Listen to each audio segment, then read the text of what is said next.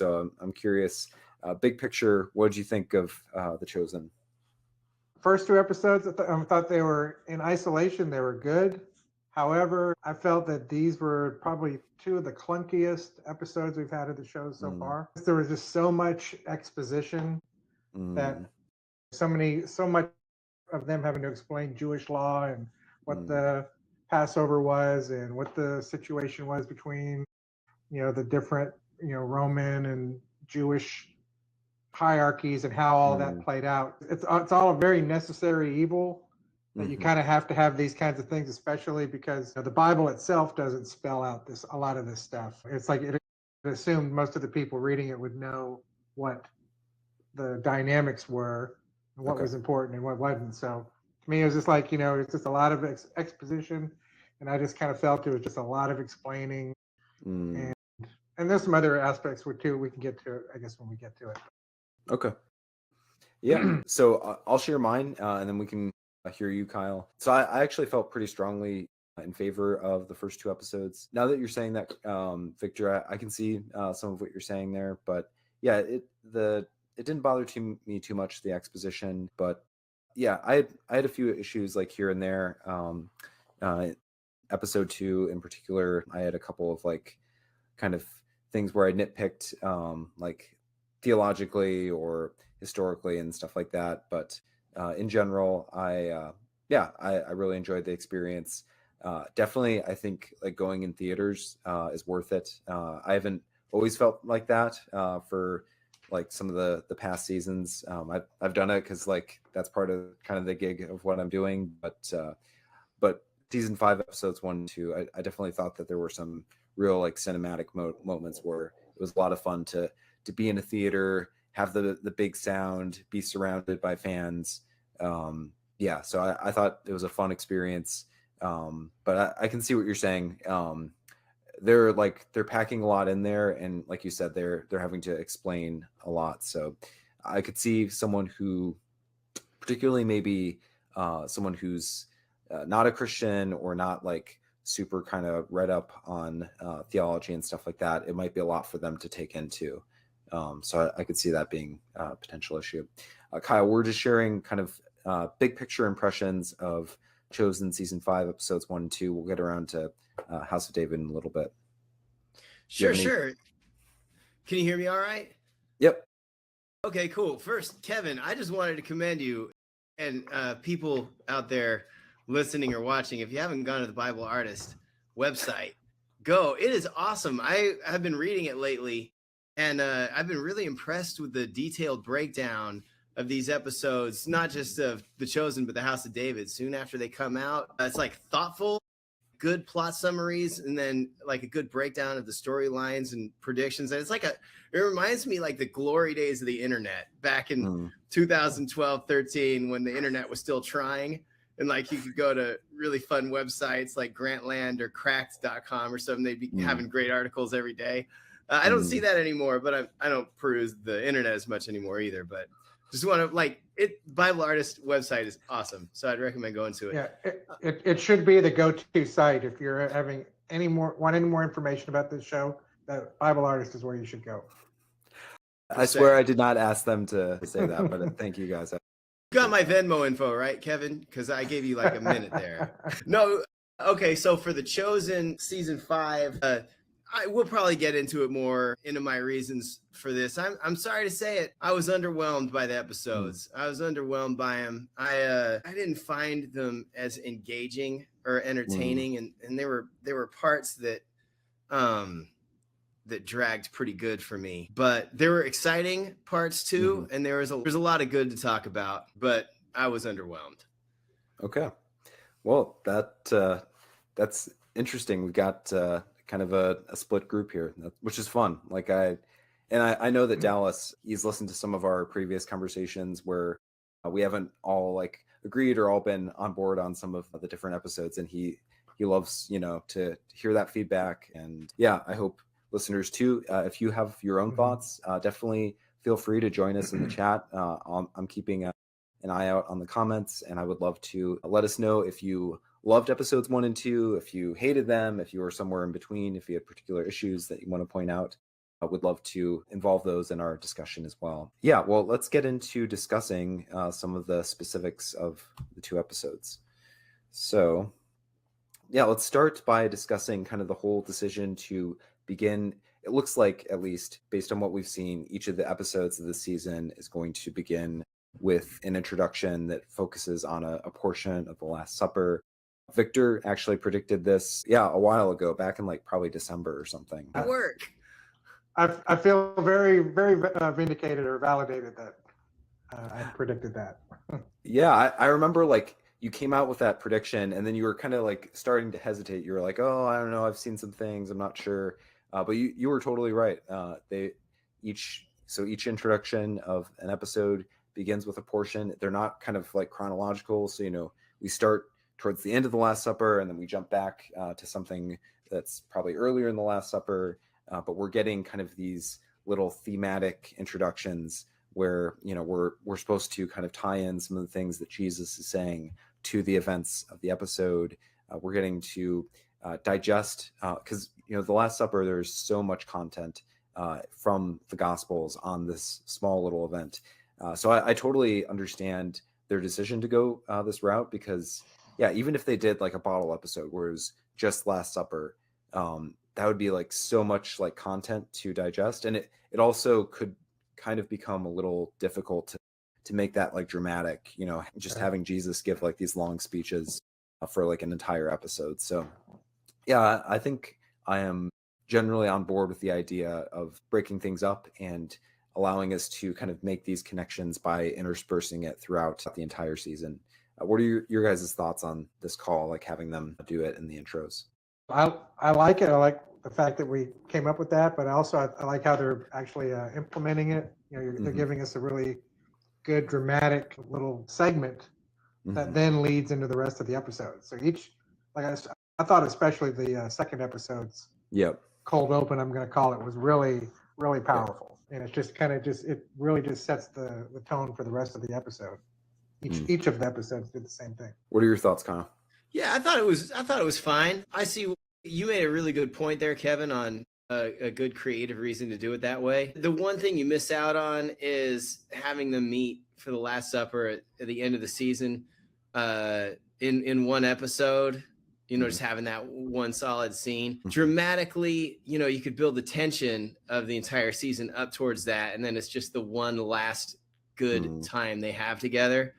And there's some good drama that I think you miss out by not having that. But it's a give and take, and it's just which way do you want to tell the story? I'm sure they discussed that at length and came to this idea. And I agree that especially episode 2, that it was a strong cold open.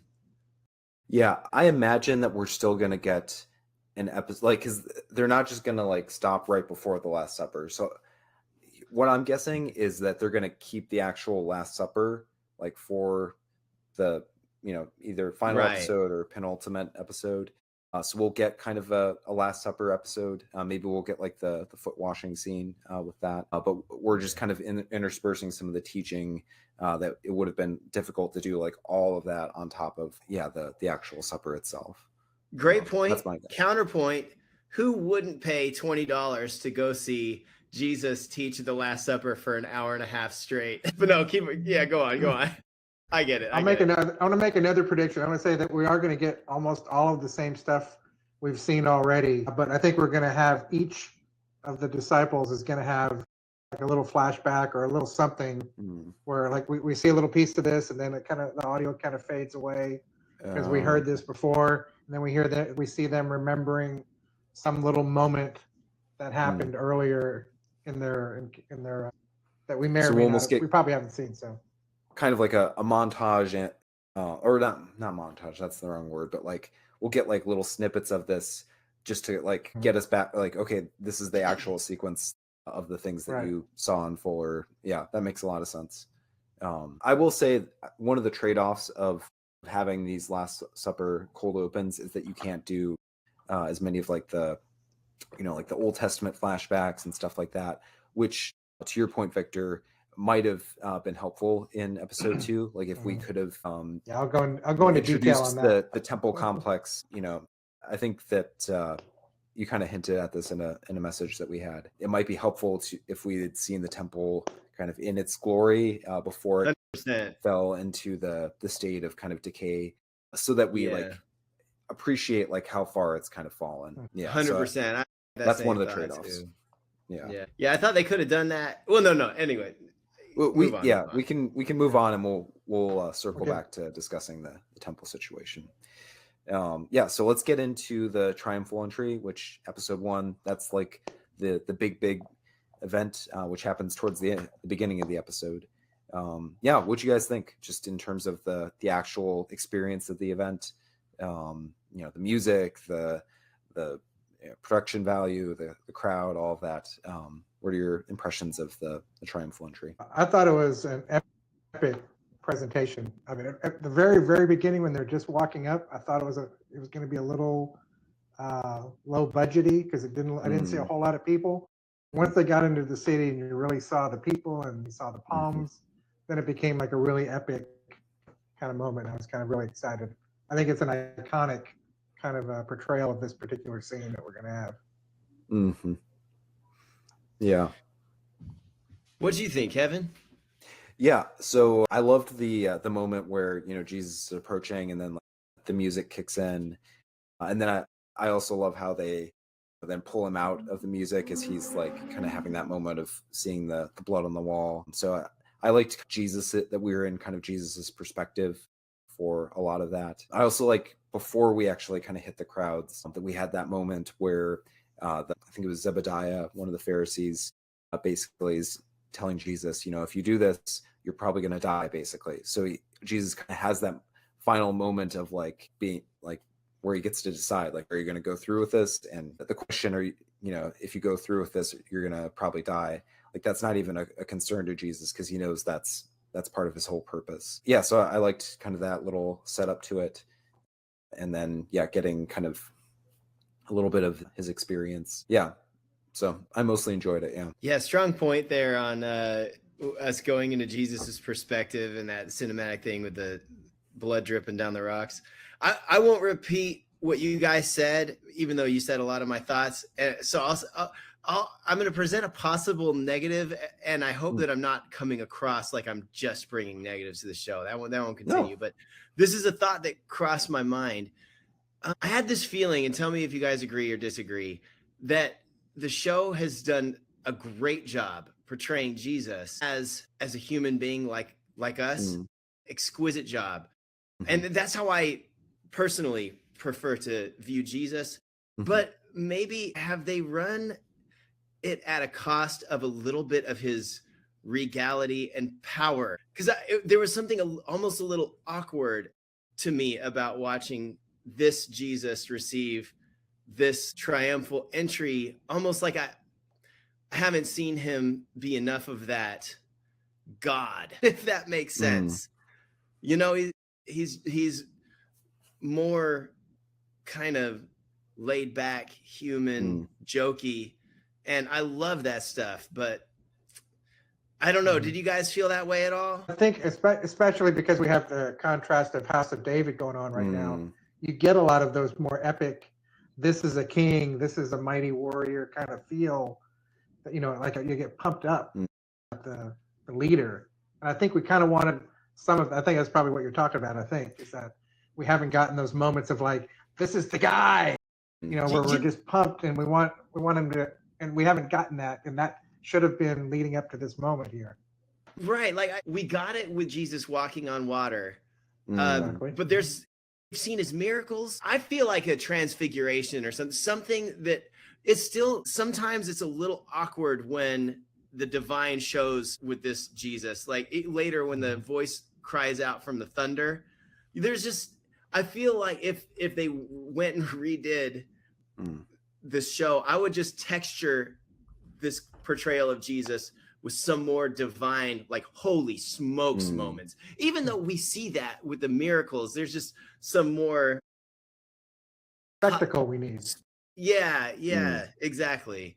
But so that's I don't want to drag on about it. That was the only thing that made it seem slightly awkward to me. But yeah, but I still really like the scene and agree with what you guys said regarding this. Yeah, no, I think that's like it's an interesting insight into, I feel like, a difference between House of David and The Chosen in terms of Right. kind of their emphasis, where like I think The Chosen really doubles down on kind of the more eminent, the more kind of humble, the more humanist or like human like aspect of both of Jesus, but just in general as far as like storytelling, it's constantly kind of giving us experiences, characters who aren't kind of these larger than life figures, but Mhm.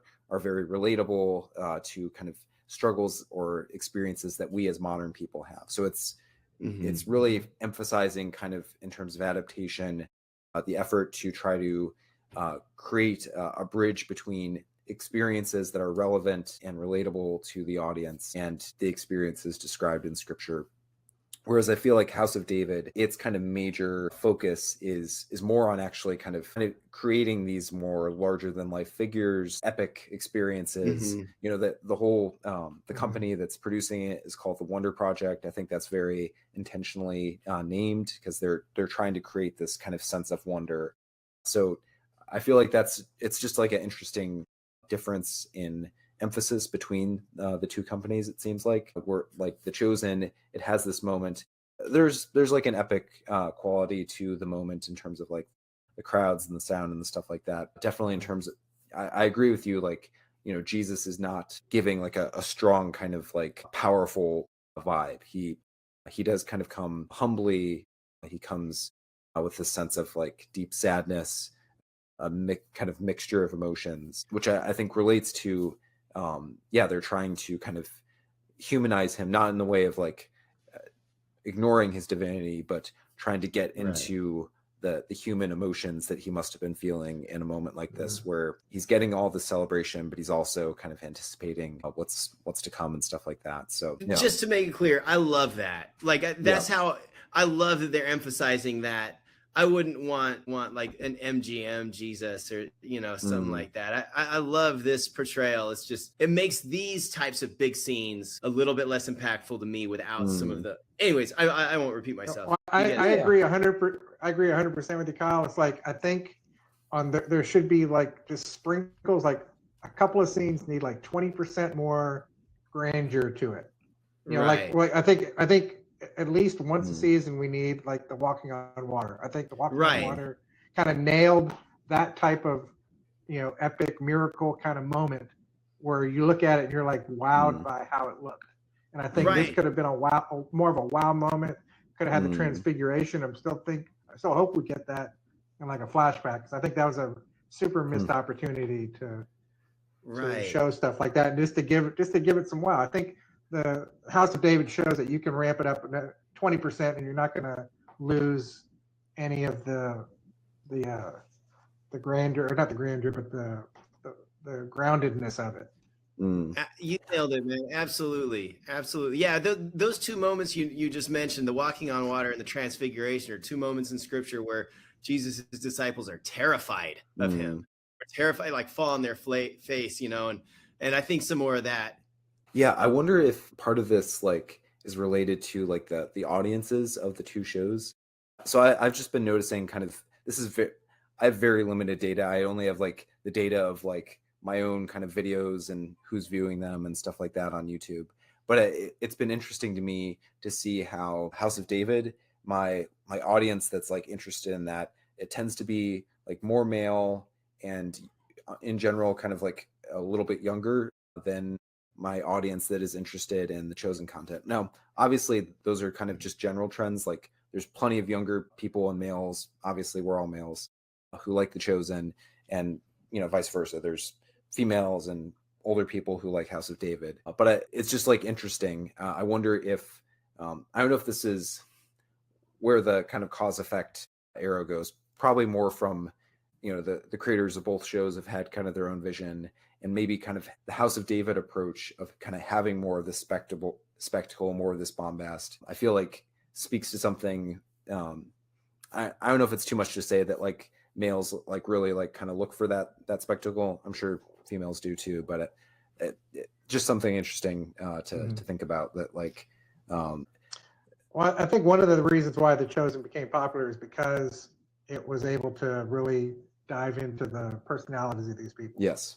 Yep. I think, and because they didn't have a budget at the beginning, they were kind of scraping money together to put, the limited or the low budget aspect of it at the beginning.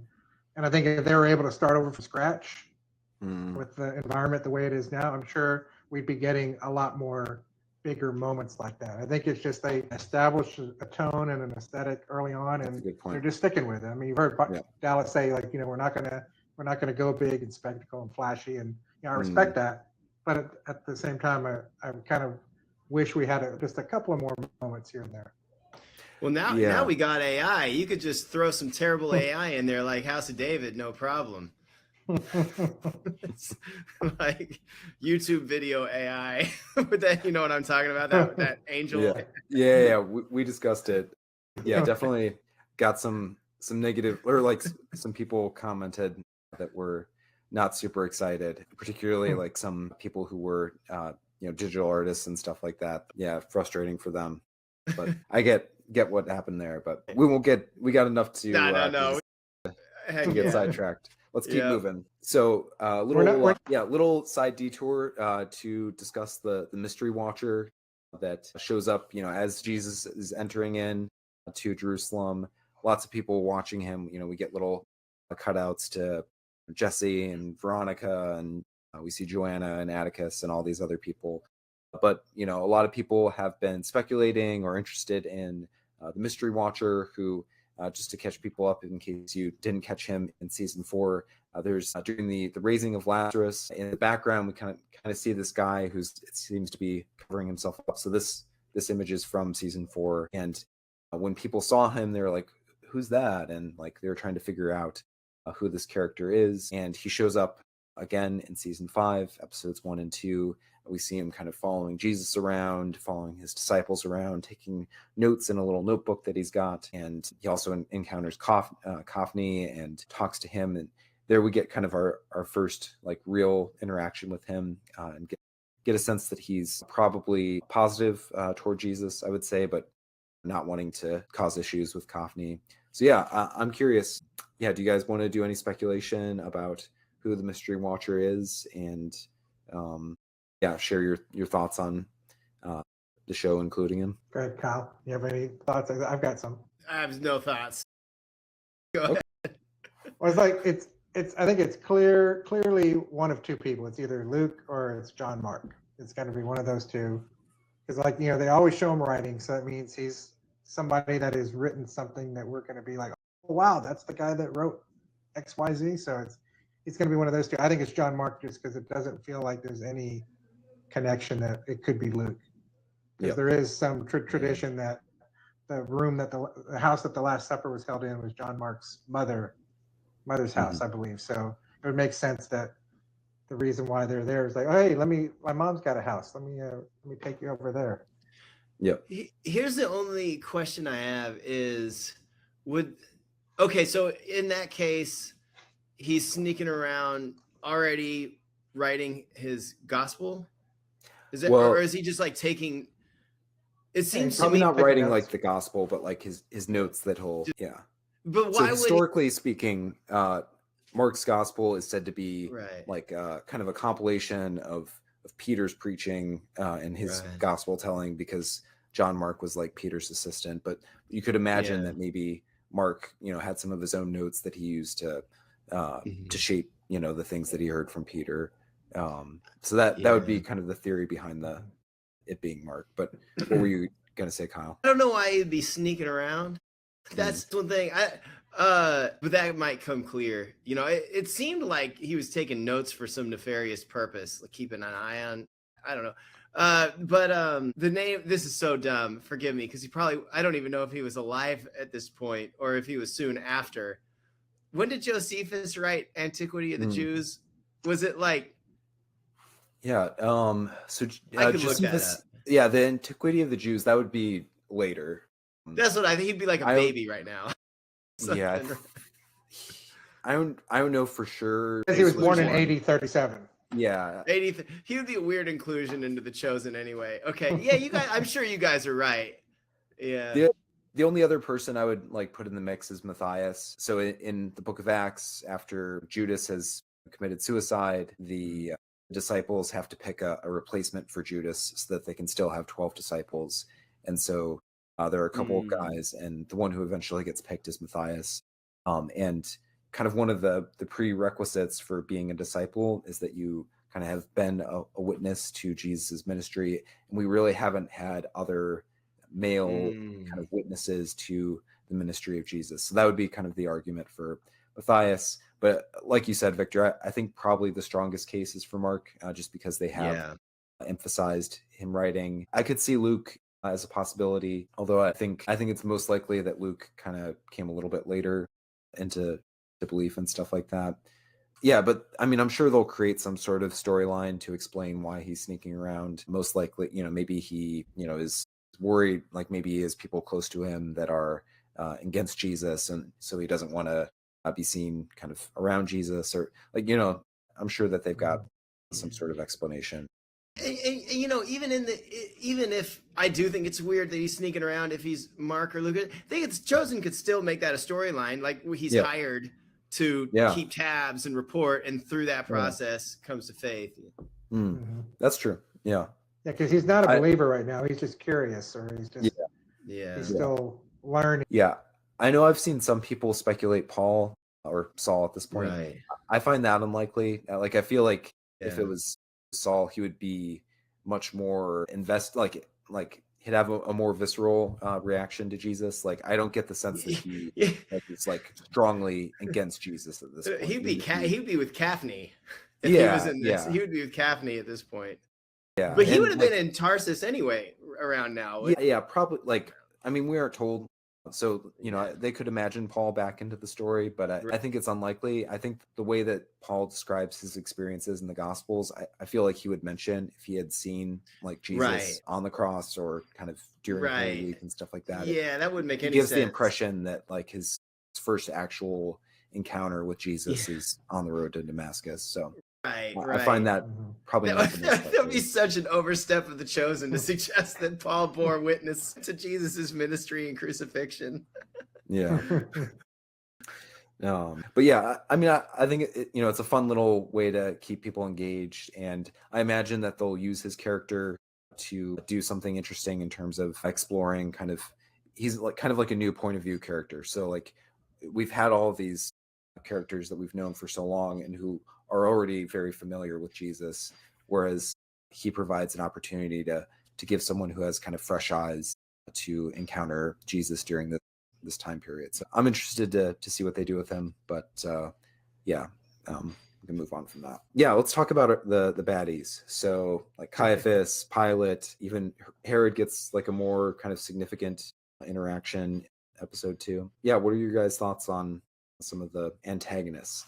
Whenever I interview someone who plays kind of a more antagonistic figure in The Chosen, they always insist that they are not villains, so we won't call them the villains, because I know definitely Sean Sharma, like when we discuss Shmuel, he does not want to, like, he definitely wants to kind of see it from the perspective of Shmuel is doing things kind of as best as he can within his own framework. So but yeah, what'd you guys think? I loved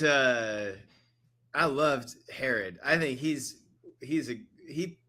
gives a great performance. Yep. He's dripping with villainy, and I love it. One of my favorite scenes out of either episode was him and Caiaphas having that long political discourse. But some people might not enjoy that. I thought that was some of the best writing that I've seen in the show. The way that Herod kind of toys and plays around with him and like weaves it, because you kind of get this opinion of Herod before this being kind of a dope, or not, maybe not a dope, but just somebody who's just in the position and drunk all the time and just doesn't really have any ability. But he showed he's really a smart, conniving politician in that scene. So I really like that too. Pilate, Kevin, I read your blog. You thought he gives. I hate to hate on people. I won't give direct. I will say sometimes the acting with some of these cast members is not the most believable to me. But I won't mention names because I don't want to hurt people's feelings. But I will say Herod and Caiaphas, I thought they gave great performances. Yeah, no, I definitely agree with you on Caiaphas and Herod. Like that exchange that they have, I feel like it's so rich in terms of, like you said, they're kind of like weaving in and out and like kind of trying to catch each other. And then, you know, I love also some of the kind of world building of like them just kind of like referencing things in Greco-Roman culture, just to like put us in not just like the Jewish culture, which the show has done a lot so far, but also remind us like, oh yeah, there's also all these, you know, things going on in Greek and Roman poetry and art and things like that these more kind of cultured figures would have been aware of. So I thought that was great. Yeah, I agree with you. Like Herod in season 4, like I was kind of like, yeah, he didn't really do too much, especially, you know, episode 1, he, like you said, he was like kind of drunk the whole episode. And then we got a little bit of him towards the end, but this was like our real, like first real, like taste of like Herod's personality and his skill. And so I was really intrigued by that. I also liked Caiaphas, like that he really seems like, yeah, like sincere, even though he's like sincere, but also cynical. Like he thinks that God basically wants him to be cynical and be pursuing after Jesus this way. So I found that like an interesting kind of contradiction or paradox in his character. I will jump in and say that for me, the biggest whiff that the show has made, and I don't think it's going to be able to recover from it in this angle, is the casting of Pilate. It's just it doesn't work for me. Bro, I tried to shy away from saying it. Well, and it was like I was watching this, and I'm like, and it just I watched both episodes twice. I went back a second time, and like the second time, I'm like, what bugs me about this so much? And I finally figured it out. And I hope you guys will be able to unsee this, but Pilate is as if a young Martin Short was playing Pilate. Yes. Yeah. But without any of that Martin Short zip. It's just to me it just doesn't work. It just need I see what they're going for, and I see what they're trying to do. I could see somebody like Jesse Eisenberg playing the same character and giving a better vibe of what I think they're going for. Just to me, I'm a little worried for whenever we get to the really important moments that it's going to feel more like History of the World. That's such a that's so Martin Short, dude. That's just perfect. I apologize. I gotta call it. I was like, you don't need to apologize for having an opinion. Oh my gosh, dude, that's really. Oh no, I was sorry to interrupt. It's like it is hard to imagine this Pilate giving the conversation that Pilate in Scripture does with Jesus, and this, you know, like he seems like a different character. I don't know. Well, it's like in the video that they were showing beforehand, you got to see him. What I'm guessing is a little bit more of his normal personality, and I'm like, I wish we would have had that rather than this more kind of, you know, Romanized kind of, you know, over the top kind of portrayal. I don't know. It's just he needs to be about 30% more like the way Herod's being portrayed. Just a little bit more, you know, kind of not completely in over his head, but. But just kind of finished up the point. It's like, you know, even though I thought that whole exposition scene went on way too long, it wasn't at the fault of either the Caiaphas or the Herod actors, who I think both, you know, they delivered all of that stuff. You got to see the kind of almost like a tennis match going back and forth. Yeah. Each one of them had a little bit of something that they were holding over the other one and had the upper hand. And I thought it was well done. It just could have been about 5 minutes shorter. Oh, dude, I think that could have been. I think that what you just said could be true of the whole show, like every episode of every. But all the stuff we got in there was like very. I was like, well, we needed to hear that. We needed to hear that. I was just like, could there have been a more dynamic way of presenting some of that information where it wasn't just? And there were so many of these kind of conversations within the same episode. Like we just had a long discussion. Now we got another long discussion. Now we got another discussion. And they're all on the same subject. What do we do about Jesus of Nazareth? Do we kill him? Oh, you couldn't say that. What if we just kill Lazarus? You know, we get a lot of the same point, counterpoint. Yeah. I think also like part of this is maybe a consequence of like the show hasn't been able to work with, with Caiaphas or with Herod for as long, and so they're like wanting to like backfill some of the like the story that they could have actually shown if they had been able to get into depicting Herod earlier in the show, or depicting even Pilate earlier in the show, because we haven't had like as much time with them. There's kind of this pressure to like, oh yeah, we have to kind of explain some the situation of like Caiaphas's father-in-law, and we have to explain kind of Herod's perspective on Jesus and all these different things, which I get why they weren't able to bring them in earlier, because of the show was still kind of growing and didn't have quite as much resources at that point, back in like season 2 or season 3 as it does now. But I do think that that's probably one factor that's involved, is that they're kind of having to do more like telling as opposed to showing with some of this stuff. Well, like another factor is that we're spending a whole season in 5 days, 5 and a half. I know. I thought that too. And it's like there's just not a lot of stuff that's going to happen dynamically that makes for interesting TV. That's so true. That's like it's like here you need to. This is a good place to put.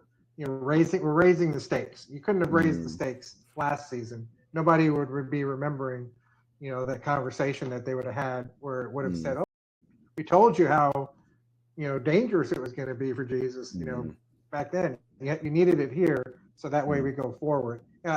From just like the construction standpoint, I understand it. It's just,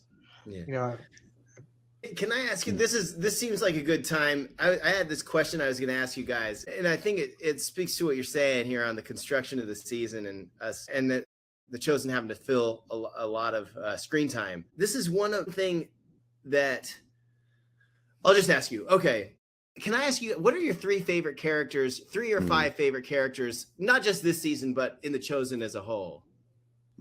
Mary Magdalene. Okay. Matthew. Yes. And I mean, obviously Jesus, not just because it's the right thing to say, but it's because he's clearly the most dynamic character. But totally. I think who else would be? Well, those 3, I think most people would say. Yeah. Right. And you can add a couple other. Kevin, do Peter, you have any other? Maybe Peter. Yeah. Gaius. Yes. Okay. Yeah, we can go on. Like I probably would have said several of the same. So, and there's a few that could compete, but I would say Matthew, Mary Magdalene, are two fan favorites. Peter, Jesus, of course, Gaius. I really like. I'm blanking on his name, but the Roman, who we don't know. He's like a detective Atticus. Atticus. Sorry, Atticus. I would have remembered Atticus had I thought of it for one more second. Okay, here's what I'm thinking. Now, how many of the main storylines of the season have anything to do with any of those characters? Yeah. And I feel like that was an issue last season too. Exactly. And if you're gonna fill an entire season with Holy Week and you don't have that many scriptures you have scriptures, but not enough to fill up like 8 or 9 hours, however long the season goes, why not create some storylines for some of these people, for some of your favorite characters? You can invent stuff, you can have interpersonal drama, you can create new stakes, new storylines, but Matthew has nothing to do. He's been relegated to the sidelines completely. Peter has this like throwaway plot line, like comic relief sort of, about him learning to preach, but it doesn't have anything to do with anything. Mary Magdalene, she has.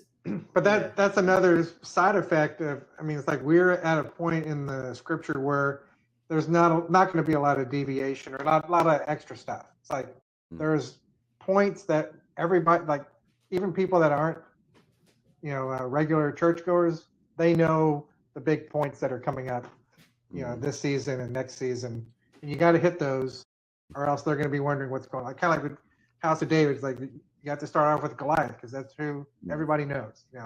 These are the points that you're going to have to hit, and there's just not a lot of wiggle room where it's like, in between this event and another event, we're going to have another whole thing where Matthew and somebody else is getting in a big argument, but then they got to have that all resolved by the time, it's just kind of hard to construct all of those things and wedge them into this 1 week of time that show has moved towards. I get where Kyle's coming from in terms of like the way that you navigate those events.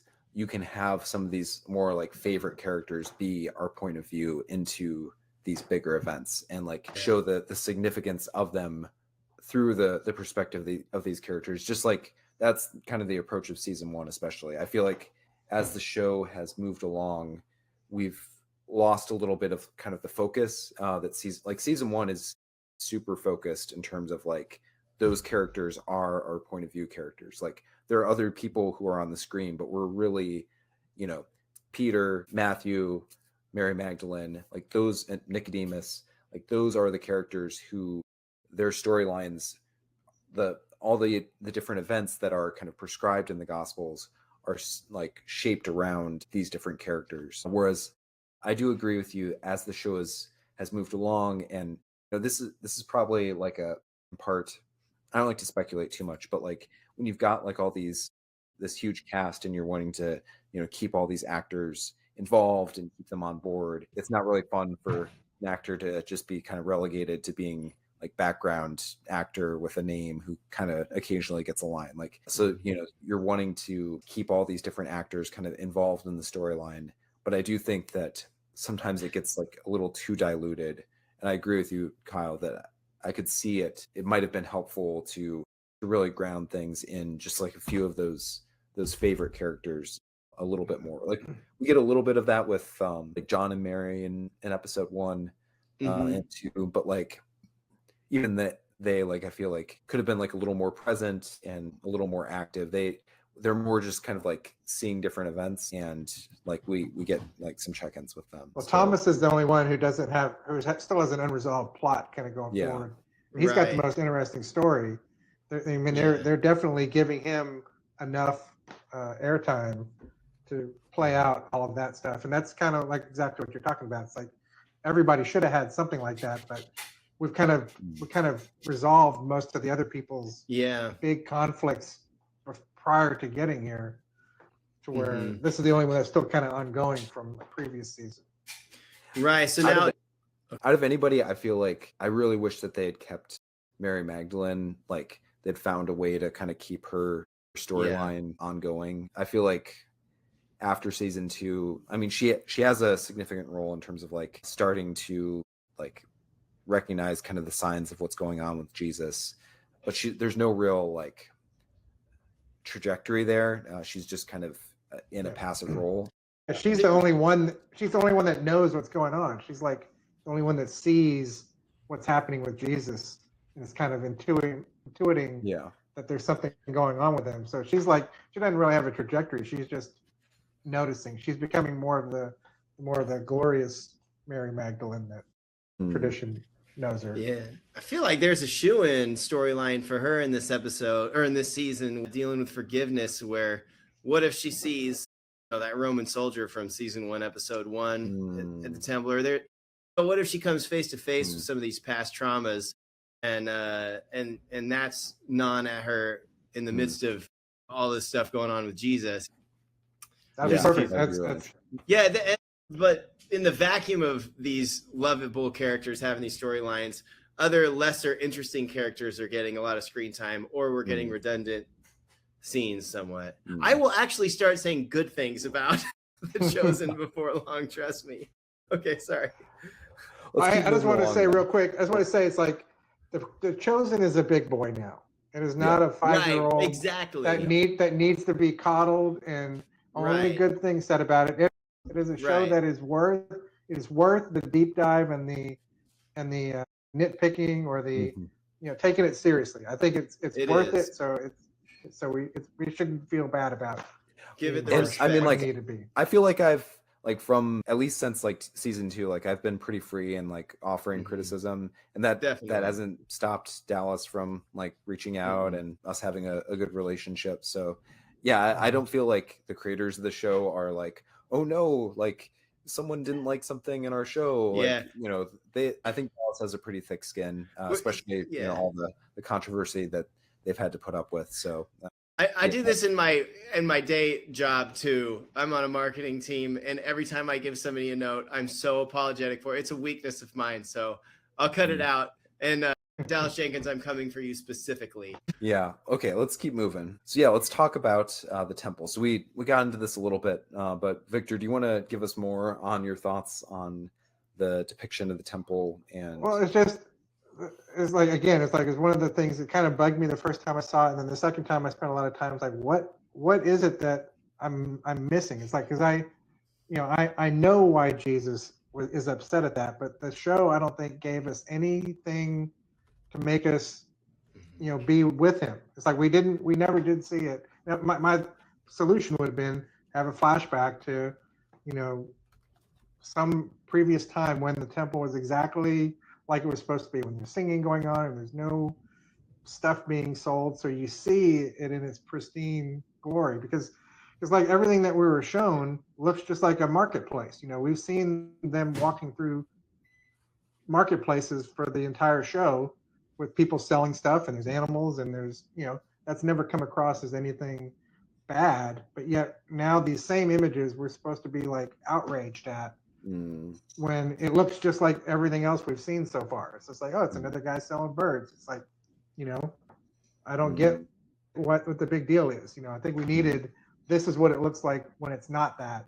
So that way when we do see it, we're just as shocked and outraged at what it has turned into as Jesus is. let me pitch you on like a version of what they could have done with that. Like, I wonder if they could have almost given us like in Jesus's perspective, like he can like see the temple as it once was, because you've got like a little flash, like instead of a dark flash or dark vision, a bright vision of what it is. Yeah. And so then like we see for him like how, like why he's so frustrated, because he actually knows what it once was and what it was meant to be. And then like that really emphasizes not just for like objectively the change, but kind of subjectively, like that he has had to see it fall from its heights to where it has come. Yeah, that could have been like a cool way they could have done it. Yeah. Kyle, do you have any other thoughts on kind of depiction of the temple? We'll get into the cleansing, but no, you guys nailed it. I have more thoughts on the cleansing, but I don't want to take away. Yeah, let's keep moving then. Yeah, Jesus' vision, destruction in the temple. Yeah, any thoughts on that? Pretty stark. Yeah, like one of those scenes though, where like it was fun to see in theaters. Like it was very explosive and dark. Yeah, in the context of the rest of the show, it is pretty alarming, because you've seen Roman soldiers from season 1, and they haven't been like this. Yeah, they've been oppressors, but not like horrible oppressors. That's how they've been depicted. We haven't seen them taking people from their homes or burning down buildings or anything, and then they're kind of a sleeping giant threat through most of the show, and then to see them awakened and burning the whole temple like callously, it did have an effect on me. Yeah. Also, it's just crazy to see an event like that you have read about and thought about since you were a kid. You learn about the destruction of the temple, and then to see it depicted like that viscerally on screen in a movie theater, it's pretty cool. So historically in 70 AD, Josephus says like 1 million people, 1 million Jews died in the siege of Jerusalem, and like 100,000 more were taken captive or sold into slavery or whatever. Yeah, so very horrific event. So I like that Jesus is gonna reference the destruction of the temple, or like that. That's an important theme throughout Holy Weeks. I was not happy like to see it, but like I'm glad that they, because like sometimes that doesn't get included in depictions of Holy Week and stuff, because it can be kind of complicated talking about kind of the significance of that. People are less aware of it because it's not directly described in the Bible. Jesus prophesies it, but we don't have like a historical account of the destruction of the temple in the Bible itself. We do have it in Josephus and other things like that. But yeah, I like that they did that. And also how that is, Jesus sees that, and that's kind of the thing that sets him off and causes him to go get his whip. So he's like kind of giving a last ditch effort to challenge the people and warn them, like, if you don't turn back and continue to desecrate my father's house, and you continue to reject me as the Messiah, this is what's going to happen. You're going to get driven out of the temple. I even like how get into the cleansing scene, I like that a little bit gets like caught on fire, because that kind of like connects it to the destruction of the temple that we see with these flames that are out of control. It's a little hint of how Jesus is giving them kind of this prophetic picture. If you don't turn back, if you don't change and repent, then this is what's going to happen. You're going to get driven out of the temple. It's going to get on fire. Things are going to get crazy. Wait, Kevin, am I getting this? I can be kind of dense sometimes. All right. So it's probably obvious in theaters. You're saying that Jesus's vision of the temple destruction was a motivating factor for him to cleanse the temple? So the Bible doesn't like necessarily describe Jesus having like a, But I mean, is that what you're saying the Chosen is doing? I think so. That's how I interpret it, because Okay. It's one of the factors. So we see him looking at the temple. Definitely he's bothered by, the greed and the exploitation, Gentiles kind of being excluded and stuff like that. But, as he's looking down on the temple, he then has that visionary experience of it being destroyed. And then immediately after that, he goes home, he gets the whip and constructs it out of the bridle. So, and in the Bible, a lot of interpreters believe that the cleansing of the temple, part of the significance of it is that it is kind of a prophetic enactment. Jesus is basically giving people a picture of what's going to happen if they don't repent. You get kind of some the cursing of the fig tree is another one. In the Gospel of Mark, the cursing of the fig tree kind of bookends the cleansing of the temple, and Jesus kind of is more explicit about that being a picture of, he came to Jerusalem looking for fruit. He didn't find fruit, and so it's cursed. And then, in Jesus's his lament over Jerusalem, he says, oh, that you knew the things that made for peace and knew the time of your visitation, but instead you're going to be surrounded, and not one stone is going to be left on top of another. So there definitely seems to be the sense in the Gospels that part of what Jesus is doing with the cleansing of the temple is related to his sense that if Jerusalem kind of stays on its current path, by rejecting Jesus, like the peaceful king and Messiah, that's going to leave them open to instead following, the zealots and kind of the non-peaceful means of leadership. So I think that's involved with like the Chosen's not being like super explicit about that, but I think it's kind of hinting at it. Oh man, that's when you've overthought stuff too much. Jesus goes in there with a whip, he overturns tables, he tells you exactly what he's talking about. Why do you need to put all this prophecy in there? He's handling business. He tells you what the deal is. I don't know. I wouldn't have included that as a motivation for Jesus in this show, especially screenwriting perspective. You really don't want to muddy things up with multiple layered motivations for a big action like that. It's just easier to digest if it's just the one, or simpler. But that's just my opinion. Other people could disagree. If they're going to include like more of the stuff that Jesus does throughout Holy Week, like you can't really avoid getting into the destruction of Jerusalem, because like it's kind of a like an ever-present theme throughout Holy Week. And so like I'm for them including it, but I get what you're saying. Like I think you could just see it. I don't think you necessarily, it's like a inescapable constant thing that you have to assume that Jesus is like trying to force it all. Like they're not explicit about that at all. You could just think that, Jesus has this vision, and I don't know kind of how you tie that in, but I don't know. I think this shows that a little bit of spectacle really helps cement some images and stuff in your head. So that's why I think they can just sprinkle some more of this kind of stuff throughout the show. Will help. Yeah. I don't think it'll hurt it or devalue it or anything. So yeah. Okay. We also, Victor and I, we totally predicted that they were going to turn the bridle into the whip. You guys. Yeah. When we looked at the trailer way back, Victor was like, looks like he's like turning something, like he's got something leather and he's making this whip out of something. And I don't know if you had the bridle on your mind, but I was like, oh, the bridle. you added that. And yeah, I love that little detail, how they've kind of woven the bridal into the past few seasons, and Literally. also like it's a cool little like theological tool for them to do, because the bridle was from the first Exodus, apparently belonged to David. Jesus, puts it on the donkey as he is initiating the second Exodus.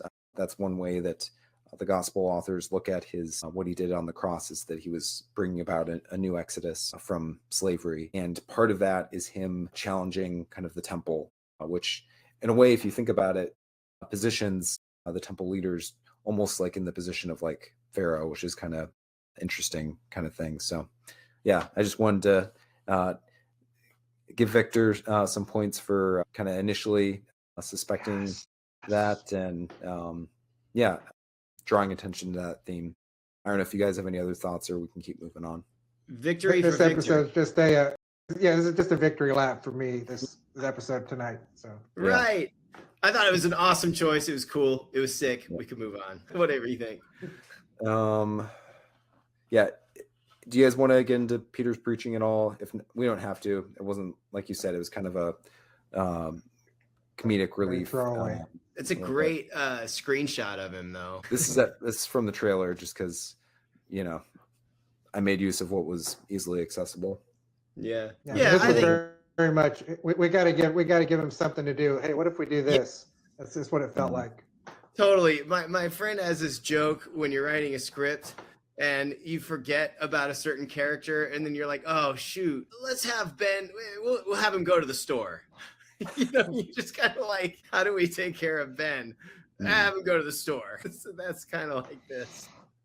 I do I imagine that one of the reasons they're doing it is because they want to like plant seeds for the whole that Acts like spin-off show, and so they want to have a picture of Peter as like bumbling around in his preaching, so that then later on he can really wow people when he in the book of Acts, where it says how like people were amazed by his preaching even though he was someone unlearned. But well, that's something you don't. I don't. I'm coming on strong here. I don't think you do that here. I think you do that. But Peter should have been bumbling from the beginning. He's bumbling in Scripture. That's like a part of his character. But they didn't do that with this Peter. He's a cool guy. He's like a cool natural leader, masculine dude. Well, I think he was masculine in Scripture too, but he was just kind of like a brute fisherman, uneducated dude. I was noticing how great his hair was in these episodes. It was like. I was like, that is some awesome hair he had. It's like flowing and waves like one of the Bee Gees in the 70s. I mean, that was like they got their hair and makeup budget now. Okay, got a lot to get to, so we're gonna keep moving. Yeah. Thomas and Coffney, you guys want to get into that at all? I don't really have like a whole lot of thoughts. I do like that they humanized Coffney a little bit, like had him kind of have that little noble moment in the flashback where he he's kind of generously providing more than his old friend could probably afford. And he's even like, I actually don't know if he's still a good man, but might as well. Like, I'm going to remember who he was and honor that. I think he represents people that are righteously wrong. They're very sincerely, passionately believe, but they are dead wrong. I think he's representing those kinds of people that, we got to remember them. They're not bad people. They're just making very, very bad decisions. Good take. Yeah, I thought it was a believable part of the story, and I like that flashback too. Keep moving. Yeah, John and Mary Magdalene, they're kind of like our interpreters for the different events. Like they're kind of seeing things and kind of cueing us into things that we might miss. Like, did you guys have any thoughts on their role? Or kind of like what we talked about earlier, they're not really being given much to do except just kind of comment and become more of the people we know that they become in relation to Jesus. There's nowhere they can go away. They just have to be getting closer to Jesus. She's got to be one of the first people to see him come out of the tomb or in the tomb, and then John's the one that Jesus loves. So it's like they can't go away. They can't do anything different to take them away. And then 3 days later, they're back to being right on top. So they're just kind of stuck in that limbo, I think, which is fine. They're doing a great job at it. It's just not a lot of drama to what they're doing.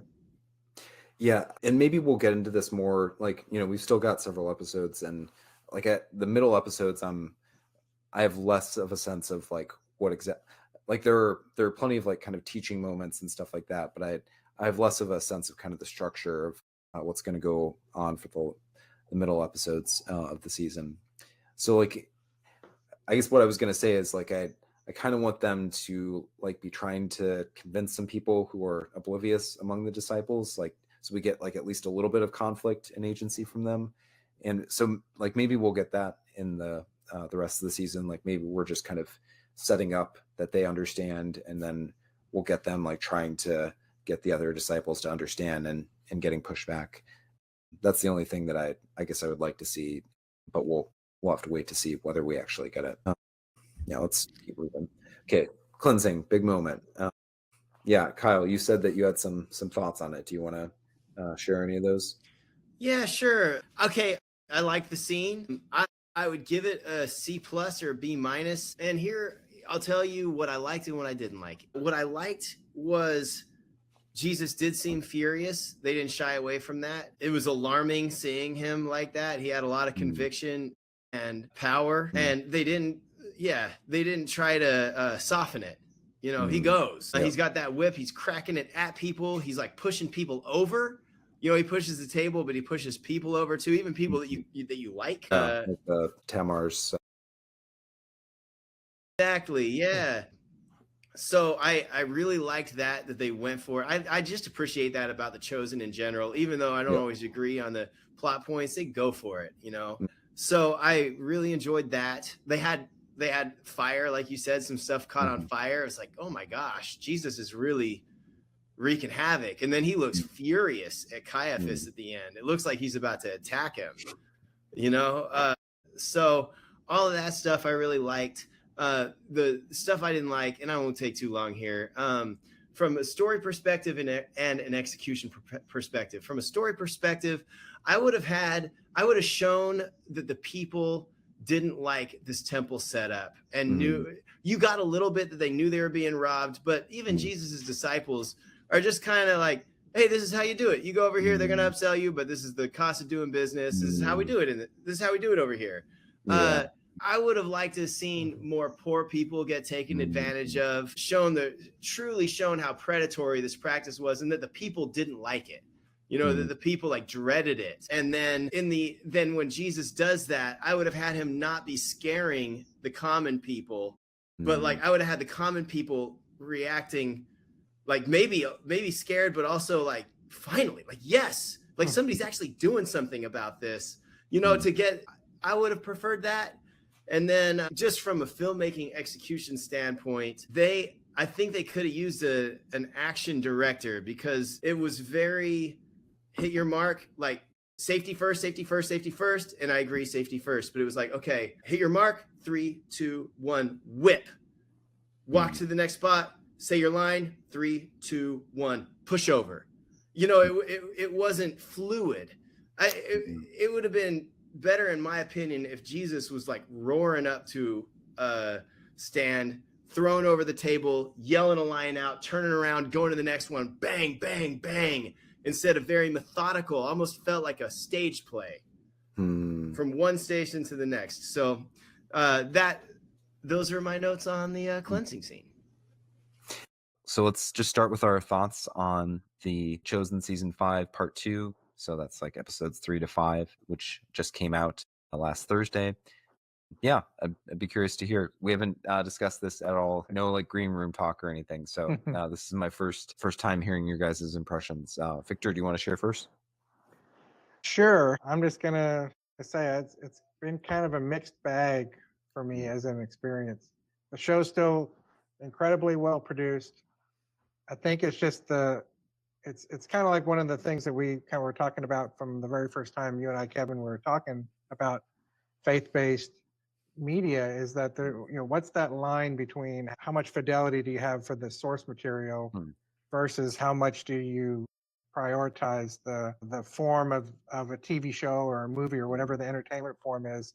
And right now I'm feeling the tension between the two different needs that both of those things want. And it just feels to me like scripture is beating out entertainment, or the way that a TV show feels. It just feels like we're really kind of in, Yeah. we're it's kind of struggling to fit all this stuff in here and to line stuff up with scripture. And it's like, again, it's incredibly important. They're getting all of the scripture in there, but I think for me, it's coming at the expense of the flow of what a TV show experience feels like.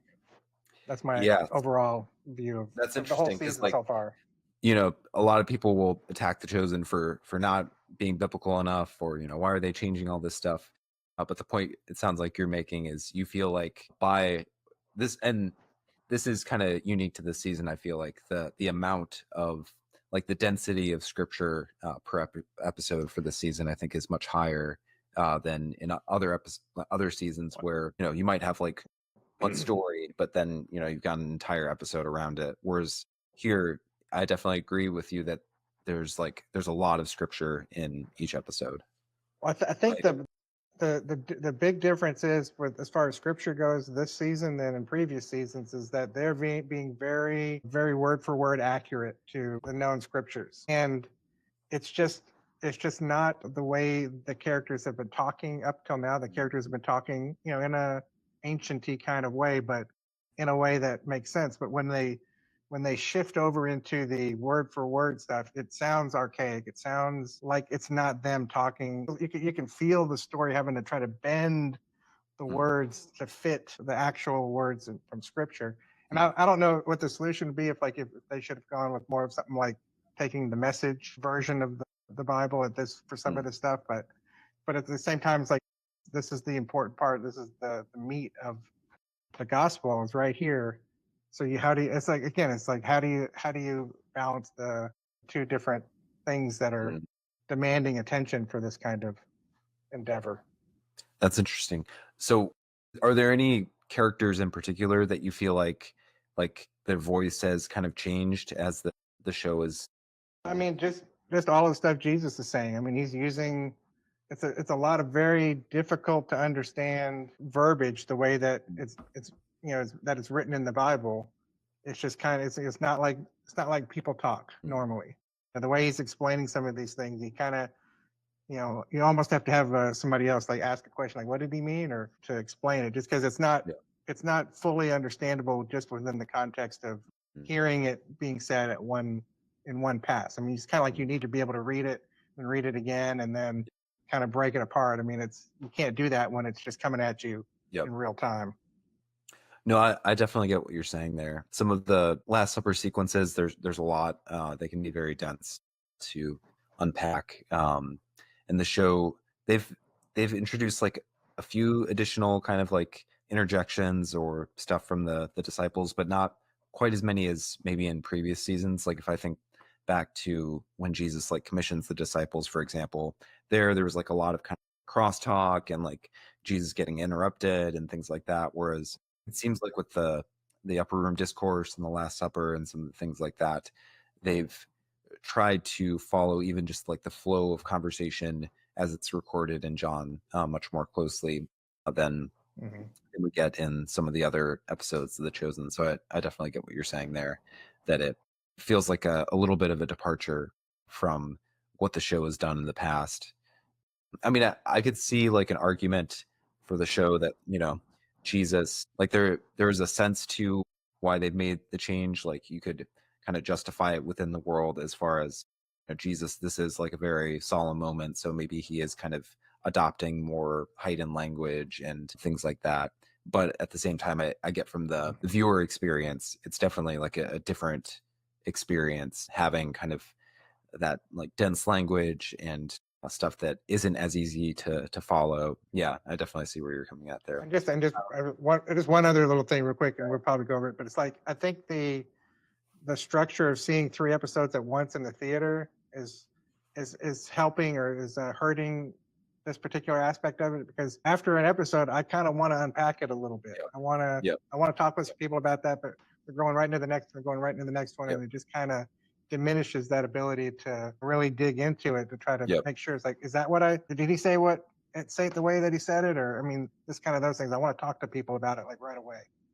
Yeah, and even with the Last Supper opening sequences, you're not getting even the full credits to like, because if we were just watching these Right. episodes individually, you would get kind of that, 30 seconds of credits sequence to be like, to like catch your mind up and like Right. give you a little bit of a pause. So I think even that is like a significant difference as far as like the experience of the opening sequence. But I agree with you. I think 3 episodes is too much, at least for my taste. It was like I can't imagine. I know that they're doing like the 8-hour binge thing. I cannot imagine that experience. I'm sure like there's some Somebody will people do it. are all for it, and like that's cool if that's you. That's awesome.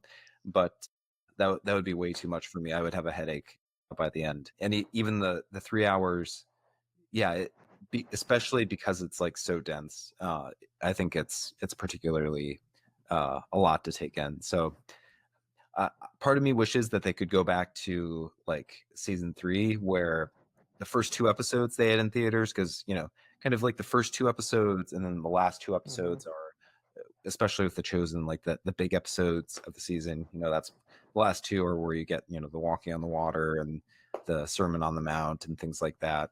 And for this season, first 2 episodes, that would have covered the triumphal entry and the cleansing of the temple. But I get, it's kind of hard to walk back what they've been doing, and there's a lot of benefits to it for the show, but I don't think it's the ideal. So I think the first 2 episodes, it was a really good experience in theaters, but I think it's not ideal for episodes 3 to 5 personally. Kyle, I'm curious, hearing kind of some of Victor's reaction. Did you feel similar things, or did you have other thoughts kind of after your initial experience of Wait, sorry, could you say that one more time? Yeah, I'm just curious, did you hear some of the things that Victor was saying? I'm curious if you could resonate with any of that, or am I about crazy? Oh no, definitely not crazy. By the way, I've got to hit the road in about 3 minutes, so my apologies. I'm gonna like cram a bunch of stuff in. I'm gonna call in though, and hopefully I can connect with you guys on the road. That'd be cool. Yeah, it'd be fun. Yeah, Vic, I said something similar to that in season 4, where it's like you could tell the shift when Jesus was being written by the chosen, and then when he was written by the New King James version. You could like just tell where it shifted. And I thought that was a challenge for the writers to like, how do you best massage that to where the character sounds like one character? I do think that's a challenge. And what it sounds like, Vic, is you're advocating for is a message version of The Chosen. Well, I don't even know if I'm advocating for that, but it's like I'm trying to figure out what this but I might be advocating for that though. That's just what I don't know, as I'm trying to figure out what that line is. Right, not meaning that somebody makes The Chosen with the message dialogue, but somebody I know. makes you know what I'm saying. Message that sounds like it was written in the 21st. Exactly. In case I can't connect with you guys on the road, I'm just going to take 2 minutes and just cram a bunch of opinions towards you guys. And then hopefully we can just pick up and talk about them. I want to say cleansing of the temple, episode 3 redeemed a lot of my problems with it, because they showed people on the side of Jesus celebrating. I think they should have done that at the end of episode 2. They should have shown that from the beginning, but I loved how they had the people behind Jesus there. I thought that confrontation was really intense, and I thought they brought that home well. I thought it was important because after my wife heard us talking about this. She hadn't seen the episode, but she was asking me like, so Jesus was like enraged, and it sounds like he was yelling and screaming and flipping things over and out of control. And she has a lot of problems in her past with just men doing that and kind of losing their temper and scaring people. And she was like, how is that not a sin? And I think had they shown, I won't repeat myself. You get it though.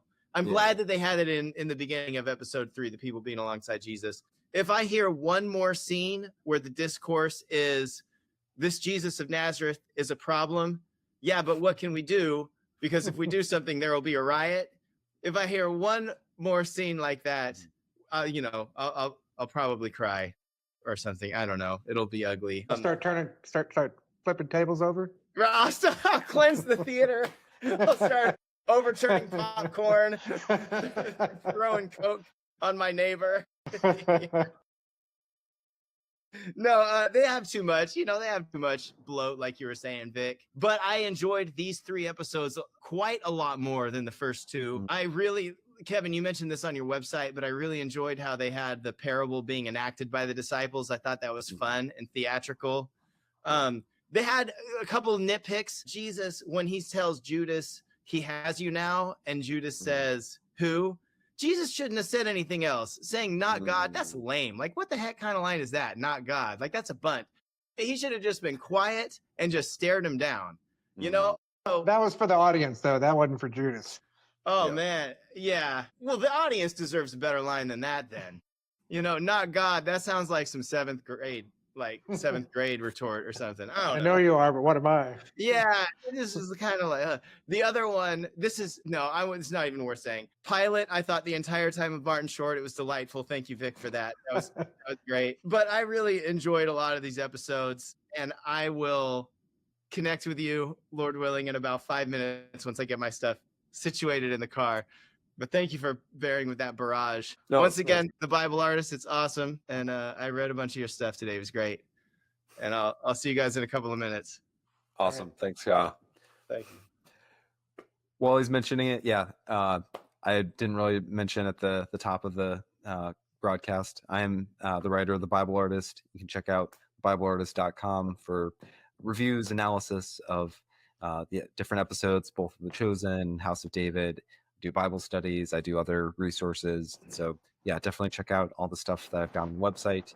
And if you want to help support my work, I've got a Buy Me a Coffee, which has a link in the show notes. So thanks again for checking that out if you do. Buy Me a Coffee is kind of like Patreon if you're not familiar with Buy Me a Coffee. I should clarify that. So it's like Patreon. You can do like a membership, but you can also do just like a once-off like contribution or whatever. Okay, but anyway, back to Chosen Part 2. So yeah, I can see processing through things Kyle said. If there's anything else that I want to comment on that, it's like none of it was bad. I know it's like whenever you have criticisms, but it's like I'm trying to imagine somebody that isn't already Bible friendly. How that's gonna come across, because that's got to come across so dense and so like, what are they talking about? And it's just I just don't know if there's an easier way that they could have said that. But at the same time, you say like, well, the words of the gospel should be good enough. You shouldn't have to, especially these most important pieces of it. I get the desire to want to stay totally true, but I say there's that tension. Yeah, I do think that the decision to put the Last Supper and Upper Room Discourse at the front, like, of each episode in the introduction, that's definitely like a bold move, as far as like you were saying, like if the show on the one hand is kind of making this play to kind of broaden out its appeal, it's putting up the New York Times or the New York Times Square, yes, billboards and doing all this stuff to kind of bring in a broader audience, but then at the same time starting out with like large chunks of teaching at the beginning of each episode that you don't have a whole lot of context on. It's definitely like a bolder move. I mean, hopefully if people are new to the show, they start with, season 1 and watch their way up here. But if someone did just like kind of walk in, I think they might get lost, especially if they, like you said, are not super familiar with the Bible, or maybe are just kind of a young Christian who hasn't been able to dig into some of these things. One thing I would say to what you were saying, Victor, yeah, I do wonder if instead of like dumbing it down or whatever, just like making it a little less dense, like doing a little bit more of those interjections where we have the different disciples kind of being the audience surrogate, asking the questions that we have, slowing down the flow of conversation so that we can process through things a little bit more. I think that could have been helpful with, at least with some of the Last Supper, Upper Room Discourse things that went on, and maybe even in some of the other teaching contexts as well, where it is a lot to take in. And as someone who's like been in seminary, like I get that like it's maybe not quite, I'm maybe more like conversant in some of the things as like compared to like just like Me. the average audience member. Oh, I mean, even you know, Victor, like we've been looking at some of this stuff, you know. Yeah, like I don't think you have to necessarily have been, you know, at seminary to at least like be aware of some of these things. You know, you've probably read through your New Testament a couple times at least. So yeah, I mean, I think someone who's like really fresh into scripture, this is going to be like a shock to the system, I think, in some of these different areas, which isn't a totally bad thing. Like it's awesome that people are taking in God's word. If anyone who's like complaining about The Chosen diverging too much from scripture, this is definitely a season where, I mean, there are things that are unique or like new to the story that The Chosen is introducing, but they're definitely doing a lot more stuff where it's just kind of almost pure translation of the biblical text on Jesus's lips. So yeah, like it's an interesting choice. I think there are trade-offs, and you know, I see some of the benefits of it as well, but also some of the challenges. Yeah, anything else kind of big picture about part 2 that you want to address before we dig into some of the specifics? I mean, some of the specifics will probably, the things I have to say will probably pop up in the specifics. Okay. Yeah, if we don't get into something, we can just get back to it later. So I want to, this is a little nerdy discussion that I want to have. Yeah, some people might not be into this, but so I mentioned this on my blog, but I wanted to like kind of like illustrate it a bit. This is my theory for what the show is doing with the season. So one thing in advance that I want to acknowledge, I'm guessing that episode 8 is going to be outside of this pattern, but it's possible that this actually episode 8 will be at the center. But let me explain what I'm describing before I start making exceptions. So I think The Chosen is taking kind of a cue from Christopher Nolan's Memento, which I'm not going to explain all of Memento to you. If you haven't seen Memento, it's a really fun movie. It's about this guy who loses his memory. But one of the unique things about the film is that there are 2 different timelines that are happening. Like we kind of switch back and forth between these 2 timelines, and one of the timelines is going forward in time. So this is like how a normal movie works. Like each scene follows the scene that happened before it. So scene 1, and then there's scene 2, scene 3, scene 4. But then there's another timeline, and that timeline is actually happening backwards. So each scene is actually the scene before the last scene. So the scenes are kind of going backwards in time. And then eventually those 2 timelines meet at the end of the film. So like the story that was going backward in time and the story that was going forward in time, they reach a point where they both are intersecting. And that's where the end of the film is. And so my theory with The Chosen season 5 is that we're basically doing the same thing. These are the episode introductions. So E1 is like episode 1, and then there's like an I there. And then this is the episode like main story, E1 main. So the episode 1 introduction starts at the end of the Last Supper, Jesus giving his high priestly prayer. And then each episode introduction after that takes a step back. So episode 2's introduction was immediately before episode 1. Episode 3 is immediately before that. Meanwhile, the main stories are obviously moving forward in time, right? And so what I think is going to happen is that in episode 7 or potentially episode 8, those 2 timelines are going to meet. So we're going to, the main story is finally going to reach the point of the Last Supper. I'm guessing that the Lord's Supper is going to be kind of the centerpiece of that point where the 2 storylines meet in the middle, and we'll get kind of a beautiful scene. Yeah. So did I explain that well, Victor? Like, do I need to explain more about that?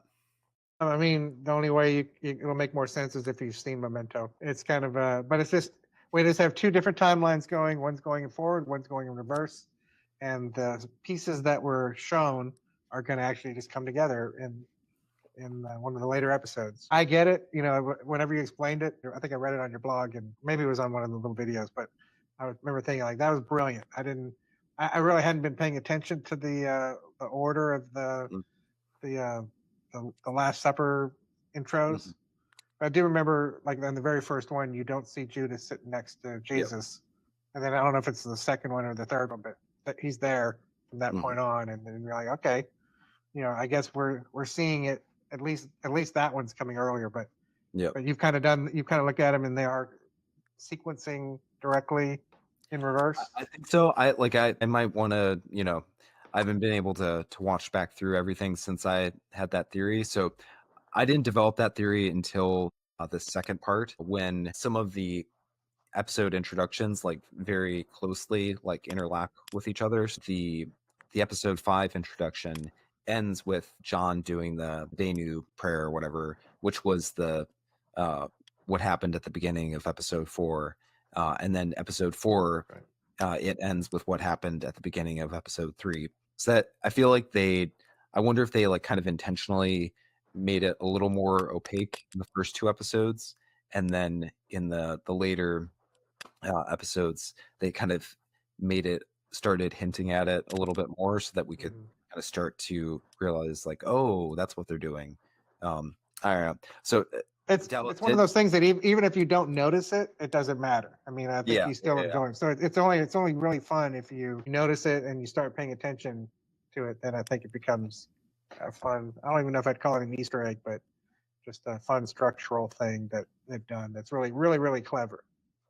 Yeah, and one of the things that's interesting about it is that, so what biblical authors do a lot is they create these structures called chiasms, which is when kind of the end of the story will correspond to the beginning of the story. So like a real simple like alphabet chiasm is, A B C D C B A, where things kind of match sequentially from the beginning matches the end and so on. And it's not quite that, but it's like a little bit like that, especially when you kind of chart it out the way that I have. So I wonder if that's kind of part of what they're trying to do with this, is like kind of make a nod towards kind of the biblical tradition of having these very kind of elaborate structures, which have a point.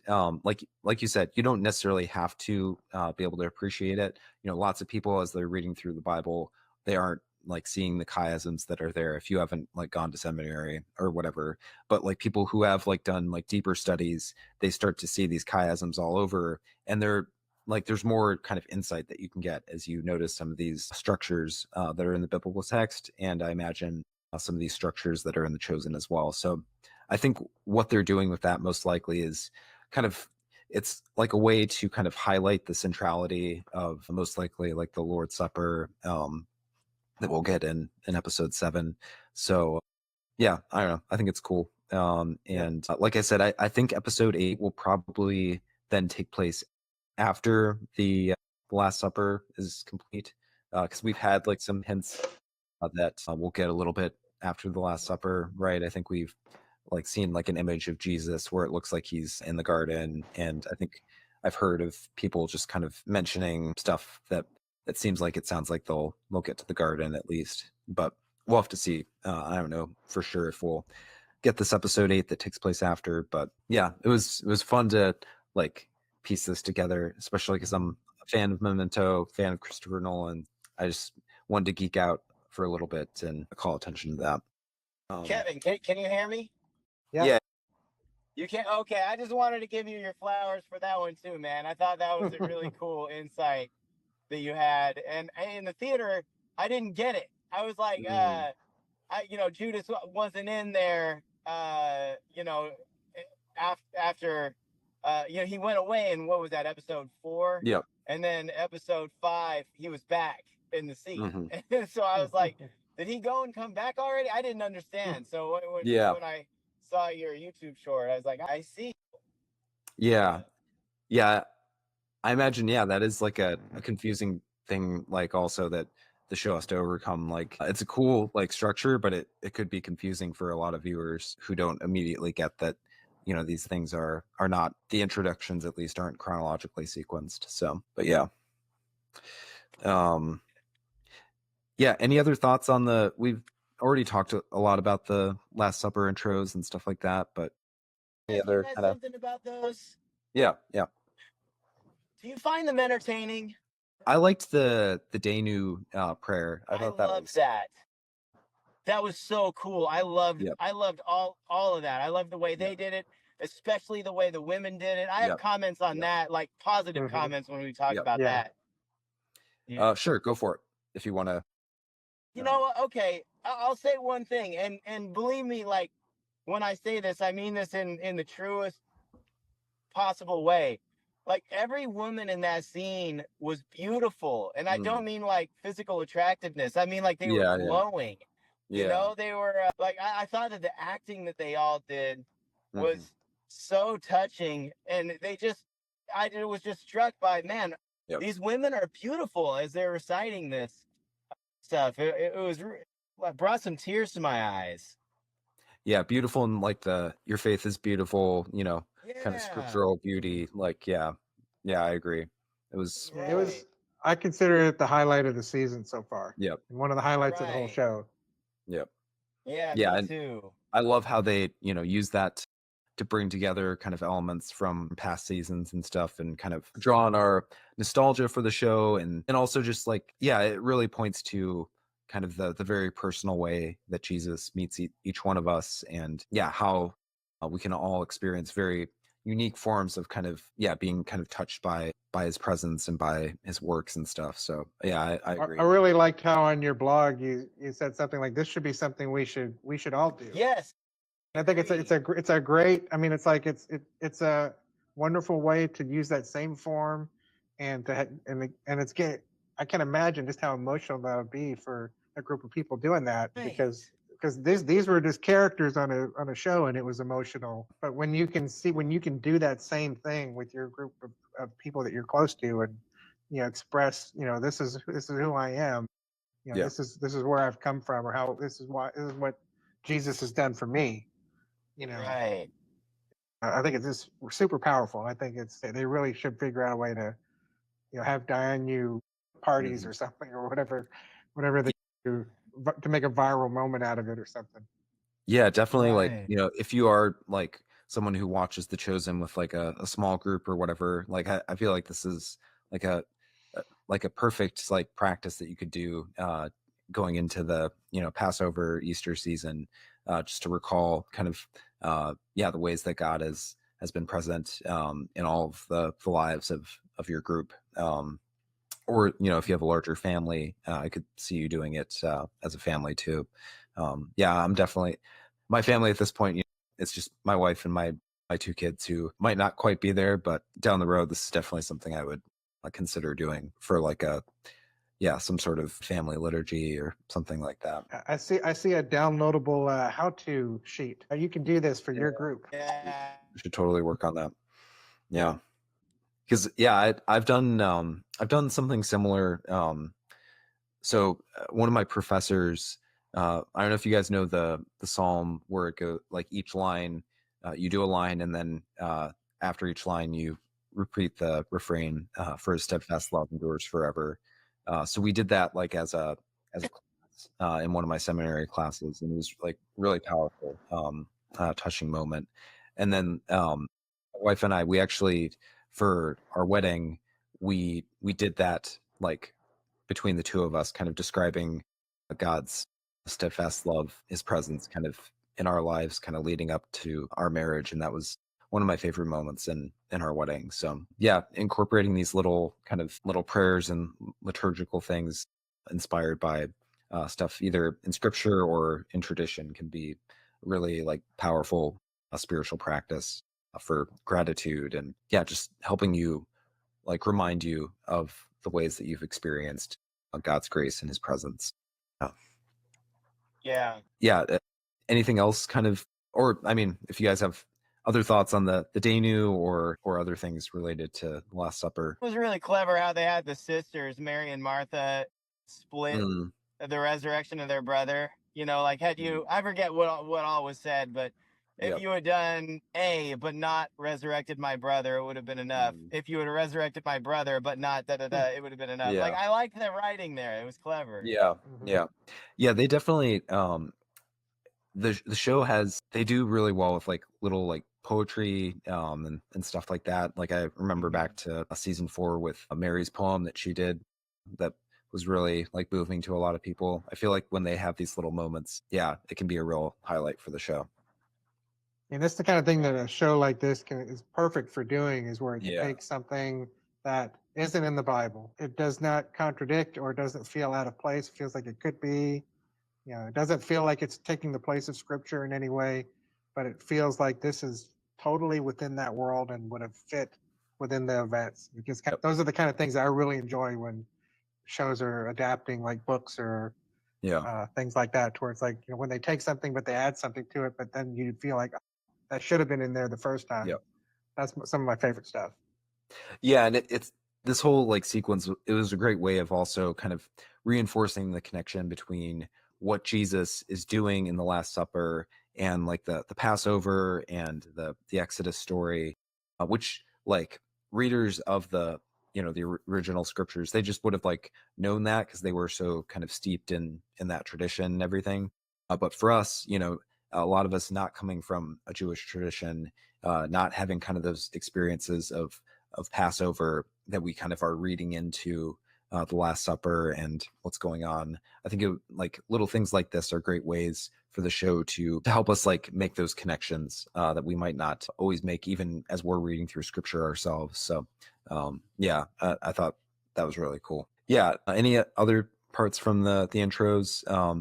I thought that I liked Thomas when like the part of the sequence where some of the disciples were, they were arguing about who the betrayer was, and Judas is like throwing Thomas under the bus, and then even Thomas seems to be like kind of like second guessing himself, and he goes up to Jesus like very emotionally and is like, is it me? And like he, genuinely seems kind of like shaken by that thought.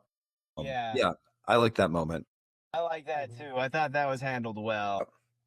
No, but that was all. That was. Go ahead. Oh no, go. You go. No, I was gonna say that's one of those things that was kind of out of order, to where the accusation happened later than the event. That it just felt like that was something that kind of was like, well, that I had to recalibrate in my head when this was, because it seemed like the accusation happened earlier than we had anything that they would have accused anybody of within the sequence. Yeah, so I think we'll actually get the original accusation in episode 6, and so that's. But I agree with you. That was kind of confusing to like come in the midst of that and like be like, oh wait, did I miss something in last episode? But yeah, that's a point where kind of this unique sequencing was a little bit confusing. Okay, let's keep moving on, just so we don't get too caught up. So Kyle, you were saying that you really liked Jesus' confrontation with the temple leaders and the religious leaders. Yeah, was there anything in particular about that sequence that you really enjoyed? Yeah. So there were 2 separate ones. Are we talking about after the cleansing of the temple? We can start there, and then if you want to differentiate between you're right. There's kind of the initial confrontation out at the end of the cleansing of the temple, and then Jesus goes away for a bit, and then he comes back. Let's start with the initial confrontation, and then we can go on to the debates that happen afterward. Well, I liked how furious Jesus clearly was. He was furious but in control, and that was really intense. Like, I liked a lot of the choices they made, like Atticus feeling like he was going to display some power and let Jesus talk, and Jesus doesn't even look at him. He just it's like Atticus is invisible to Jesus. He just marches towards this and the chief priests and everything. And so, okay, sorry, I really liked how he exerted authority, and he said, no more will there be sales for Passover, and the people, he carried weight, to the people. He wouldn't have the office to make that call, but the way that they displayed it in The Chosen, he really genuinely seemed authoritative, and I believed that he felt like that was his father's house and his house, and so that brought it all home to me. I really liked. I don't have any criticism of that confrontation, to be honest. I thought it really well executed. What did you guys think? Victor, do you have any thoughts? I agree. There's this, I was a little more critical of it last week. I think as were you, Kyle. I think this was just a much better sequenced confrontation. Everything was Yeah. super intense, and it didn't feel bloated, or the whipping wasn't as we didn't have to worry about being taken out of it by that. Yeah. Right. Yeah, and it was definitely more. I think it helps that Jesus had like a clear kind of antagonistic force that he was standing against, and we understand some of the problem with them and everything. And yeah, there's definitely like yeah, I like the just the I was gonna say chemistry between the two, but it's almost like anti-chemistry. Right. Yeah, the contempt and but also kind of the fear. Like you feel like they're kind of like caught on the spot, trying to figure out what to say and what to do in the midst of this crazy situation that's happening. So, yeah, I agree. The that opening sequence was really strong. One. Go on. Sorry. No, you go for it because I think I was going to move on, but if you've got something with this, Before we move on, because it is fun to talk about the next section.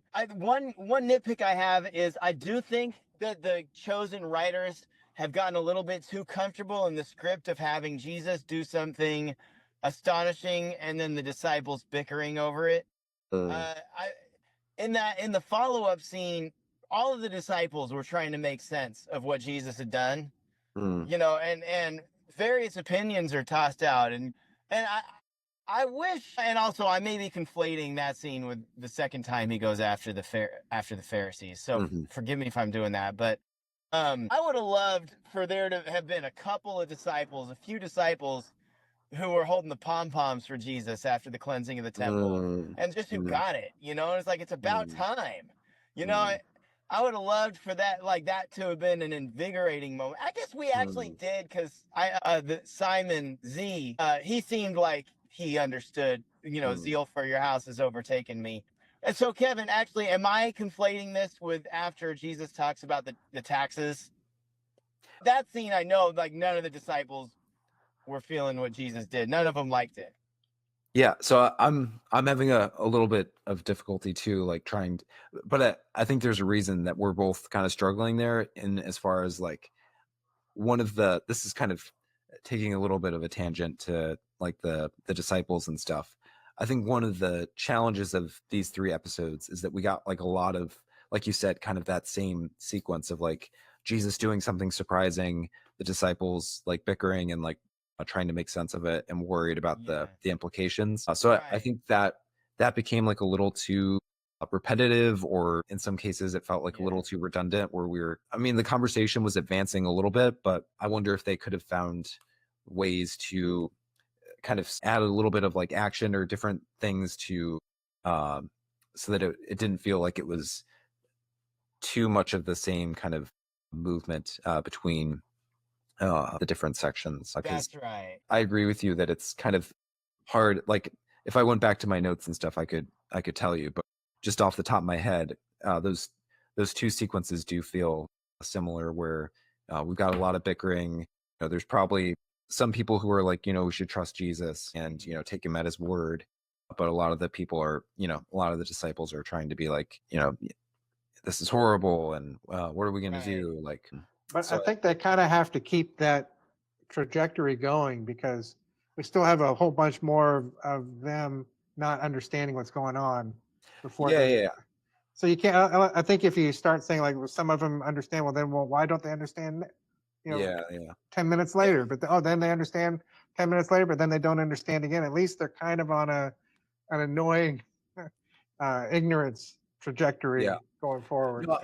I don't mind like that the trajectory is long term, and maybe I don't know, Dallas, if you're listening, maybe you're frustrated with me, because one of my like criticisms of some of the past seasons of The Chosen is that there's like not enough unity and too many like kind of episodic elements, and it seems like I'm now kind of saying like, oh, there's too much unity, it was too much the same, and we need like some random things in the middle there to break things up. But I don't know, maybe I'm being hypocritical here. I think this is just a problem with adapting something as opposed to creating it from scratch. If you're creating the show from scratch, you wouldn't have 4 disciples, well, you wouldn't have 12 of them, you wouldn't have a whole bunch of these things, because it's so many moving. I mean, I've just so much admiration for how they're able to, Yeah. even with the nitpicking we have, how they're able to keep all these plates spinning and everything kind of moving in the correct direction. And even though it may be a little clunky and a little at parts, it's still everything's going in the direction it needs to go. We're getting the information we need, and it's incredible. But it's like that's one of the challenges of adapting something. That was never written to be a narrative. Or not this kind of right. like a modern, not a modern story with a 3-act structure and a beginning, middle, and end, and whatever. Yeah, what's coming to my mind in this, because I'm now remembering it is 2 distinct scenes, and in both of them coming after Jesus, went after the chief priests and the Pharisees and whatnot.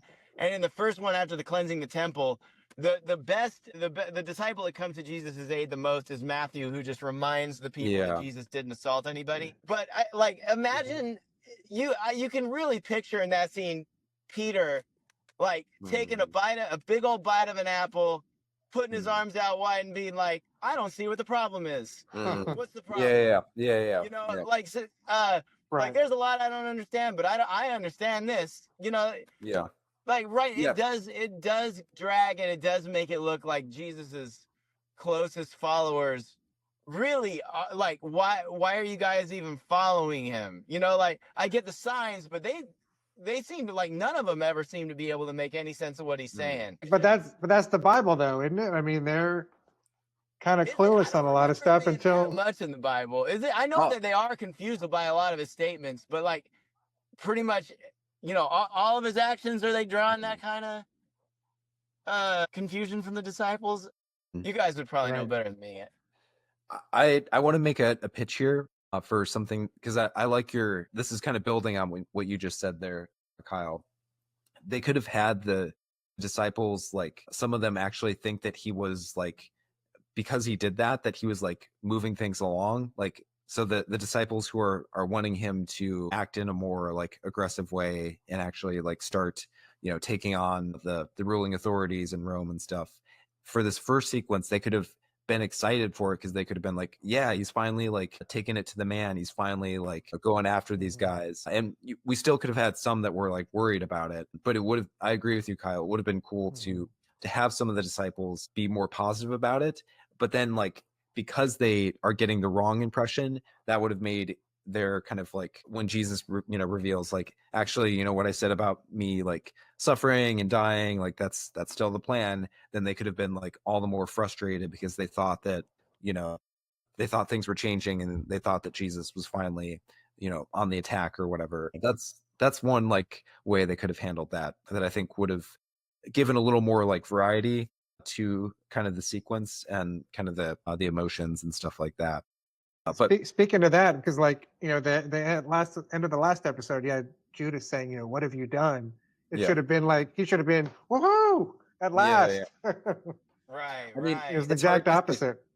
With Judas, they have him wanting to ally with the religious leaders. So I get how that kind of fit into his arc, but they could have at least had Mm-hmm. some of the disciples in that point, or have Judas feel a little mixed about it. Well, he would have immediately had that thrown backwards on him right after that. So he could have had that moment, and then it goes even worse than what he was expecting. Yep. But yeah, I definitely agree with you, Victor. This is the task that the creators of The Chosen are having to deal with. It's very, very difficult. To have the cast the size that they do, and trying to incorporate all these different voices, and deal with some of the events that are in the Gospels, and try to maintain kind of the basic outline of what's going on. It's very difficult. So people who are listening to us, don't take this as us thinking that we are smarter than any of the creators of The Chosen, or thinking that it's horrible. I enjoyed these episodes. I'm just kind of processing out loud and using this as a way to continue to think about how the show can improve and stuff like that. Kevin, can I interrupt real quick? Yeah. You know how we were talking about last week, incorporating different storylines for the disciples? Yeah, I felt that this week. I feel like this is one of those ways in retrospect, maybe you could have done it, is have the characters response to what Jesus is doing be different. So Yeah. like you can see that one of the characters, you do that with Judas, Yep. but you know, Matthew might have a different way he responds to the render to Caesar what is Caesar's, but or like Peter's Jesus' homeboy through it all, and you know, you could just, and then they kind of bicker because they're all having these different reactions to what Jesus is teaching, rather than more of a uniform confusion. Though I'm sure that Dallas, if he's listening to this, is probably banging his head on the desk like, they all have different reactions. What are you talking about? Didn't you see the nuances? But yeah, I agree with you. Like, I'm sure I agree that the nuances are there, and like Judas definitely has kind of his own distinct perspective. John has kind of his own perspective. You might be able to point to, like, I don't know, maybe like Thomas or something, but it is kind of like hard to track the kind of through line for some of these characters. And so this actually gets to something that I like am realizing about season 5, in that I feel like the show has shifted in a way from kind of its initial conception. Like season 1, the whole like idea of the show was, we're primarily not, this isn't a show about Jesus. This is a show about people who are following Jesus and who are kind of watching him. Whereas like with season 5, I feel like the show is actually much more like a show just about Jesus. Like we're getting a lot more sequences of just following Jesus around on his own, seeing kind of his own personal dynamics, which is really interesting. And there's some really like moving sequences in the season. So I'm not necessarily like complaining about that, but it is like a shift. And I feel like that is part of what's kind of changed the experience of the show. They aren't, because the show is devoting so much time to like Jesus as a main character in his own right, as opposed to being this character who is kind of showing up and affecting kind of the lives of our real like point of view main characters. That just, yeah, it's a very different approach to things than some of the previous seasons. Do you guys feel like I'm like You're crazy? 100% right on that. That is, we are following. I mean, I think some of the other problem with this is that when we are being given storylines with the other disciples, not all of them have interesting things to do. I mean, some of them are just, you really feel like, and now we gotta check in with Nathaniel or with whoever, and you're like, it's like I think we could have done without 4 of the disciples getting any of the details about him. Yep. Let him be there in the shot, but like let's just stay focused on this and give the characters that are important more to do, more interesting things to do in that same span of time. Yeah, I agree with that. I get how probably from like a kind of keeping all the actors engaged and like on board with the show, like that may be like a factor that's involved, and characters just don't want to, or the actors don't want to just be like a background character who doesn't get any lines. But I agree with you that like if we like kind of condense the lines into just a few like characters, then you could actually create, like during some of those debate sequences or whatever, you could focus on having a more clear kind of emotional arc for the characters that we really care about, as opposed to kind of trying to cover everybody but kind of muddling it as a result of that. It's like Matthew hadn't gotten anything to do this season, or the last 2 seasons, really, since he and Peter had that confrontation last year, which was my favorite scene of the entire last season. It was great. He hadn't gotten anything to do. I know. And like this would have been like a perfect, the whole like debate over taxes with Caesar and everything. Yeah, it would have.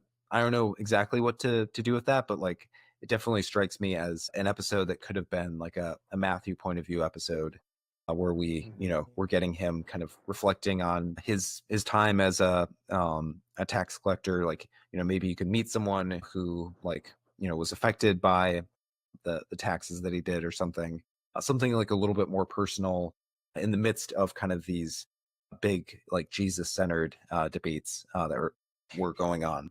In retrospect, I wonder if it would have been interesting to stretch out Matthew and Peter's conflict until it resolved in the aftermath of that.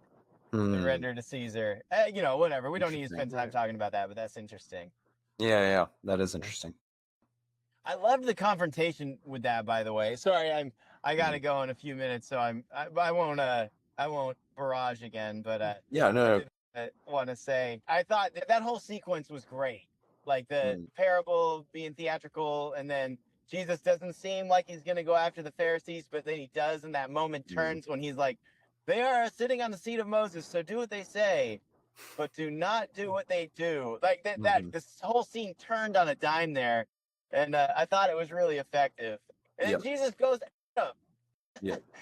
Like he goes at him in scripture just as hard. So that was the only nitpick. Now, this is not, I hope this doesn't sound political. It's a poetic criticism. He should have said inside, or you're like whitewashed tombs, pretty on the outside, but on the inside full of dead men's bones. Jesus said dead people's bones, which is just not as poetic. Dead men's bones is like such a cool, hardcore metal phrase. Dead people's bones just sounds kind of limp. There's my criticism, Dallas. Yeah. Yeah, I agree. I'm sorry, Kyle, you're not going to be here for us to discuss David episode 8. Wait, give me a minute on David. You give your couple minutes. We'll jump ahead. Go for it. Here's all my opinion on David. Loved it. Such a great season finale. Really did not like seeing Goliath be killed because, as you guys know, he was my second favorite character next to David. And the way that they did it was really cruel and brutal. Like there was a really, really brutal death. Like the way that they cut to the wide and he's kind of standing there motionless. And then it cuts to him looking down at his hand and his hand is shaking, but you can tell his brain has been kind of affected by that stone. And then he tries, it's like a really personal and brutal way to kill him. I was a little bit surprised. That was awesome.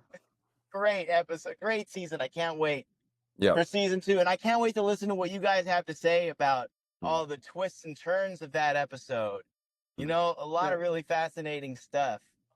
Yeah. As I was watching, I was thinking that, I hope somebody was there to hug you during that sequence. Oh, dude, so sad, man. Poor Goliath. He didn't mean any harm.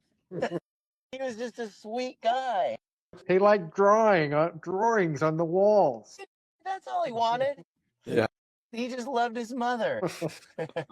wanted to make her happy. Yeah. Yeah. You guys, I really appreciate you having me on. Hold on, I parked so I can turn on my video.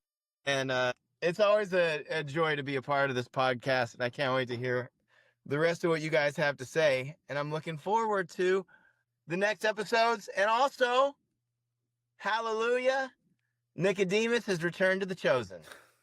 Yeah. In a really awkward shot, too. What the heck? Is that like a TV trope? Like, he hasn't seen Mary Magdalene in years or whatnot, and then he turns around and faces her, but then it's just this dramatic, silent close-up for an extended period of time. Is that like a TV thing? Because in reality, he would greet her warmly with a hug. Yeah.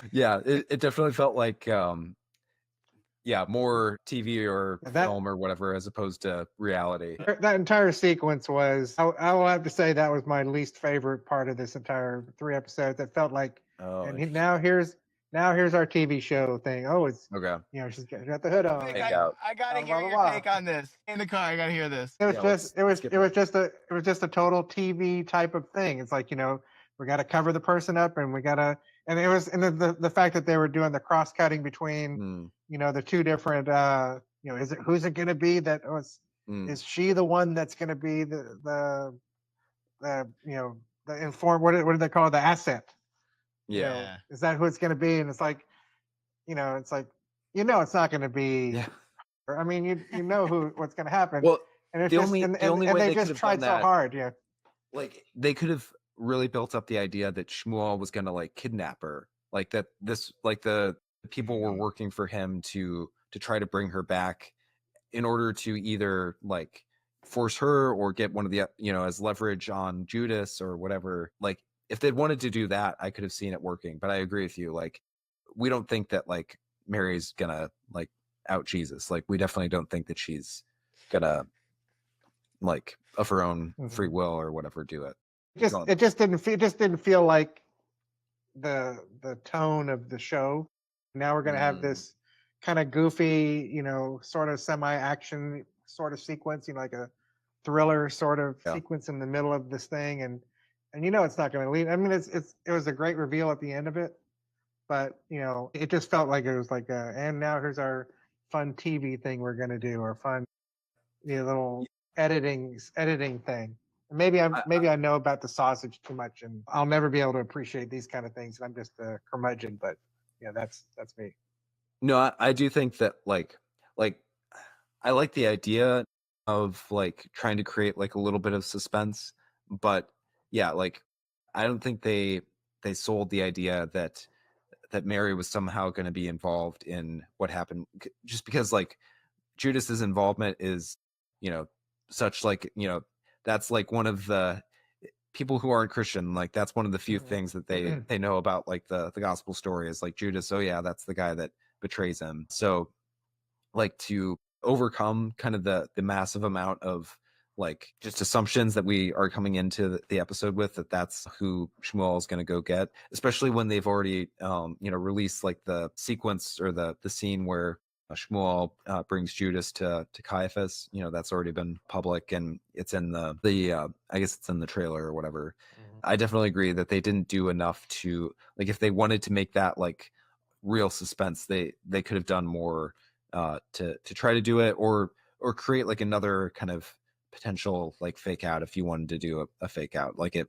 And I guess in general, this felt like and now we got to give the Mary Magdalene actress something to do. Yeah, I know. That's more than just her nodding and being very wholesome and wonderful. I love that. See, I think it was your suggestion, Kyle, last week, or maybe it was Kevin, but where she should have encountered somebody that had done her wrong back in the day, and that would have been a great opportunity. But this is kind of going there. I was kind of, because Nicodemus was somebody there that was from her past, that she'll be able to maybe they'll even give her a little bit of opportunity to struggle with that memory at that point. That would redeem this whole sequence. I like that with Shmuel. I like the exchange that they had where he was like calling her the woman from the Red Quarter, and she like stood up to him and was like, no, I'm not from the Red Quarter. I'm from Magdala by the Sea, and my name's Mary. That was like a great way of like kind of calling back to her kind of season 1 storyline and stuff, and putting Shmuel in his place a little bit. So like I liked like that little aspect. I feel like we could have gotten like a little bit more of that actually, and that maybe would have made it a more meaningful thing. Like if Mary and Shmuel, like there was like a little more kind of like one scenario that I see is like, instead of getting quite as much of the intrigue among the religious leaders and stuff, maybe we have like Shmuel, like he knows that they need to find a way to track down Jesus, and so he's like following around like trying to find Mary, or like maybe like that could have been something that they did where like we actually think that he like has a plan to get Mary, but then it turns out that like instead of getting her, Judas shows up, or I don't know, something like that. Okay, sorry to interrupt. I'm gonna have to jump off and get to this dealio. But okay, last question. This is, and by the way, Kevin, sorry I had you like jump all the way ahead in the podcast because I brought up Nicodemus. Okay, last question. Out of these 3 characters, who are you most excited or hopeful, not even excited, hopeful, comes to Christ and owns the faith in Christ? Yusuf, which to me was a shoo-in.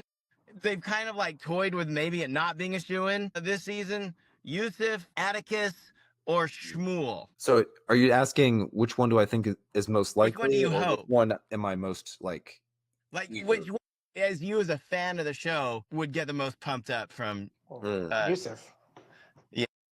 I think Yusuf is definitely the most likely. Yeah. I think I will. I think initially I was like really wanting Atticus, but like I think there is like a value in having like someone who is just like a noble character who doesn't necessarily believe, but who like plays a role. So like I wouldn't be like totally bummed out if Atticus didn't turn out to be, but I think it's likely that he will, but less likely maybe. Like I feel like this season has put it a little bit more in doubt, although not totally, because like he's been doing a lot to kind of help things out. Yeah, I think actually I don't know if I would want Shmuel too. Like I'm almost like want like some characters to like not in like a like that's a weird thing to say. Like I don't want Shmuel Right. to, No, but like just as a character. from like a storytelling perspective, like I think it is good to have some characters that that don't like get there, and like that you have like a little bittersweet, like oh, like he was so close, like yeah, there's like a little bit of like tragedy, but I wouldn't be like disappointed. I'm just so yeah, I guess Yusuf maybe. I still have this lingering. I gotta go, you guys. Sorry, Okay. it was great. Thanks for having me on. I apologize for getting off. I'm gonna listen to the rest of this. All Have right, a great time. have fun. Now I was just gonna say I've got this lingering little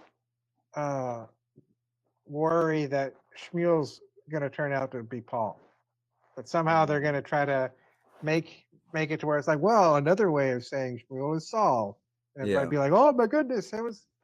Even though that would take so much so much mental gymnastics to try to have to imagine that he hadn't encountered Jesus prior to the road to Damascus. Yeah. You know, that I just feel like that was the very first time that he had any sort of face to face or entity to entity kind of encounter with him. Yeah. I've had that thought before. I don't think it's like super likely, but I agree with you. I would not be a fan of that. I think if they want to convert Shmuel and have him kind of be a Paulish like character, like that's fine with me. But I don't think it fits with what we get of Paul. The amount that Shmuel has like interacted with Jesus and his followers, for then kind of the Damascus Road incident to be like the thing that changes that after all the stuff that he has experienced. Yeah, I think that would be a mistake. But I don't know. And I also just think from like a storytelling perspective, I can't see the show wanting to like dangling kind of his character arc between like this series and like another series. Like I think they're going to want to land him in some sort of place at the end of the series, whether it's in opposition or as a convert or like someone who feels tragic about it. Yeah, I don't that they're gonna just kind of leave him kind of in limbo, but who knows? Yeah. Yep. I do want to kind of get on to House of Okay. David, but and we've hit a lot of this.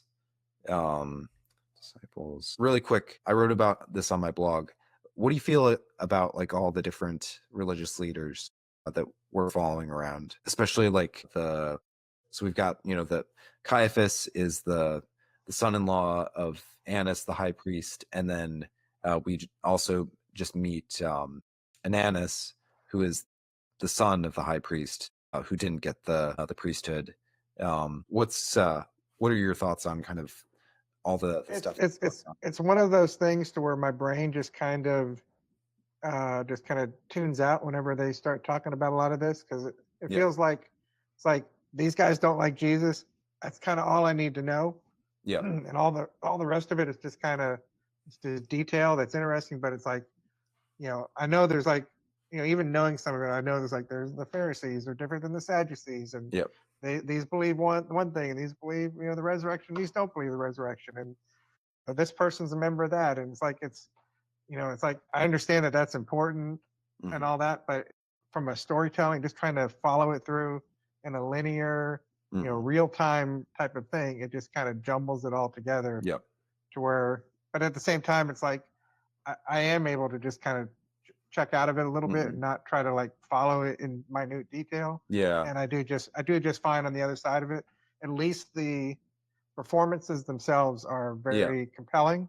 So that's where I'm able to like just appreciate it for that and enjoy it and just kind of like say, okay, I'm trying and sometimes trying to pick out what's the one detail they're trying to make sure we understand, so that other stuff following that makes sense. But as a pure storytelling or filmmaking kind of thing, it does feel a little clunky in a lot of places for me, or a lot bloated maybe. Yeah.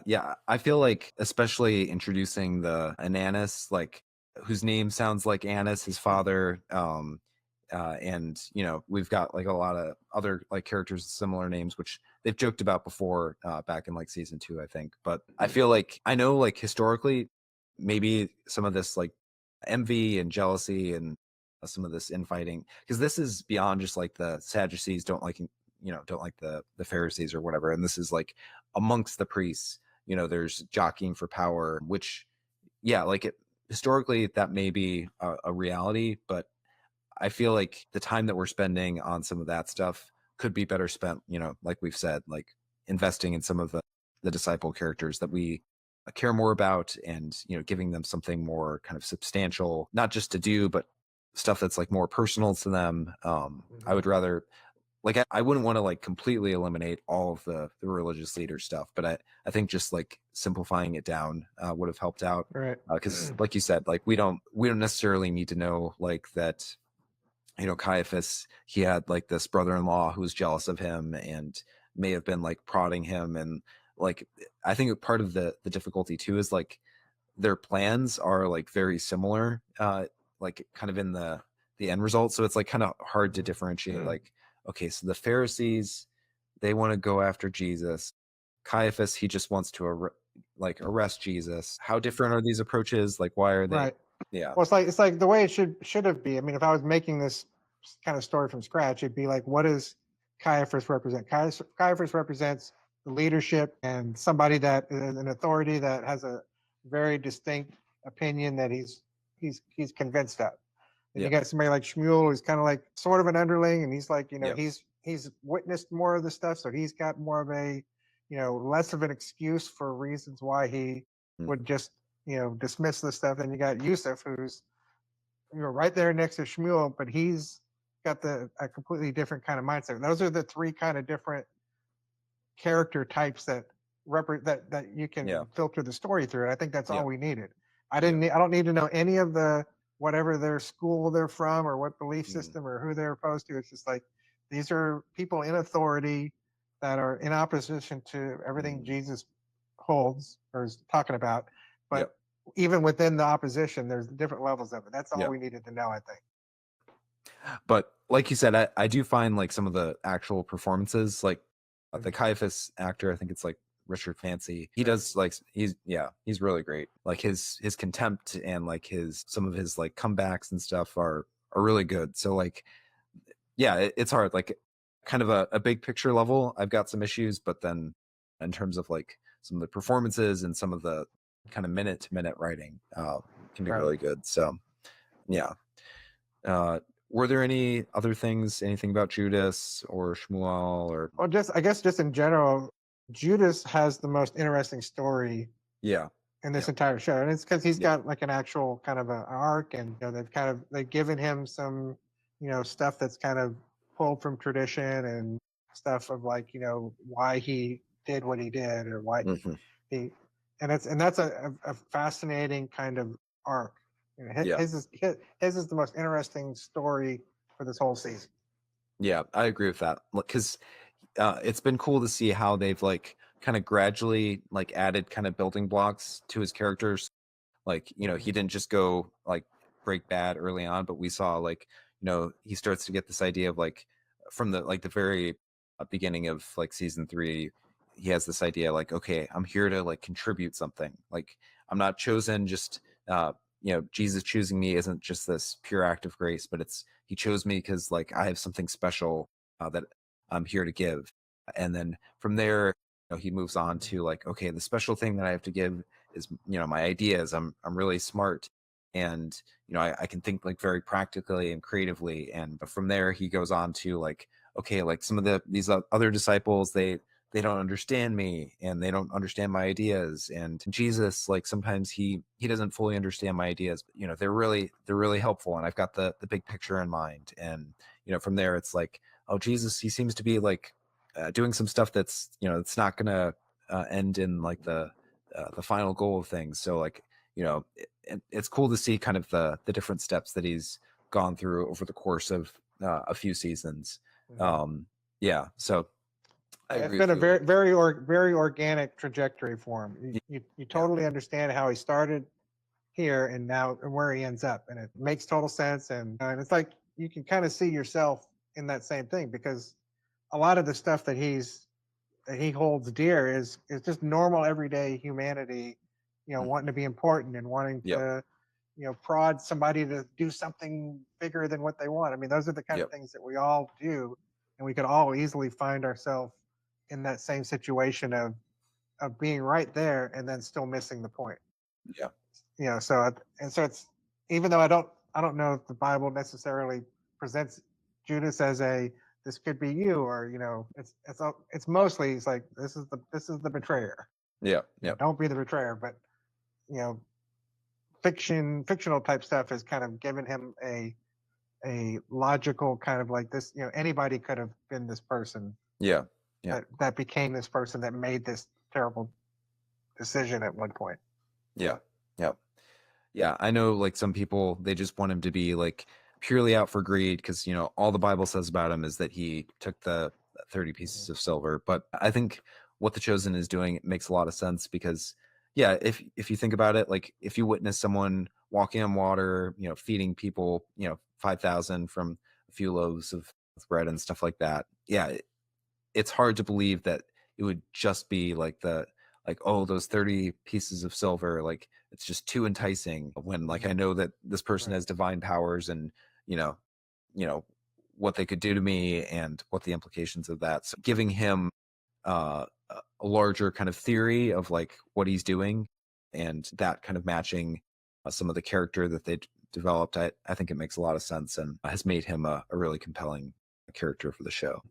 Yeah, and Shmuel as well. Like, I like that he's also kind of gone through an arc of, like, initially it would have been disappointing, like, if he had just been against Jesus the entire time, and never really kind of wavered in that.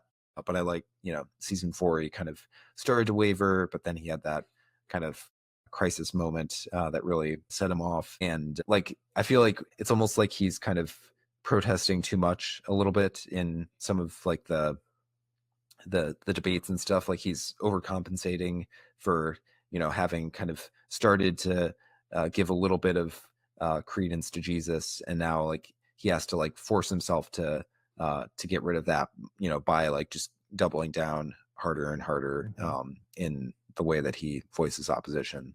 And I think, just kind of going back to what Kyle was, the question he was asking earlier, I do think we're going to see Shmuel turn, convert at some point, because he's right there. I mean, he's 100% complicit with the betrayal with Judas. He's the one that brings him.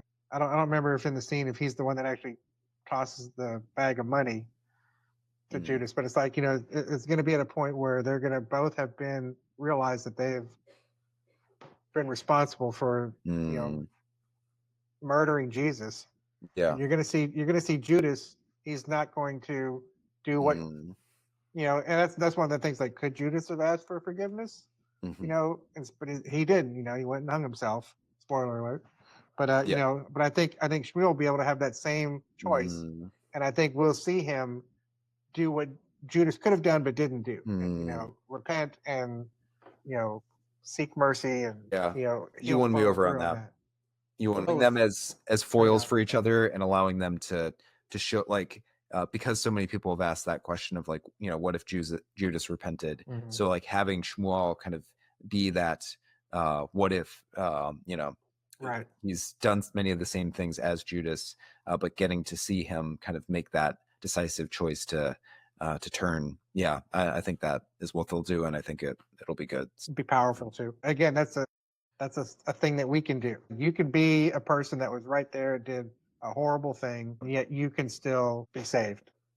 I've at least gotten an impression from all of us that we had some, like, disappointment with some of these final episodes. I was probably more positive on episode 8, but if you read any of my reviews, that especially for episode 7, I was pretty disappointed in how that one turned out.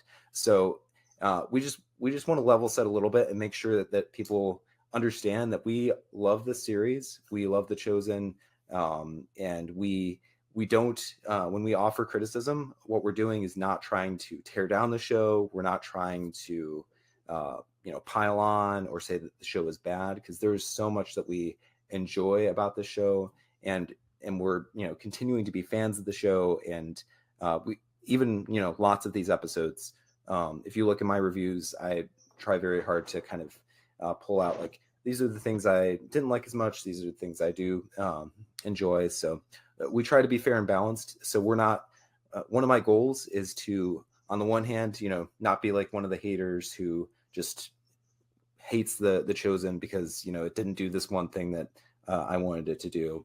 But on the other hand, we also try to not be just kind of total fan service where we're just rah, this is the perfect show, the best show that's ever been. Because it is a show that can continue to grow, and so we try to be like honest in both ways. Like, these are the things that are good, these are the things that that maybe could have improved. And I've been so impressed by how the show has improved in a variety of different ways over the course of the past several seasons, because I've been writing about it since season 1. So I've been open about things that like I felt like were things that it can improve in since like season 1, and I've seen those things grow. And I know that Dallas has appreciated some of that kind of open and honest critique, even from when we had a interview like a month ago or 2 months ago. He expressed how he appreciated some of Kyle's critique. So just to level set, we're all on board for the show, but we are also honest, truth and love, grace and truth, that kind of thing.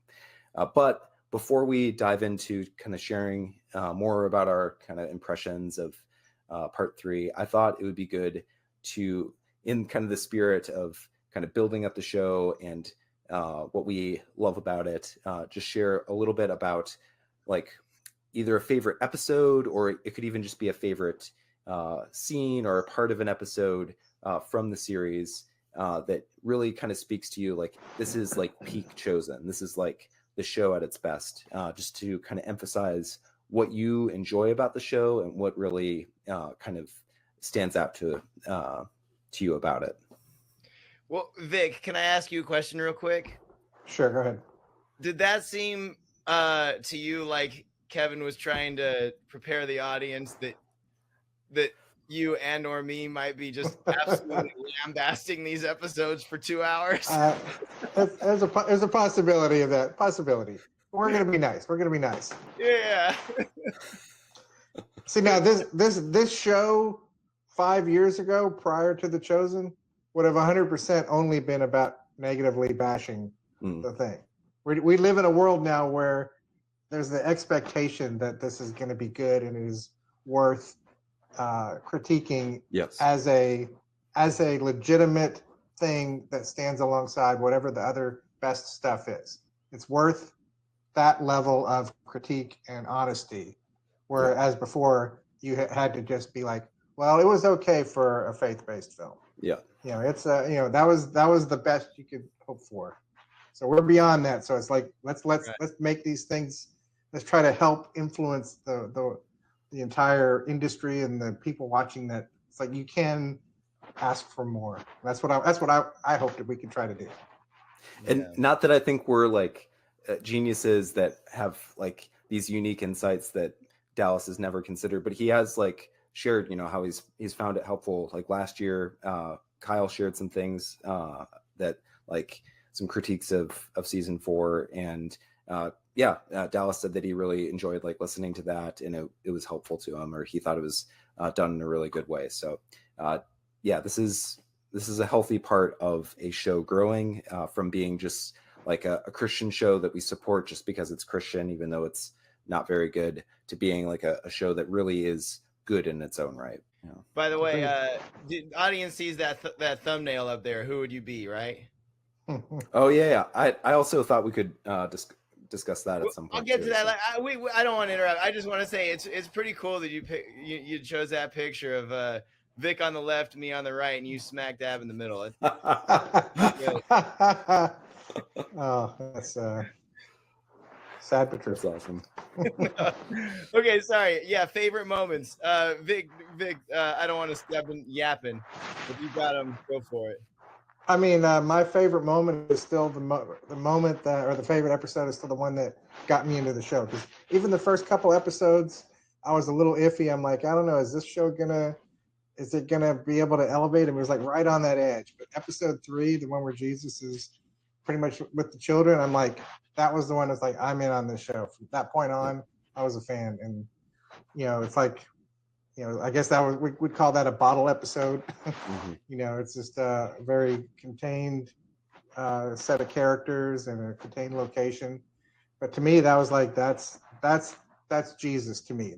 I get where the show is going. Jesus has been that character that has progressed through the entire series from that episode to today. Even in spite of any of the negatives, he is still the center of this show. And that performance there and today is the heart of this show.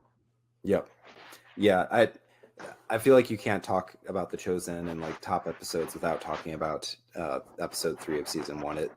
There's so many people that I've talked to like you where that was the episode that really hooked them. That was the experience for me as well. Like I was like, because I wasn't, I was kind of starting to experiment with the Bible artist before I started watching The Chosen, but that is really the episode that really hooked me with the show as well. And I think so many people, and it's crazy because like it does so many things that are like strange for a TV show. Like there's not really conflict. There's not really much of a narrative shape or goals to the characters. A lot of it is like teaching and just like talking, but yeah, just something about Rumi's performance in that episode, and the kids are also like super endearing. And yeah, it was just, that's probably always going to be in my top 3 episodes at least. It might still like, I feel like in terms of like its significance, I think it has to be like the most important episode that the show has ever done, at least from my perspective. So yeah, if I'm ever recommending the show, I always tell them it's like, if I think that they may be a little hesitant, I say start with episode 3. But, and if you like that one, then go back and watch. Go back and watch the first 2. But episode 3 is going to be the one that you'll know if you're going to like the show or not. Yeah. What about you, Kyle? Well, that's an excellent answer, and arguably the best episode of the whole show in its history. That's the episode I showed my wife. Like, you got to just watch this one episode with me, and she really liked it. So I will choose a different one. I'll say my favorite moment of the show is the episode is titled Matthew 4:24. Also, is it a bottle episode or is it not? Yeah. So for the first 3 seasons, episode 3 is always like a self-contained episode. No. Okay. Yeah. That's right. So in it, Jesus is healing just a huge amount of people. The line like extends out, and a lot of it is in one take. And the disciples are bickering, and it gets really, really intense, and all that is fine and good. But the moment that I love the most is towards the end of that episode. Peter, he looks like he is enraged at Matthew, and he's gotten himself all worked up over like, how dare you, Matthew, do what you did. And he says like, I will never forgive you. I will never forgive you. And then at that moment, an exhausted Jesus appears out of the shadows and just says good night. And he like waddles to his tent. He's been so tired from helping everybody all day. And he doesn't correct anybody. He doesn't do any of that. He just wishes them a good night.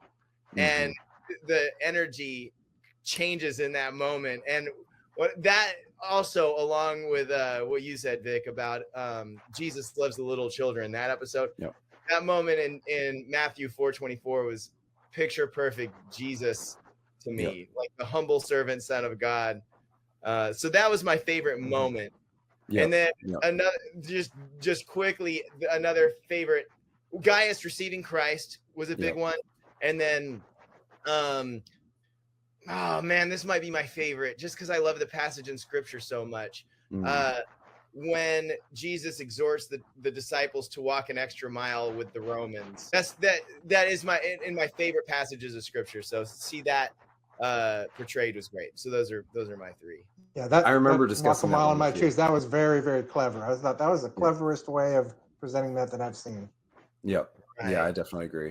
Yeah, and Kyle, I'm glad you brought up the season 2 episode 3, because that's, I feel like, another like top tier episode. And also I feel like it shows both the Jesus portrayal, but also captures the disciple dynamic and how the show kind of uses their unique personalities and histories and things like that to kind of show different the tensions and what it would have been like. So I feel like those 2 episodes together are like the perfect encapsulation of what the show really excels at, and what really draws people to the show. It's what the show excels at. Yeah, that sort of interpersonal conflict. Yeah. Well, and just go ahead. No, all you. I was gonna say, it's like, and just following up on that episode where Simon and Matthew are at each other's throats, or he's at his throat, is the resolution of last season when they finally forgive you. I guess they do have to forgive each other. I thought that was a powerful way to resolve that, long simmering conflict over the course of that. To me, that was like a really powerful moment. That's my favorite moment of the series so far, is that resolution. So yeah, that was definitely top up there as well in terms of moments. Someone in the comments of one of my recent blogs actually asked if we could do like a ranking. They wanted me to like rank all the episodes of The Chosen, which I don't feel like you can do that, because like some episodes it's just like, like they're kind of like middle tier, bottom tier. But I would potentially be interested at some point in doing like, these are like the top 3 episodes per season, or I don't know, or top two, bottom 2 of each season, or something like that. Top 2, bottom 1. That'd be fun. There'd be a lot of season 5 at the bottom of my list. I'll tell you what. Okay, we put off the spoiler alert negativity for long enough. Let's share. And actually, I think the discussion of these 2 episodes is helpful in that regard, because Jonathan Rumi, he's still strong throughout season 5, but I think when we were discussing season 2 episode 3 and kind of the disciple dynamics, you get some of that in these episodes, but one of our critiques that we began to kind of discuss in our last live stream last week was that it kind of felt like in past seasons we were seeing Jesus through the POV of the disciples, and so we had stories that were really tracking the disciples, and then Jesus was creating events that they were responding to. He was teaching them, he was engaging with them, but the kind of the heart of the show and was kind of the character arc of some of these disciples and what they were trying to go through. That's especially prominent in like season 1. I feel like is actually kind of the most like true to that premise, where we've got real clear character arcs for just a handful of characters, and that's really what drives season 1. But even in some of the earlier the later seasons, like they're still kind of more central. Occasionally you have the bottle episodes like season 3 episode 3 where it's from Jesus's perspective, but we're primarily seeing Jesus through their eyes, and as a result of that, we are we're experiencing these events in like a really personal way, and I think that is one of my main critiques, except that I know people are going to then think it's strange that the episode that I liked the least was episode 7, where we got all this time with the disciples. People won't think that's strange. There's a reason. Like, I think they are wanting to kind of ground the season with the disciples, but it's kind of like too little too late, or well, not too little, but like the wrong kind of thing too late, where it needed to kind of be integrated more throughout the story. I don't know if you guys agree with that. It's kind of an overall. Well, I think like the overall story has a momentum to it that we're barreling towards. We're kind of there's going to be big events coming, and yet we're slowing down to do these little things that don't feel like they are really as important as what we're getting to. It seems like, okay, we got to fill some time, so now we got to have flashbacks with everybody, and it just that's not where the story wants to go. That's not where the audience wants to go, we want to be moving forward directly to the events that is the reason why we're here, and we're not getting that. And for me, that's the frustration I get, is like, why are we watching all this stuff when, you know, none of it is as important as what the rest of the story is. We know that it's going to be. I'm sorry, I feel like I kind of hijacked things. Do you guys want to kind of share just your big picture impressions? And so you don't have to like respond to what I shared. Do you have any more, Victor, that you want to kind of share about part 3?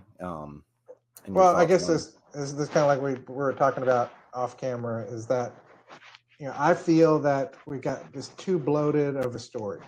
That right now it's like, I feel that Holy Week and the Crucifixion, which is season 5 and 6, could have been condensed down to one season, and we'd have had all the momentum and the energy, and we'd still be able to, I think, give the characters something to do, at least something more interesting to do. And it just feels like we're getting a lot of stuff that just feels like we're just kind of treading water, because they know that, you know, that where the ending point of this season is going to be is, you know, the kiss in the garden. So you just have to stretch everything out from the first to last episode to fit that amount of time, 8 episodes. And a lot of that stuff just to me wasn't as compelling or as interesting or as well written as stuff we've had in the past.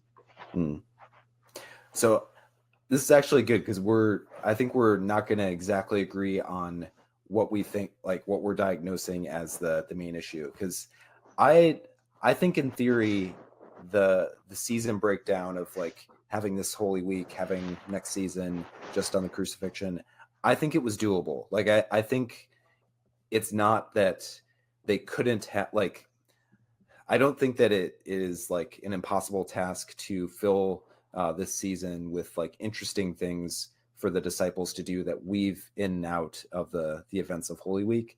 I just think that the things that they chose to do, like, you know, I don't know, like a half hour of kind of random memories, was not the thing that they needed to do in order to make it a compelling story. Like I think that they, as in like some of the previous seasons, well, so this season they did have a couple focus characters, especially John, a little bit Mary Magdalene, but I feel like she should have been given more. But we've all like kind of felt sad that Matthew is like totally felt like he's an absent presence in this season, and even to some degree in the previous season.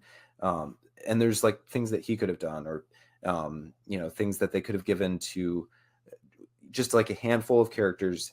If we had kind of given them like more of a storyline throughout the like interweaving throughout these different events.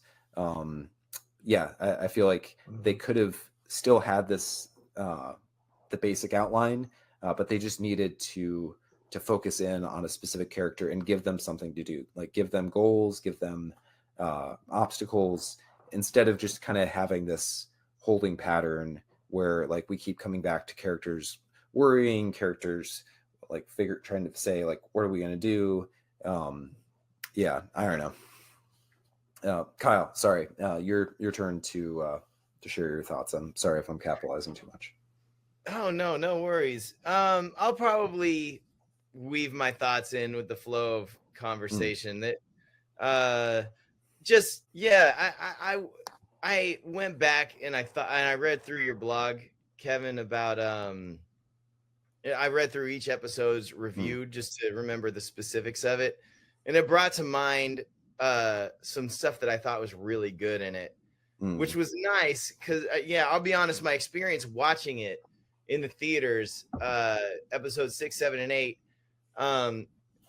was such that I was greatly confused by much of episode 6, like the characters' motivations, like scene by scene. I kept on not understanding what the characters' motivations were, or things would be repetitive, and then episode 7 was kind of a clip show, and I was like, oh man, this is just and then by episode 8, I had such high expectation or high hopes, because the Garden of Gethsemane is such a sad segment in Scripture, and then I realized watching episode 8, man, I'm just like, I don't even know if it's the show's fault anymore. It might be a fault in myself that I've kind of turned on the show for this season. Now I'm watching things unfold and I'm just expecting something bad about them. And it's kind of a failing in myself as a viewer. So I wanted to go back and reread what you said and be like, yeah, there were some really good things. Like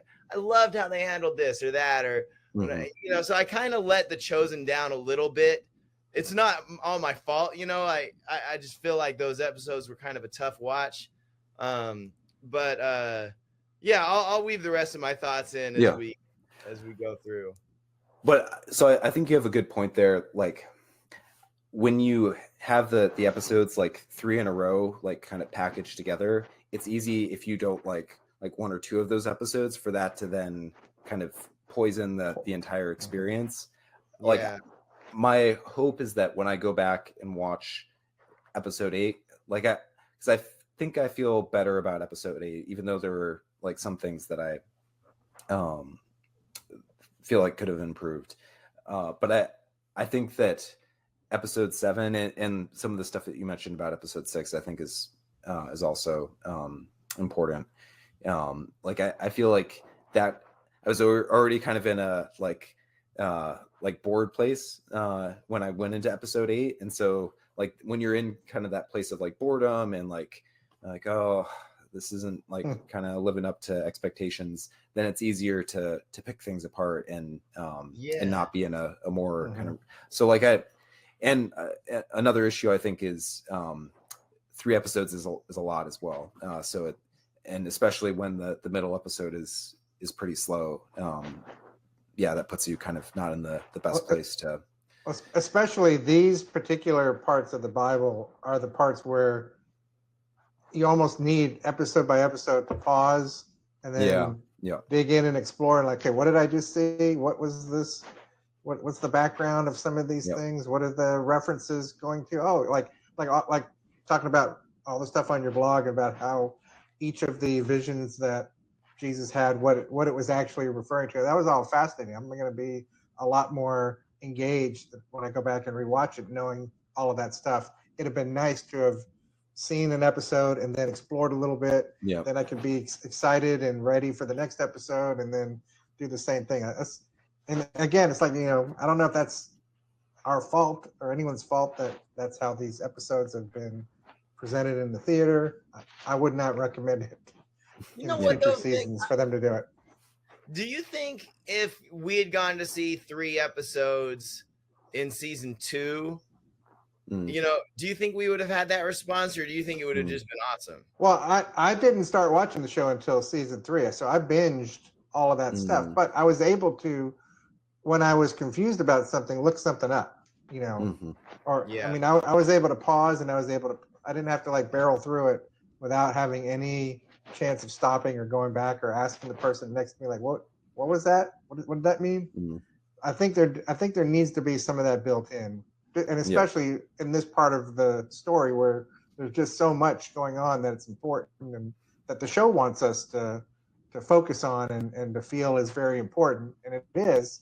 And I think that's just one of the problems, not problems, but just one of the side effects of watching something play out linearly is that you've only got one shot at it registering with the viewer, you know, and if they missed any part of it, then we're on to the next scene and the next scene, and you have to wait until later to go back and try to figure it out. So it's just, you know, it's just one of the issues of narrative storytelling. No, I think that's a good point, Victor. And it would be interesting, you know, interesting hypothetical to think back to, would the release schedule have worked on previous seasons, but kind of hard to know. But I guess before we move any further, we've mostly focused at this point on some of the negatives, but anything about these 3 episodes specifically that you really liked, that stuck out to you? It could be just a specific scene or performance, just so people know that for me, it actually started off really good because I was a little bit negative about the whole abducting Mary and, you know, putting the hood on her and dragging her across, you know, the whole secret thing. I was rolling my eyes a little bit on that. But that was actually out of the 3 episodes, the scene with Mary and Nicodemus was my favorite scene of these 3 episodes. I thought that was really well done. I thought it was a very worthy payoff of having had to endure the earlier thing that I didn't like. But I thought that what's the actor's name that plays Nicodemus? Eric Avari. Eric I'll Avari, always right. see him as the librarian in The Mummy. Yeah, That's right. I thought he was great. I thought he had a lot to try to present and to a journey that he had to go through, and I think he pulled that off. And he brought Mary along with him, and we got to meet Matthias officially. I thought all of that. I thought that whole scene was great. I was very. I was looking forward to the rest of it from that point because I was in a good spot right as we started off. Kyle, what about you? Well, that scene in not. I'll tell you my favorite. I didn't understand that scene. I'm glad you liked it, Vic. I didn't know what Mary wanted. I didn't know what Nicodemus wanted. I didn't understand what they were going for. That it was a confusing scene to me. But I might have missed. I'm not the most astute viewer. So that you liked it just shows that I probably missed something. I really liked. Are we just talking about episode 6 or no? Anything from part 3? Yeah. Okay, I took some notes on this. One thing that I really liked was, okay, I'll go from episode 6. Well, actually, did they show Judas's motivation for betraying Jesus in episode 6? Yes. I really liked how they designed that to where Judas, it was almost like a trap for the Romans. I kind of think he's probably the Messiah. So if you arrest him, it's going to force his hand. And, so it's almost like he thinks he's not betraying Jesus. He's just kind of putting him in a spot where he's going to have to prove himself. And then if Jesus doesn't, then it'll confirm that he's not the Messiah. So it kind of makes logical sense for Judas to do it, I guess. I liked that they went there. I won't barrage with all my good things. So I'll just say that I thought that was really interesting. Yeah, I feel like Judas is one of the most interesting and kind of consistently compelling characters throughout season 5, besides Jesus as well. I feel like they did a good job of giving him kind of complicated motivations and kind of moving him gradually. So I definitely, I agree with you. That scene between him and Caiaphas, and they're kind of trying to trap each other and doing stuff like that. I thought that was, and they're you understand kind of the motivations of both of them. I agree with you, Kyle. I feel like there were a couple of scenes, and what exactly is Nicodemus wanting? Well, I mean, he wants to warn Mary, but too many of the characters kind of have vague motivations where it's couldn't you do this in an easier way? And with Atticus, also issues there. I love his character, but he is constantly on the one hand, they're painting him as someone who's kind of doing 4D chess, but then on the other hand, couldn't you just let things go? And apparently things will just work out the way that you're. You had a note on him that on your website that I fully agree with. It's just why did he do all that charade with Kaphne just to tell him to keep doing what you're doing, bro? I didn't understand why the show went with that. I will say the positives. Honestly, I'm kind of I was just disappointed, to be honest. I was bummed out. That was, keep going. So I'll do a positive on my end too. Which I think I was good with how they handled the foot washing scene. I know some people are oh, why didn't Jesus wash everybody's feet? But that would have just taken a lot of screen time. So I like that they just kind of had him focus on a couple of disciples. And someone pointed out in the comments, this could have gone south in a few different directions. It could have come across as people could have not understood why it was significant. So they did, they set that up a little bit with having someone ask for a servant. It could have seemed, in today's modern culture, with people having foot things and stuff, it could have like seemed erotic, so they avoided that pitfall. That was my, but like, I mean, these are like probably concerns that they had to like think through. Like, yeah. So like, I think that the foot washing is like one of my favorite passages in the Gospels. It's one I gotta study and do like a paper on and stuff. So yeah, I generally like what they did with it. Seeing was awesome. I really like that too. Yeah. I got a positive for you. Well, okay, this is a nuanced positive.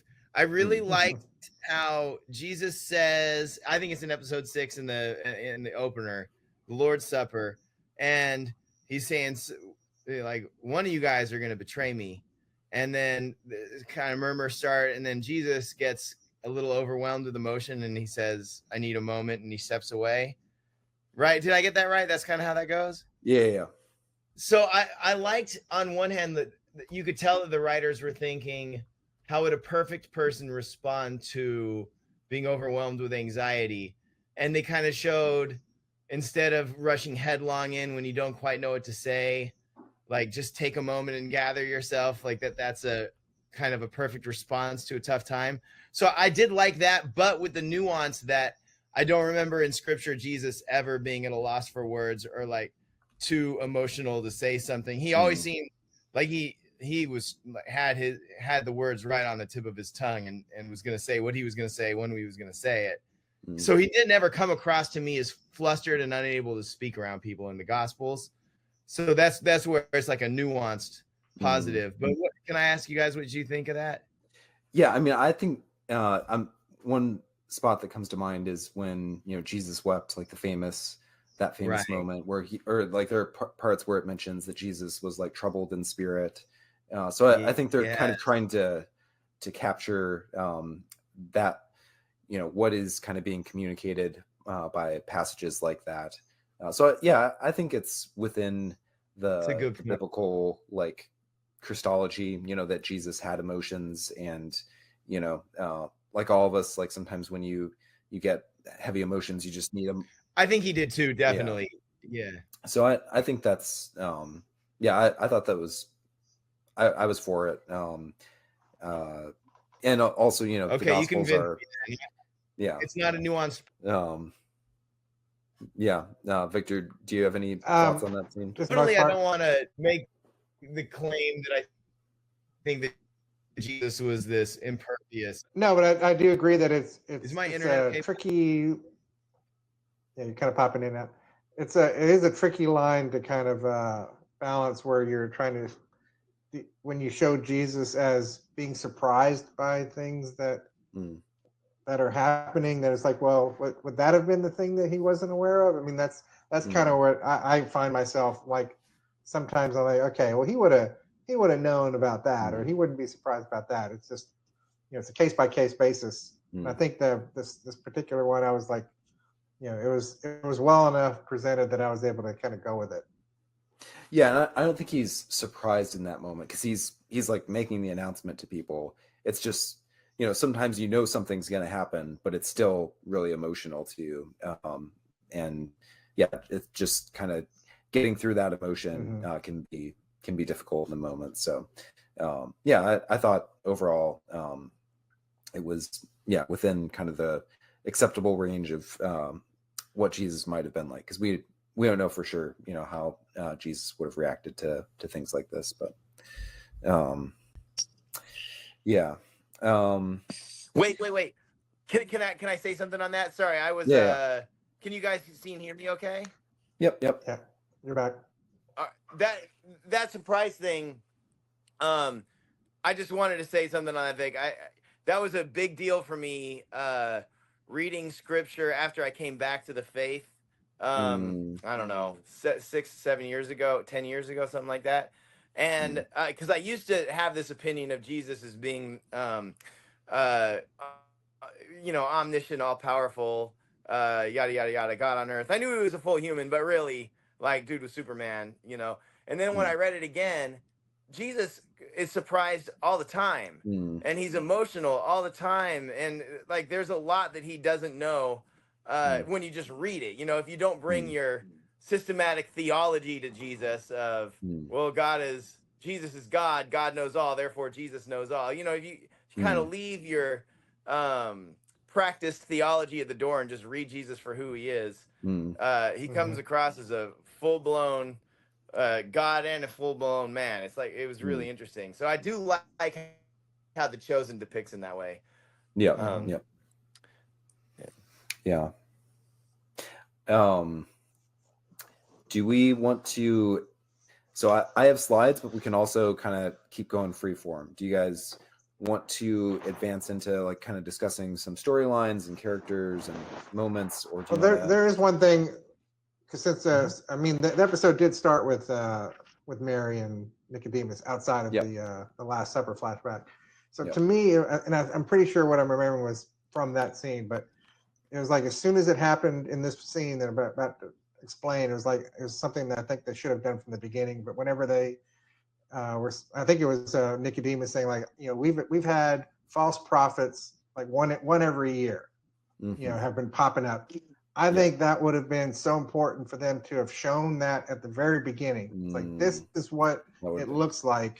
Oh, This is what you know the religious world is dealing with, is that Jesus is not like the first one to come along to say these things, that these guys are always out there, and you know there's a reason why there's a negative about anyone that's coming from them. And I feel that like even if it had been like a made up example of one of these guys, and to show what it is and what the danger is that all the religious groups are worrying about, then I think that would have just easily made it the rest of you wouldn't have even had to spend any time with all of the various factions and the stuff. It's like we get it. It's like these guys are the people that are trying to hold them off. And as soon as I saw them doing that in that scene, I'm like, okay, that feels like it makes so much sense. And I wish we would have had that from the beginning, because that would have just smoothed it all of this stuff out with the various religious groups. Beginning of the show. Yeah, from the beginning of the show. If we'd have had that,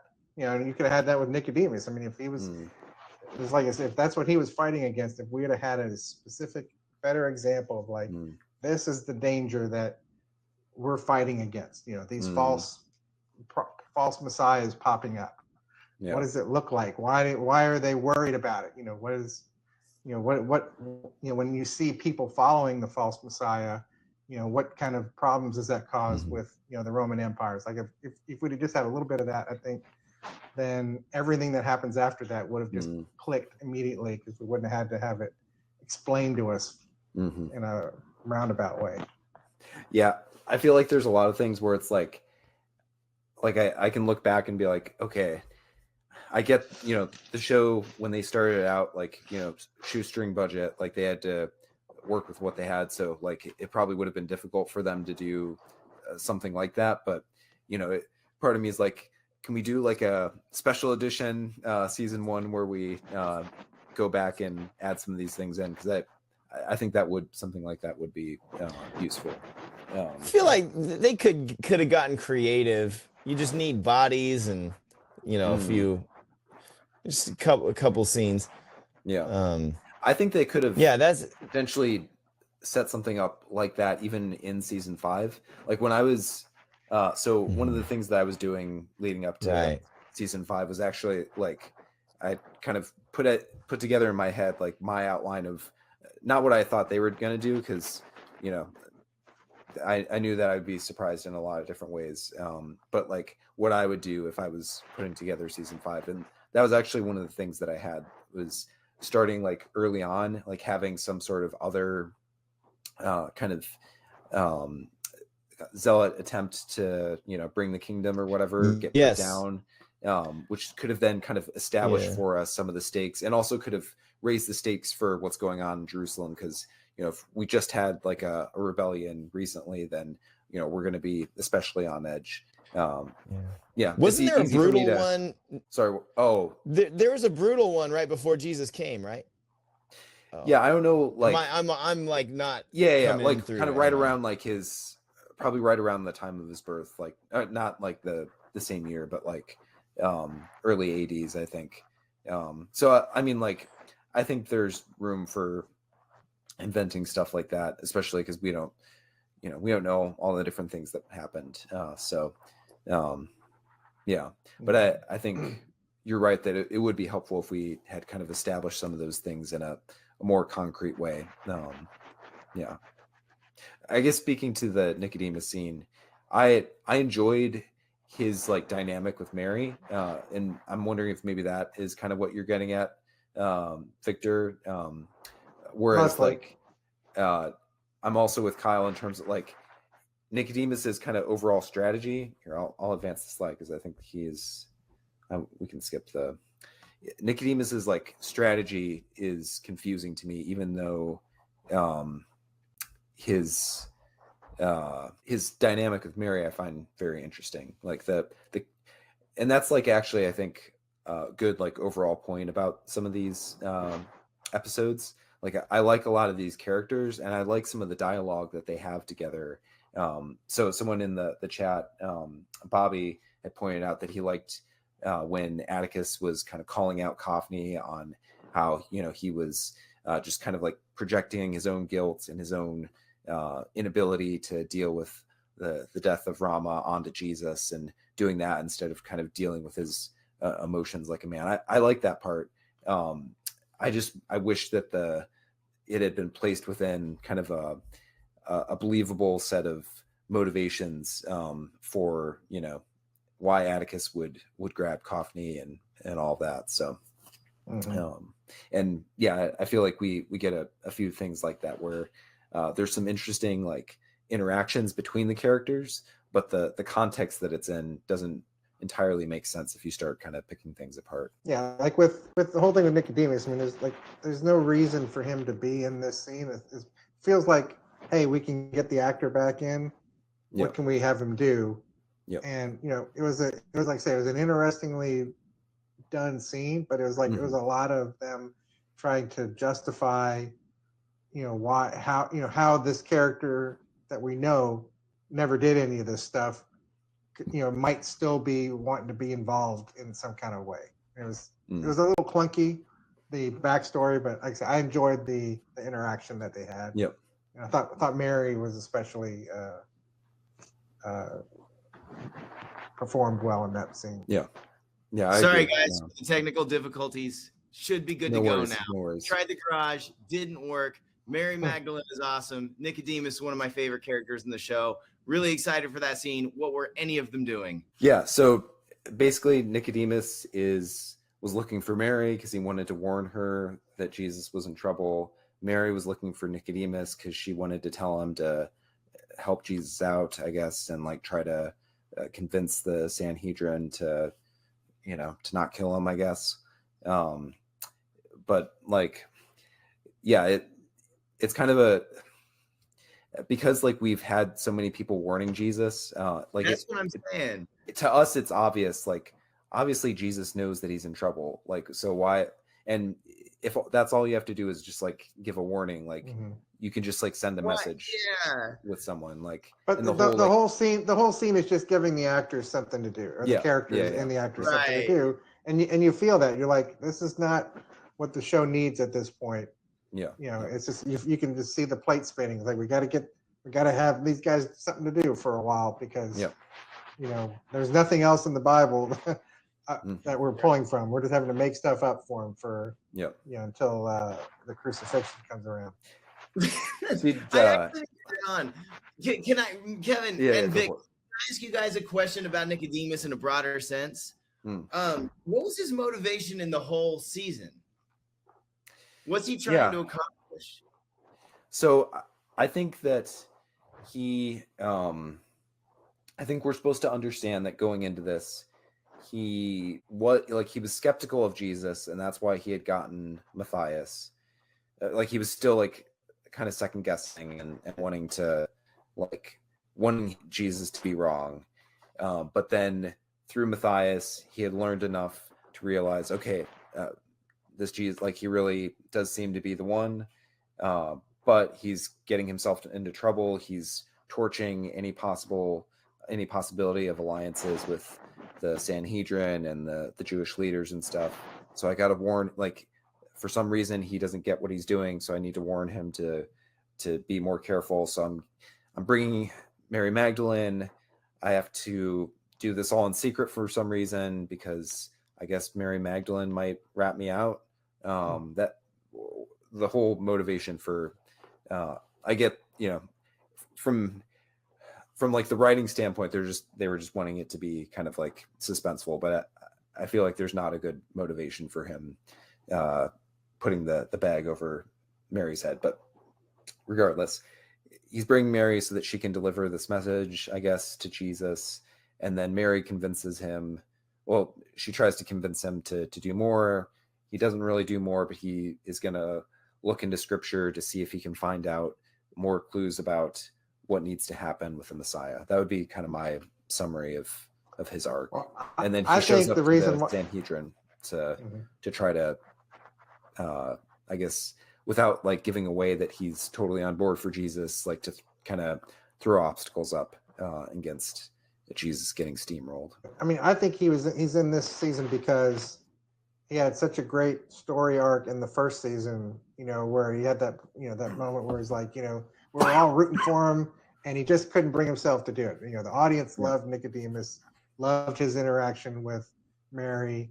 And, you know, it's a obvious, not obvious, it's a logical wanting to extend that and like, hey, let's bring that back. Let's bring this character back that everybody loved and maybe just explore that a little bit. And it's like when you left him, he was like indecisive, you know, it's like, you know, there's nothing that would let us think that he ever did come around, but you know, the show wants us to still maybe have that hope for him. And that's the dynamic we got. It's like, well, maybe, you know, there's still hope for him, or maybe he can cross that last little barrier that's holding him back.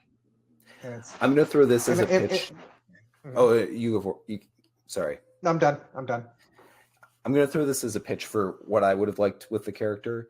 I would have liked for them to have picked up more of where he left off, where he is genuinely convinced. So like he doesn't need to really have someone reporting on Jesus because like he's already seen enough to be convinced of Jesus at the end of season 1. So I don't feel like he actually needed Matthias. Like I think that was like a little storyline that they did to kind of entice fans into speculating and stuff like that, which is fine, but I don't feel like it actually totally fit with where his character was left at season 1. I would have liked him to have been kind of like shuttered off from the world, kind of feeling defeated, like, you know, I let Jesus down, you know, I had this opportunity to follow him, but I missed out on it, and you know, feeling like kind of cowardly, and then like, you know, Mary kind of I still think Mary coming to him, I think that was a good call, but she could kind of like come to him where he's kind of like totally closed himself off from the world and like has to like get him back into the game and like get him involved in things or whatever. I mean, yeah, he should have been a character that we've been following the whole time. He was compelling enough character that it would have been great to follow him all the way through all the seasons. I mean, hindsight 2020, but I'm not going that far back, but yeah, it would be nice if we had gotten him more. But I get like it. I think most likely there are probably actor issues with, you know, getting Eric Avari and stuff, which I get. Like he's, yeah. What are you gonna say? I think that the thing that was confusing to me about his motivation in this season was if he's people do weird stuff. There's no explaining behavior. So I'm not saying it's unrealistic necessarily, but if he is this studied Sanhedrin higher up dude, Pharisee, you know, and he really believes Jesus is the Messiah, like the Messiah, the Savior of Israel. It's just odd to me that his choice would be these like back channel political games, you know, like why not just, oh shoot, all right, where's Jesus? I'm going, you know, I'm with you. Like what, you know, it's just, you kind of have to explain that. Yeah. Oh, yeah. Sorry. Yeah, no, I agree. Like if I feel like they either, but I mean, they could have like leaned into him kind of having this cowardice, which is what they had at the end of season 1. but it here in this season, like he isn't necessarily like cowardly. He's like actively trying to do things.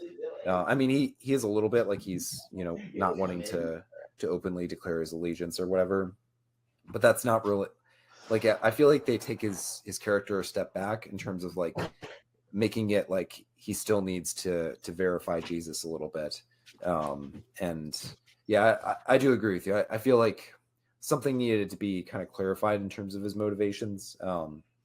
I like that the character's back, but yeah, there could have been like a little bit more clarity to his arc. Yeah, and yeah, I like that Mary found him. Some of the callbacks to season 1 between them were cool. I like that Mary got like that little moment. I feel like there could have been more done with this, where she sees the soldier and she, you know, for a moment is kind of having a trauma reaction again, but then she like holds on to that verse that she just heard while she was interacting with Nicodemus. I thought that was pretty well done. Yeah, like I said, if anything, like I feel like her role in the season could have been expanded a little bit more if they had found, like, you know, made it more difficult for her to try to get Nicodemus in the game, and like, I don't know. Yeah. Yeah, I mean, it would have been a way more interesting thing is if she saw him and then pursued him to try to get him to join them. Yeah. Yeah, that could have been a more interesting than him resisting her, you know, logical to him. You know, he's the Messiah. What are you missing? Yeah. Because she knows a lot more now than she did the last time she saw him. She had no clue what was going on the first time. Yeah. So it'd have been fun to see that reverse dynamic. Okay, we already talked on Judas. Anything else on Judas's? Yeah. No, go ahead. Oh, or did you have more on Nicodemus? No, I wasn't more on Nicodemus. I was going to talk more about just the Last Supper. Yeah, go for it. I mean, if we were going to go into that, I know you we can had a slide to it. Yeah. It's just like, okay, basically it's like now that I've seen the whole season play out, I don't think it was a good idea how they laid it out. It's like if that was what they were going to be doing the whole time, then it didn't work. I mean, I felt it didn't land. It didn't land. That's right. Yeah. It's like, and I heard somebody say that there may possibly re-edit the Last Supper scenes together chronologically in one thing. And I think I'm sure they'll release something like that. If we see that, I think that it'll land like it's probably supposed to.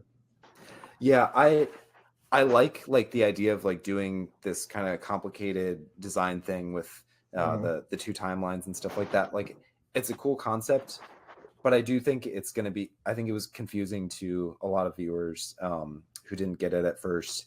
And I guess this is another kind of like big picture issue that that I'll bring up here in the context. It's interesting that I feel like The Chosen during this season, like there's been a lot of kind of like air game of like trying to get the word out, you know, doing these big, you know, Times Square advertisements and all this different stuff. So like trying to draw in, you know, a bigger audience for this season, while at the same time, I think that having these Last Supper scenes as the opening for each episode is not conducive to that. Not as much with these three. Like they were like a little more easily understood. Like the foot washing, like you get kind of the idea there. And but like especially I think some of the earlier episodes, like I'm not sure if that is like the best way to hook in your audience that doesn't know these characters, that hasn't kind of is not as familiar with some of this content, and then kind of having this whole complicated dual intersecting timelines, I think it's a lift for the average audience goer. Like it's kind of like it's a cool little nugget for nerds like me that like to like be like, oh, cool, this is like Memento and whatever. But yeah, is that kind of what you're getting at, Victor? Like that it feels like... it's like it just it's a clever kind of trick, and it reminded me of the show that did this correctly, which was Lost. Lost would have like their little, not so much just an opening thing, but it was like a flashback sequence or a flashback template they would have for each episode, and all the stuff that was happening in the rest of the episode was tied to that flashback. And to me, it didn't feel like all the rest of the episode was tied to the scene, the clip, the part that we got in the Last Supper. It felt like if we should have seen that, and then the rest of it is kind of a exploration directly on whatever they were going for in that scene. And to me, it just felt like, here's a scene, and now we're going to do the rest of the episode. And then the next episode, here's a scene, now here's the rest of the episode. And it's like a disconnect of, like, okay, that was neat, but I was looking for direct connections, and it never really came. I'm sure there's a lot of thematic connections, but it wasn't obvious as watching it straight through. Yeah, I definitely do think, like, so I've tried to highlight some of those like thematic connections in some of my analysis of the different episodes, and I think they're there, but I definitely agree with you that in most of the episodes it's not like on point. And we're not saying that like it has to be like super explicit, but you have to like really like kind of squint at it sometimes to see some of those connections. Like the only episode where it's like, we've got the Dayenu at the start of the episode, and it comes back at the end. Like there, it's like, okay, I see how those things connect together.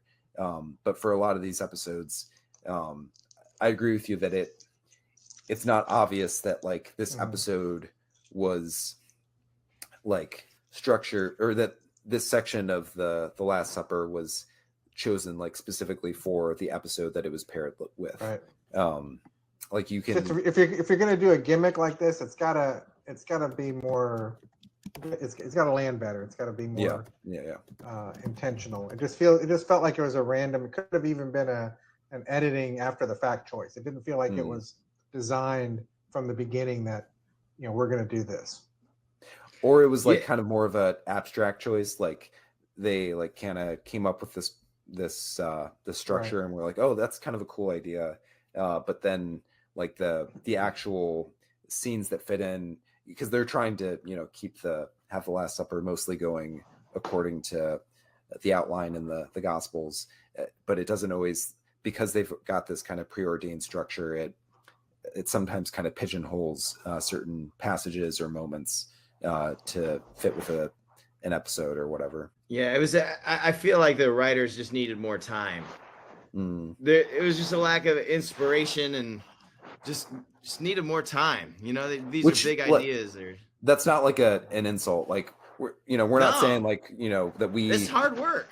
Yeah, and this is hard work. Is like like adapting a story like this. Like some people are like, oh, like you've already got the content, but it's actually not easier, because you're having to like really work hard to find like narrative lines and try to how much can we stretch things, like it's really hard to piece these different things together. So I don't want to speak for everybody else, but I do feel confident in saying that I think a lot of any problem that we may have with the show is that when we get to important things that we really want to hit, they're not landing.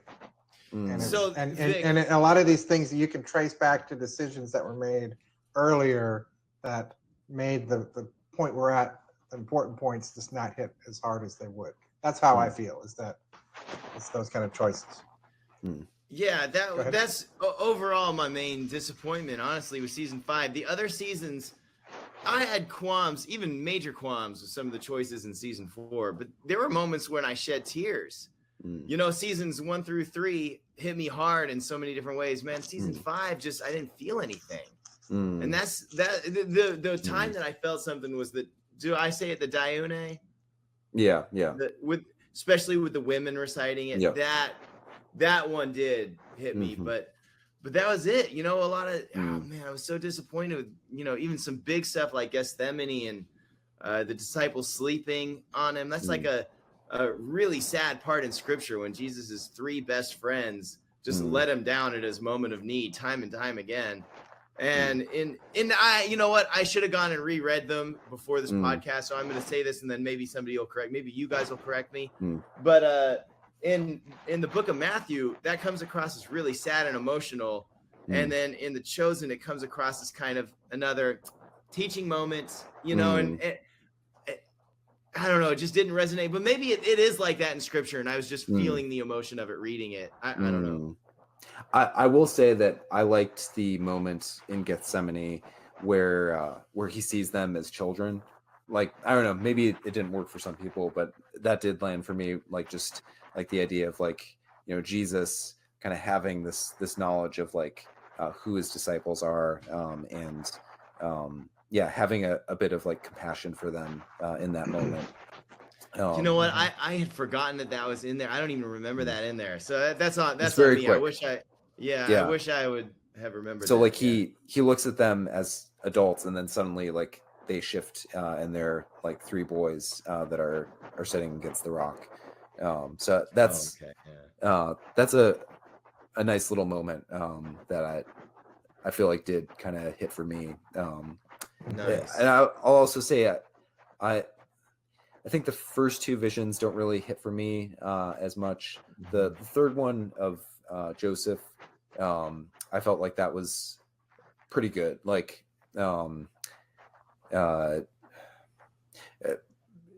we can talk Gethsemane now. We don't have to keep doing things in order. My issue with Gethsemane is that I feel like it began to feel like a little repetitive, right? In terms of, like, which it is, like, in the biblical text, but, like, part of what The Chosen excels at is kind of trying to draw out potential, you know, dynamics that could have been there, but, you know, aren't made explicit. So I would have liked, like, a little bit more sense of, like, not just like, okay, we're going to do this one cycle where Jesus is worried about what's ahead, but then he finally comes to the point of saying, not my will, but yours be done. And then again, like, he's stressed and anxious about it, but he comes to that point of not my will, but yours be done. And like, where it just kind of feels like he's doing that same thing. I like kind of the Rumi's performance, but, like, I feel like they could have had it, you know, either, like, you know, he's dealing with, like, so one of the ideas that I pitched on my blog was, you know, maybe they could have, like, found a way to weave in, you know, the devil's temptations from the wilderness, because he does 3 temptations in the wilderness, and that could be, you know, a way of them it not just kind of feeling like the same thing over and over.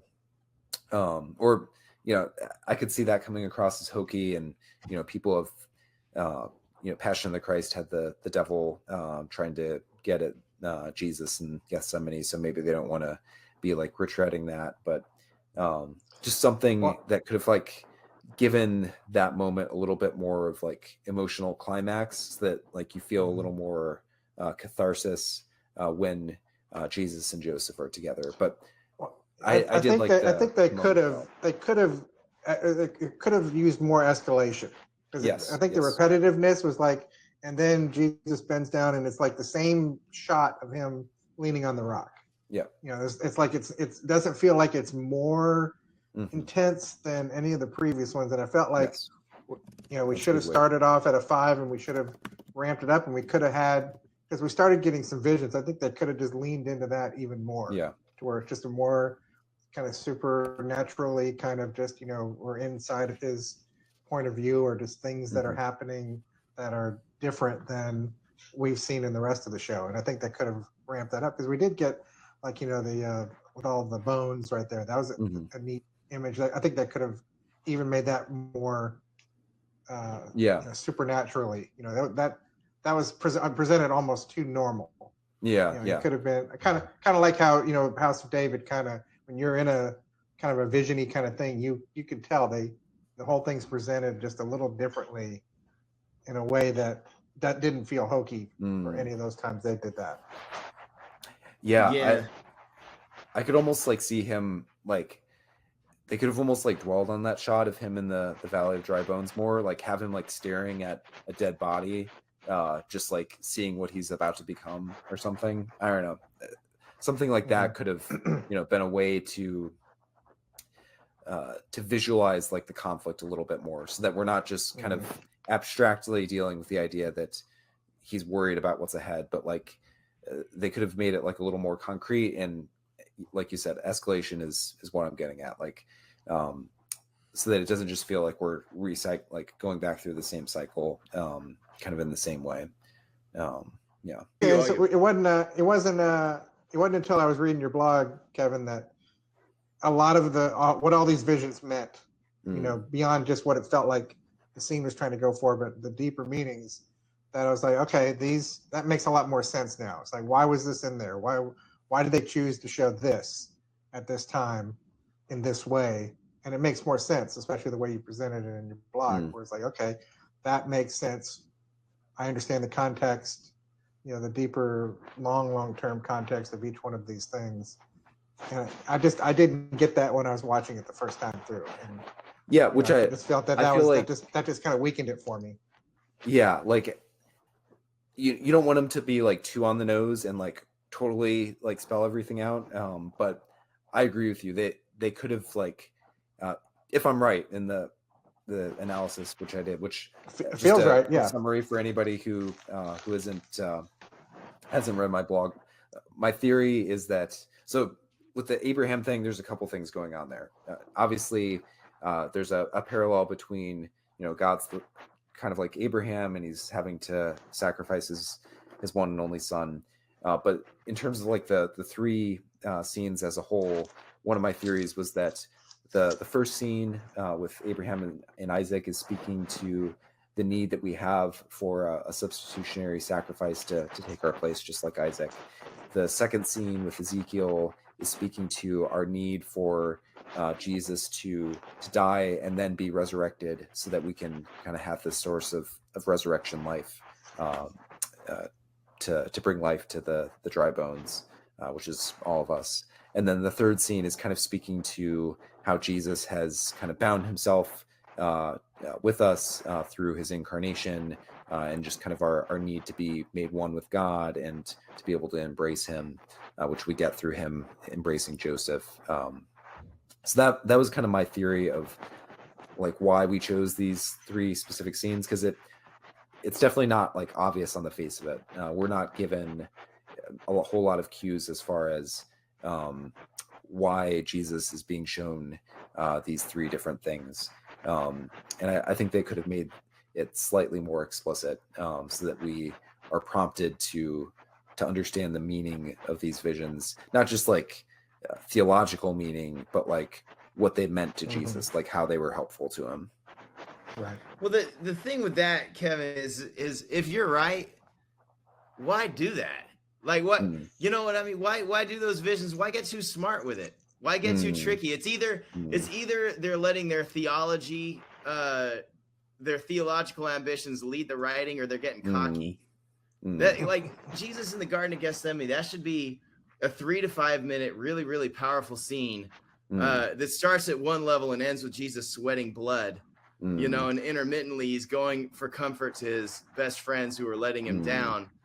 And the way that it transpires is this like 40-minute sequence where he gets really worked up, calms down, really worked up, calms down. Really, it's like awkward to watch. I didn't, if you don't know the story, you don't really know what's gotten into him. I wouldn't have done the visions. I wouldn't have had Jesus seeing visions throughout the whole season. That's a personal choice. I didn't understand why they went with that choice to have Jesus seeing visions. It was a little weird to me, but hey, you do your thing.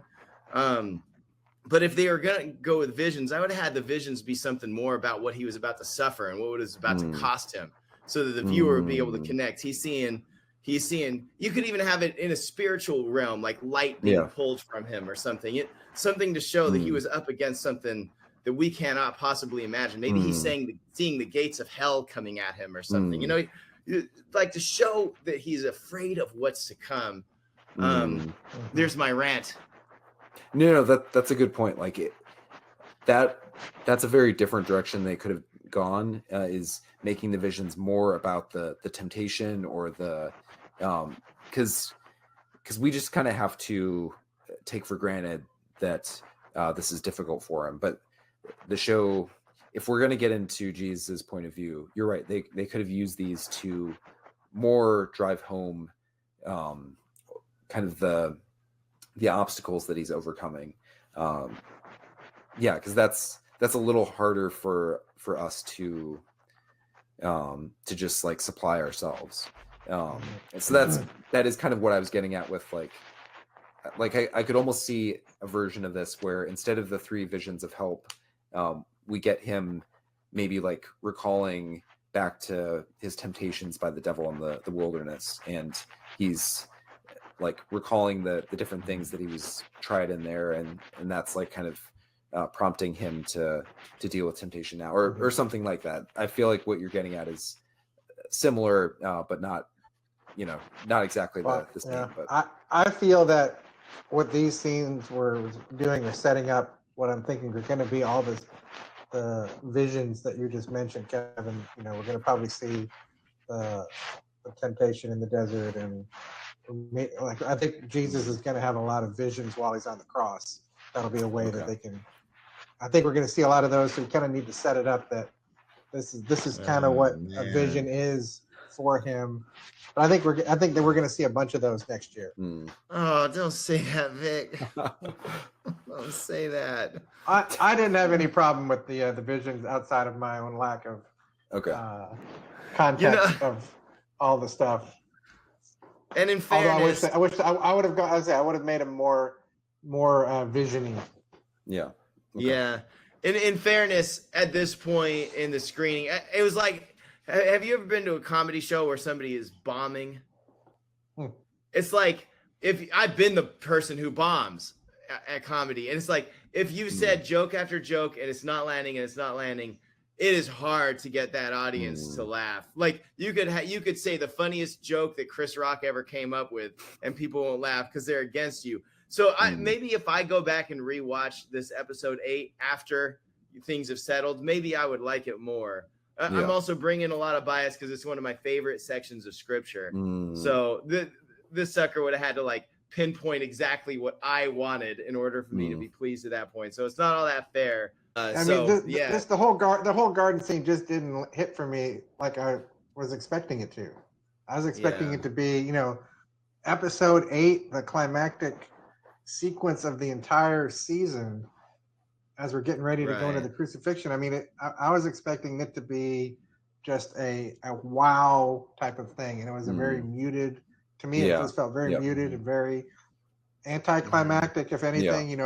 Like the scenes where we see the disciples sleeping are presented as funny, which on the surface, it's funny. They can't stay awake, but is that the right moment in that particular sequence? Is that, like I say, that should have come across as incredibly sad and disappointing, not as in you guys, boy.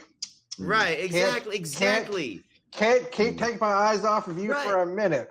This is like the most vulnerable Jesus is ever gonna be. This, it should have been heart wrenching, and we should have seen like that these guys are Jesus's best friends. That I feel I wish that had been established earlier in seasons, that it was those 3. They were always. What was it like that? I don't recall it, but I could be wrong. Was it established like that? They have some like stuff early on, especially starting in season 2, where they start to establish like John especially and Peter. But I feel like maybe they could have gone like a step further. See, I as we got to that point, I had to remind myself, John's the disciple Jesus loved. I don't feel the show has established that he is like right there. I mean, you kind of get that with Peter. Peter's the only one that feels like he's kind of at the level that we expect him to be at on the on the buddy list. John, I was like, and then James is brought there. I'm like, oh, I guess he's coming too. Okay, it just but it it's just not. didn't It feel doesn't like he feel was. like. It doesn't feel like these are the 3 guys. No, I would feel like the three guys would have been Peter, Matthew, and Mary, maybe. Right. Yeah. Based on the show. Yeah. Based on the show. But again, that's kind of what, like, just in general, this show should have been John, Peter, and James were the three main disciples, and everybody else gets like that. I mean, because that's where it feels like it needs to lead to. You know, if we know that these three are the guys that hold this kind of place, then you know, I just felt like we got to that point, and I'm not feeling like, oh, these are the guys that, of course, these are the guys that need to be with him. I know, and it almost felt like he was just randomly picking. Exactly. I think they've done more with John, like even this season, like, you know, they had that they've had some one-on-ones between him and Jesus. Like, I feel like John, they've at least like tried to justify a little bit more. James, I definitely agree, has felt like a little more like, oh, I guess, you know, he's the third one. We just make an even. He's there too. Yeah. You know, exactly. You know what would have solved this, and I will only because I've been dragging this on more than the Sanhedrin is dragging on what to do with this Jesus of Nazareth. But a lot of this problem would have been solved with the transfiguration. That's all I'm having to say on it. Let's move on. Yeah. Okay. One other thing, thought that just occurred to me. If they didn't want to do visions, another thing that they could have done to convey, like, this could have helped with like escalation. It could have helped with us getting into Jesus's mindset. They could have been intercutting between like the disciples on the outside of the garden, like talking and like discussing amongst themselves, like, this is what this moment means, or like, I don't know, like have some people who are like talking out, like, oh, this is what, you know, what he must be thinking. This is what, so that like, even though we can't see into Jesus's head, we're at least like reminded of like, oh, this is what like what he must be struggling with. And then we see him, you know, we come back to him, you know, praying. And I wonder if that would have been another way to try to like it may have been a better way to, if they wanted to do the flashbacks, you could have done it during this sequence where you cut back to each one of them, and then they have something that ties in with, you know, what they're experiencing that moment, because that's a lot. It's like the moments that we flash back to in episode 7 were kind of like pointless moments. The thing dropped. I mean, he saw some blood and it made him think about something, but like the thing that he was actually doing had no meaning. It was just something to do we want to spend a little time on the flashbacks? I mean, we've all hinted that we aren't pleased with them. Because I've talked to people that like them, and so what about the flashbacks did you guys feel like was not effective? You could cut out the entire episode and you don't miss anything. You don't lose any information. We needed to give them something to do. It was a pointless episode, unfortunately. Yeah. Which is particularly like problematic in the second to last episode, because normally like in a TV season, like you really want that 7th episode to like be like setting up like the conflict, so we're like, oh no, like what's gonna happen, like, oh, I gotta get, you know, I gotta binge through and finish episode 8, but instead, like, we got this kind of long sequence of like interesting biographical information. Sometimes some of it wasn't as interesting. Some of like I liked some of the memories, like I liked little James's or at least like, and even the ones that we did get like felt like they were a little too stretched out. The ones that were more interesting, some of them like felt like retreads, like Matthew's, where like we've already kind of got all those beats between the two of them. We didn't really need to go back over that. I love Gaius, and you know, this was kind of their way of getting him into the season, but the actual scene didn't advance the character. A lot of it's just the place that it came in episode 7 when everything's ramping up. The momentum of the show is going in an entirely different direction, and then everything gets slowed down. I mean, this would have been like episode 2. or episode 5 of last season, it would have felt like, oh yeah, that's the right place for this kind of episode to land. Not But you know, they just right before I the think Garden of Gethsemane. I think they should have just released those flashbacks as special features on YouTube. Yeah. That's a good point. Yeah, because for people who like want to, you know, feel like more connected to the characters, then you can have these scenes as special features, deleted scenes, but or its own little mini movie. I mean, they've done that with all kinds of other stuff, and those feel great because if you go into it, you know what you're getting.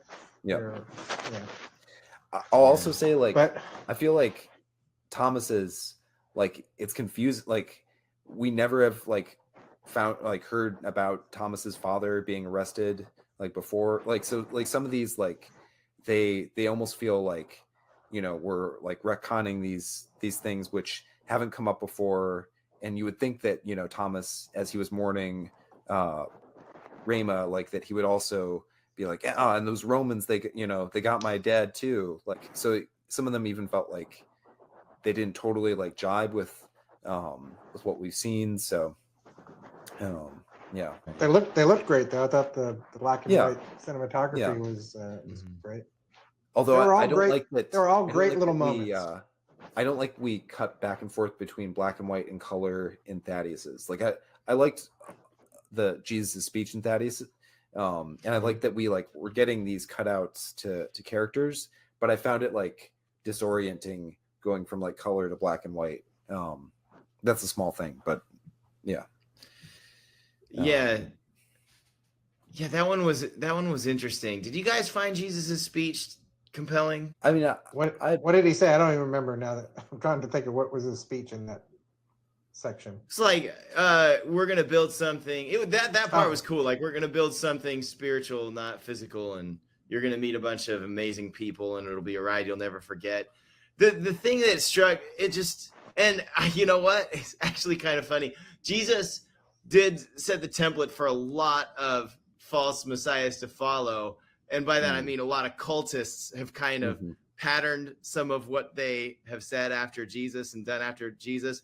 But hearing Jesus say that, it did feel a little bit like a cult leader trying to wrap somebody up into their cult. Which is, I was wondering if it came across that way to you guys. I wasn't bothered in that regard. I mean, I can see what you're saying, but like, you can, in a way, you can do that to a lot of Jesus's words. Like, if you're, you can, you know, but I just think it was for me not the place, or like that.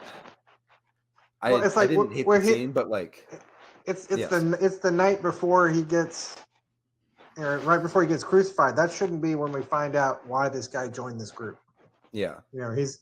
Yeah. I mean, it's like that whole sequence should have been something, you know, we had earlier. It's like, I get it. It's a neat scene, but it just doesn't, this wasn't the spot for it at this point in the show. Yeah, I wonder what drove the decision to have this episode be like this. You know, with the writers and with Dallas and everything, I'd be curious what drove the creative decision. They've got 8 episodes to fill, and you're a creative person, and you're like, hey, how can we, instead of just having people just stand around talking, how can we do this interesting? What if we do a whole bunch of flashbacks? Hey, that's a neat idea. I mean, I can see you know, you've got 50, this is like 56 episodes they've done at this point. You're gonna want to do some creative, out of the box type of things in here. And that, I think that was just their, you know, when are we gonna do a flashback episode? We need to do one. Let's do one here when, you know, right before it gets all, you know, everything kind of goes south. You know, this is their last moment of like, you know, I can see why they wanted to do it. It just didn't feel like this was the spot for it in practice. And seeing it I don't want to like get too caught into like creating our own fiction of like, kind of, because we can't, you know, maybe at some point, if Dallas, I hope you don't hate me after we've been. No, it'll be me. Don't worry, Kevin. You've been great. Well, no, he likes you. Dallas, Kevin told me to say all this stuff. I actually had no criticism, but Kevin didn't want to look bad, so he had me say it. But okay, so yeah, I don't want to like, you know, create fiction. Maybe sometime down the road, we'll find out. But like, in terms of like what, like, so this isn't so much like trying to imagine what led them to it, but in terms of like the function, I feel like they're trying to do, like, you get this sometimes in movies where, you know, before that big moment, the character like has some sort of like important flashback, and it like gives them like kind of this like insight that is like important, that like kind of either like, you know, pushes them through the big moment or causes them to like change something. And like you know you know, sometimes in like the different like screenwriting books, they talk about, you know, having this like moment where people like dig down deep or like extract the shard of glass from, you know, their inner wounds and stuff. So I wonder if like it's like trying to function like that, except the problem is that it doesn't have any connection to where the characters have really been this season, and it doesn't really have any effect on their trajectory for the remainder of the season. So it just kind of, like you guys said, like it feels like it could be completely deleted without actually affecting the story at all. Do you guys buy that as like how it functions, or how it's I trying to 100% function? think that's what they were wanting it to do. Yeah, I do believe yeah. that. It's like this is going to be the moment that we each get to see one last time through each of their perspectives, kind of where they are, where they came from, you know, what's next for them. And I just, like I said, I just don't think it landed correctly. You know, it could have just been, a lot of it is that that's not what we wanted to see at that point in the show. You know, we were tired from having sat through, you know, all these episodes, and now it's like we just want to get on with it, and it wasn't giving us that. Yep. And it's just, a lot of it's just the, you know, just you're adapting something that has a very, especially this part of the Bible, has a very specific sequence of events. Yes. And that this was always going to be the most difficult part to meld in with what looks like a typical TV show.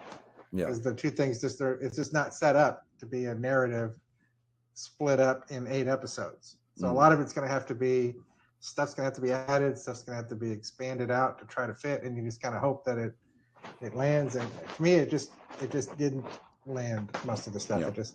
It could have been like 5 episodes, and I think we would have gotten rid of a lot of the stuff that felt like it was making the rest of it drag. Yeah. I still like my outline, which I had like when I was imagining season 5, which is Jesus walks in or comes into Jerusalem in episode 1. Jesus leaves Jerusalem in episode 8 on his way to the cross. And then we, you know, so there's like a bit of symmetry there. I guess there's like a little bit of like, he is kind of leaving Jerusalem to the garden, but I agree with you that this period and this content is like very difficult. The biblical passages themselves are like very teaching heavy, which doesn't easily lend itself to narrative. And in a lot of ways, like it's like a tragedy, not in terms of like, you know, obviously we believe Jesus's death is good news or whatever, but tragic in terms of like, in a lot of like tragedies, there's this sense of like inevitability, and so, you know, characters are trying to like fight against. But I could have actually seen, I would have liked characters to have like been trying to like fight more, basically, trying to not just argue about, you know, what's happening or worry about what's happening, but like taking more like kind of decisive actions, even if they ended up failing. I feel like that's like one way they could have reshaped the structure of the season. Like you could have given some characters like some concrete plans of like how they're gonna try to forestall what they see as like this opposition to Jesus, and then right when they like things are looking like their plans are going to go good, but then everything falls apart, you know, right at the end. And that's kind of the part of the climax. I don't know, that would be like one of my theories of like how they could have still like done this general same period, but given it a little bit more kind of drama, a little bit more narrative flow. I just want to reiterate, like, the history of adapting stories to TV. This is the difficulty level of a 10. Yes. You know, this is like, if not more difficult than like what Game of Thrones did, of having to have, you know, 500 characters and a storyline that a lot of people knew very well and were very, holding the creators to being faithful to the story. And it's like I still have to, in spite of all the problems, I have to still hand it to them that they're juggling Yes. 15, 20, 30 characters sometimes, and they're giving them something to do. That's, it doesn't always land, but at least, I like all of the characters still. I'm hoping that all of the stuff that we've had, even the stuff that hasn't worked as well, is going to all come together in the next 2 seasons, so that that stuff really lands. That's the stuff that's got to hit. Yeah. Right. Kyle, do you have any? I feel like we're kind of at a pretty good point. Do you have any kind of final thoughts about the season? I would kind of like to. Oh, spoiler alert! Like a different. This isn't actually from season 6. This is. I think this might be from season 2 when they had the guy getting crucified, or maybe it was. Oh yeah. Could be from season 3. Is it 3 when Pilate has someone crucified? Yeah, it's from like the Chosen's page like a while back, so it's not from season 6, I don't think. I would like at some point, if you guys are game, to do like I've referenced like how I kind of played out in my head what I would have done if I was doing season 5, and I find that much more interesting than like trying to like find spoilers or trying to like pick apart, because like then you're getting to use your own creativity and imagine a potential version of what's ahead. So at some point, I might like to talk with you guys about like what you think the show can do, given the parameters of what they're setting out to do. Just taking for granted we're doing an entire season on the crucifixion and not trying to change that, how you would go about doing it. Because I have some ideas kind of related to some previous conversations that me and Victor have had on like what they could do. And I think there is some interesting things which I'm hoping will bring the show back in the direction of kind of really leaning into the point of view of specific characters, specific disciples, as opposed to allowing kind of just events to dictate things a little too much, and having your characters kind of feel like they're just kind of along for the ride. Because I think that was one of the major issues. We've got some comments. Neck says he wished that they had let episodes 1 and 2 breathe a little more and stretch them out over another episode, and just scrap the flashback. I could potentially see that. I feel a little like what happened to Leander and the Gentiles. I mean, they weren't like the most interesting characters, but like I feel like there was more room for stuff they could have done with the stuff that was happening in episodes 1 and 2. So I'm with you there. That would have been more interesting. Darren says he's worrying about how they're going to do season 6. I think there are things that they could do. I'm just gonna lay that out there. I've got a theory for what they could do with season 6 that I think would be pretty interesting and a unique way to do it. Project Mayhem is nervous to finally see this season on Prime. Yeah, don't let us like overly like bias you. Like I hope you can just enjoy it. There are definitely things that are great here in this season. So it's easier for us to talk about the things that we would have done differently, because that, as humans, I feel like that's just like easier to it's easier to describe and find language for, like, this is what they did and this is what I would have done differently, versus like, just praising like, oh, this is so amazing, this one thing that they did. So there is good stuff. I hope that we aren't biasing you, and different people are reacting to it differently.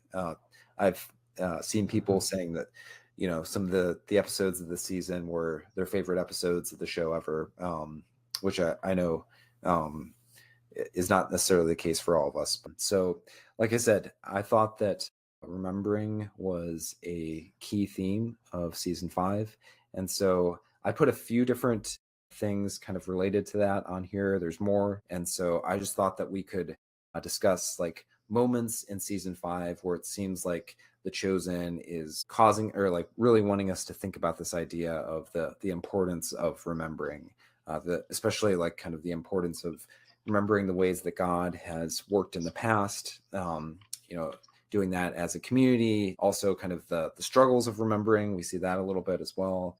Although primarily remembering, I think, is a good thing in season 5. So the biggest thing, of course, is going to be with the Last Supper. That works on with remembering in a couple of different dimensions. So the Last Supper was a Passover meal, right?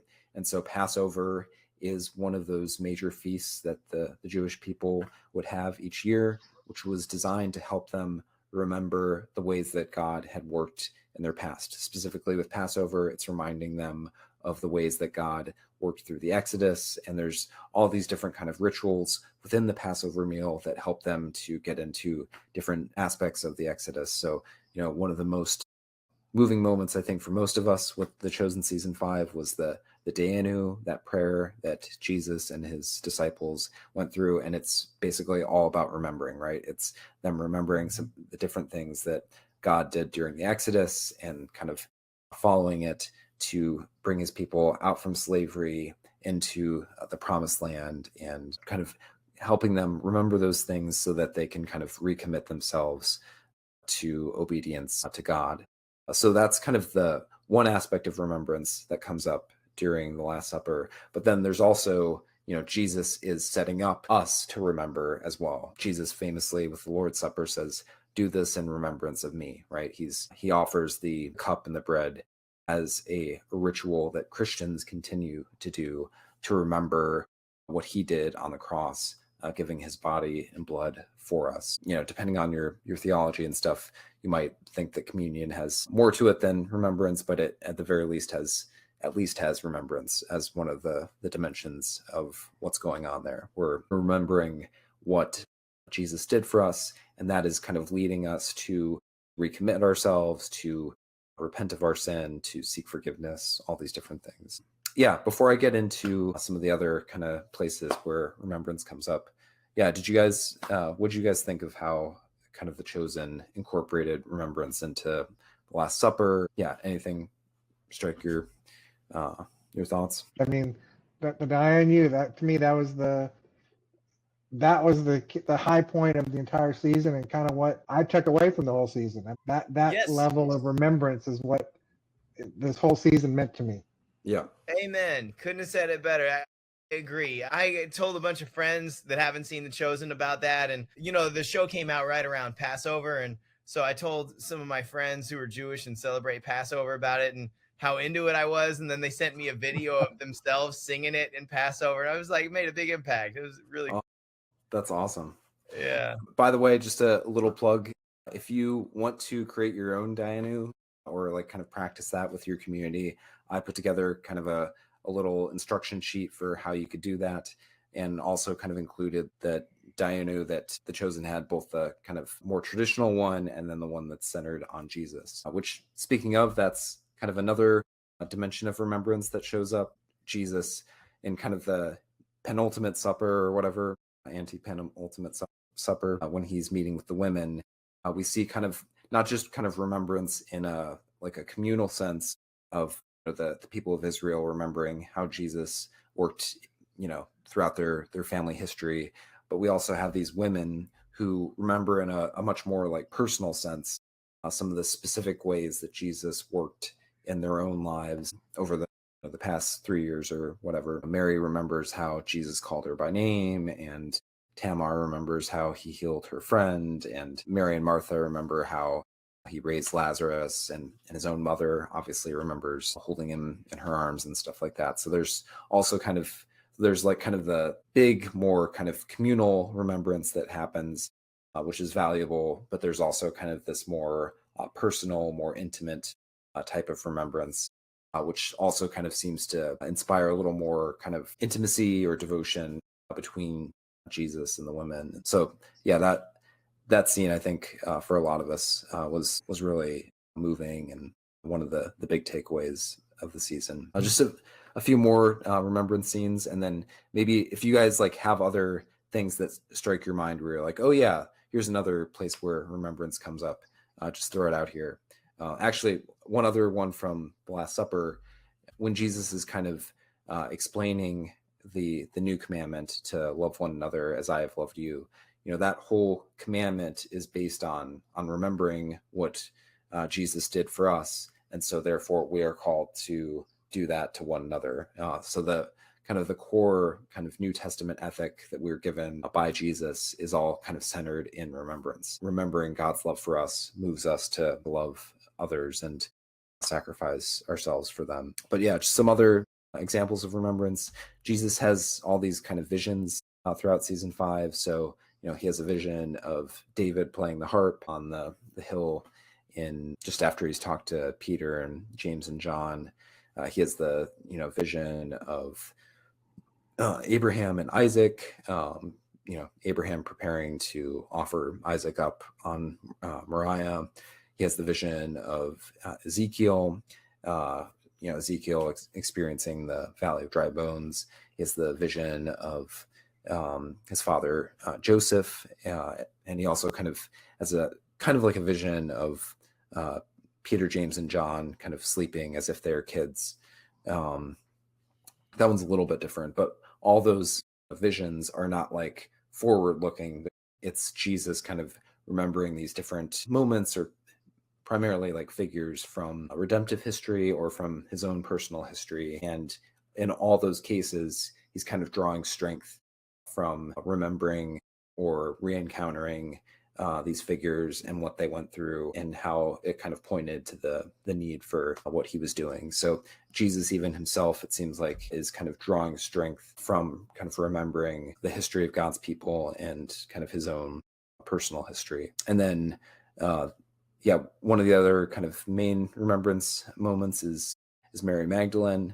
So season 5 kind of reminds us of where she started, how she was possessed by a demon, but then Jesus kind of completely transformed her life. So there's kind of some interaction with that where, Shmuel is trying to demean her as like the woman from the Red Quarter. And she's like, that's not me. Like, I got redeemed by Jesus. I don't belong to a demon. I'm possessed by the creator of the universe. And that clinging on to that reminder of who she is really central to her, especially she at one point encounters a Roman soldier and has to kind of remind herself of scripture and remind herself of how the light has come for her.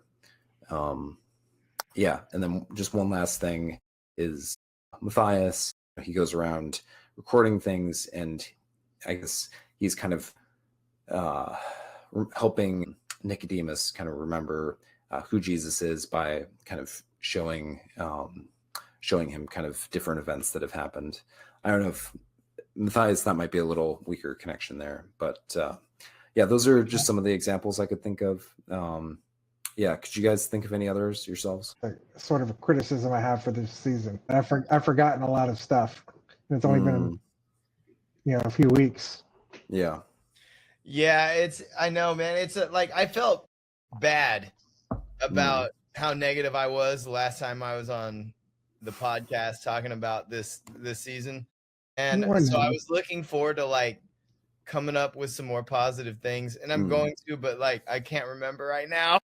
That's okay. It's hard, like when I'm you just are on the ball, Kevin. That's it. Yeah, you've got the full list there. I mean, hey, I'm not gonna be able to add to what you've very thoroughly researched and exactly. Can I offer an island in all of this excellent information? Just a real quick game to play with you guys. It has nothing to do with anything. Just kind of reset the clock. Yeah. I've just been thinking of this. Okay, the game bench, start, cut. Okay, season 1, season 2, season 3, bench, start, cut. Sorry, this is a total aside. I'm just curious what you guys think. 1, 2, and 3. Sorry, I'm not saying that as my order, so I'm just saying it out loud. So bench one of them, start one of them, and cut one of them. Yeah. A start one, which this I have to make a distinction. So I'm talking seasons in general. Within the season, some of my favorite episodes are in season 2, but I don't feel like season 2 like coheres very well as a season, whereas I feel like season 1 is like the most cohesive season as a whole, at least of the early, like the first 3 seasons. Even though like, yeah, I mean, and it's got a couple of very good episodes as well. But See, I so thought 2 and 3 were where the show hit its stride, mm, where it was like hitting on more cylinders than missing. 1 was, you could tell it was trying to figure out what it kind of Yeah. show it was. Season 1 has the best episode, episode 3 of Yeah. all the episodes, but there's still a lot of like trying to figure out who the characters were and yeah, how to write for them and stuff. And you could tell it was like shot kind of over the course of a long stretch of time, when all in one big bundle. They were like they would get a little money, then they would shoot a little bit more, and yeah, kind of go along. You can kind of feel that a little bit. But 2 and 3, I thought they were like, okay, we know what we're doing. We know who these characters are. We know how the actors are going to say the lines, so we can tailor the dialogue to the actors even better. You know, we know what kind of storylines the fans like. So I thought those 2 seasons were the strongest for me. mm, 2, I would put 2, 3, and then 1 would be, if we have to cut one, I'd bench. be 1. So you'd start 2, bench 3, and cut 1. It's a tough one though. Yeah, if I have to, that would be the order for me. yeah. You're potentially talking me out of starting 1, but I would at least bench it. I really liked some aspects of 3. I might actually cut 3. Like, I don't know. It's hard. Like I like all 3 of those. Well, I'm kind of leaning with you, believe it or not, Kevin. I would start 2, bench 1, and cut 3. There was I loved all 3 seasons. Yeah. But there were just some things about season 3 that didn't hit as well for me. Yeah. I think I would go with that. Yeah. Okay, 30 seconds on these answers. Seasons 3, 4, and 5. I think start 5, bench, or no, sorry, start 4, bench 5, cut. Well, no. See, I would cut 5, to be honest. You would cut 5. Yeah. That's hard. I would start 3, bench 4, and cut 5. That would be my. Okay. Yeah. I might start 4, bench 3, and cut 5. Yeah. Thanks for playing my silly game. No, that's I just about that, and I wanted to ask you guys all day. yeah. No, that's a good question. I'm gonna want to think about that more though. Yeah, and it's hard. All of them are super fun to watch. Yeah. Good to have little interruptions between my vomiting of book reports that I've done for you guys here. Well, just going back to your overall theme of the episode, or of this episode, what we're talking about is like, you know, it's not necessarily what the season was about, but it's like if you look at the entirety of what Jesus is about, is he's here to help us, not help us, but to help for God to forget our sins that we have. So it's like it's all, you know, he's there to remember them, but also for us to be able to forget and not carry those with us to where we consider ourselves these horrible people. We've got Jesus in us, so all of his greatness applies to us. We're able to forget our own horribleness and go forward. Yeah, preach it. Yeah, it's hard to fathom, right? How God can forgive us our sins and throw them as far as the east is from the west, but still know that we committed them. Like, can you imagine as a human being forgiving somebody like that while knowing what they did? Pretty. So speaking of forgetting, I think primarily is in like a negative correspondence in season 5, even though you guys are right, like sometimes in the Bible forgetting is like a good thing, you know, God forgetting our sins and stuff like that. But at least kind of when I was thinking of it in season 5, I feel like it's more of like, you know, Judas, you know, he's seen all this stuff, but he apparently is forgetting what Jesus is about, what Jesus called him to, and, you know, he's going and kind of pursuing his own vision instead of kind of remembering what he dedicated himself to, you know, what he promised to Jesus. It's, you know, him kind of forgetting his identity and what he's seen. And I feel like with Shmuel, it's even kind of more pronounced that like we can definitely like tell that Shmuel is kind of wrestling inside and almost like trying to forget what he has encountered himself with Jesus. I really like that season 4 had him go on this arc of like for a little bit like starting to like question and almost getting there, and then having that moment with Mary praying to Jesus and stuff where he just can't take it, and then him like forcing all that down in a way that it seems like he's protesting too much. He's like now like just being even more kind of opposed to Jesus, because it seems like he's like trying to force himself to forget that brief kind of consideration that he was starting to give to Jesus in the movement. And then I feel like Kaufman is the other major one who we're like forgetting or remembering also comes up a bit, because like Kaufman, this really comes up especially when Atticus is kind of like digging into Kaufman when he has him imprisoned, and he's basically like pulling apart some of the lies that Kaufman is telling himself about how like Jesus killed his daughter and seduced her, and Atticus is like, did he like literally kill her? And Kaufman is forced to be like, no. And so you can tell that like Kaufman has kind of been, he's forgotten as a result of himself. Like he's trying to construct like an alternate narrative that will help him kind of deal with some of his grief and some of his frustration at himself, potentially like some sense of guilt or shame that he feels as a father for letting his daughter go. And yeah, so I don't know if, with the forgetting, I don't know if it's quite as like unified as the remembering. It seems like there's kind of a more like kind of consistent theme of looking back on the ways that God has worked in your life, either in your own life or in kind of the life of your community. Whereas forgetting, I just kind of like see it as maybe tied to kind of often kind of like ignoring what God has done because you want to either kind of pursue your own narrow vision, or because you don't want like to have to open yourself up to the difficult thing that God is asking you to do, or I don't know. Well, that's why something like the Dayenu is so important, is because it forces you to acknowledge the things that God has done for you, where it's easy to just kind of gloss over a lot of the stuff, or just kind of forget or ignore the things, or just kind of move on from things, to where I think that's just something we need to do, is constantly re-acknowledge it to where it's always top of mind.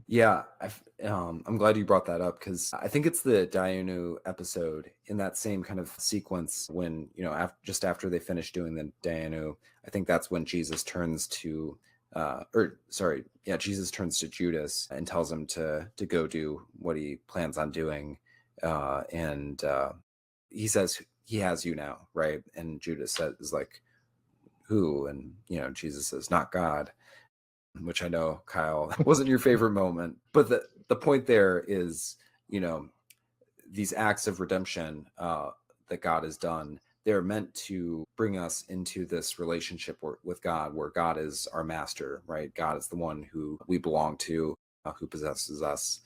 And Mary has remembered that, and she's held on to that even in the midst of the difficulties that she's going through. But Judas seems to have forgotten that. He's forgotten who he belongs to, which he did sit through the Dayenu ritual or whatever. So merely doing the ritual isn't quite enough. But if you aren't kind of internally internalizing those truths, then you can start to think that you belong to yourself, which once you start to think that you belong to yourself, you ultimately end up belonging to the evil one, to Satan. So I don't have anything else on that theme unless you guys do. And then foreseeing is kind of also related to these two.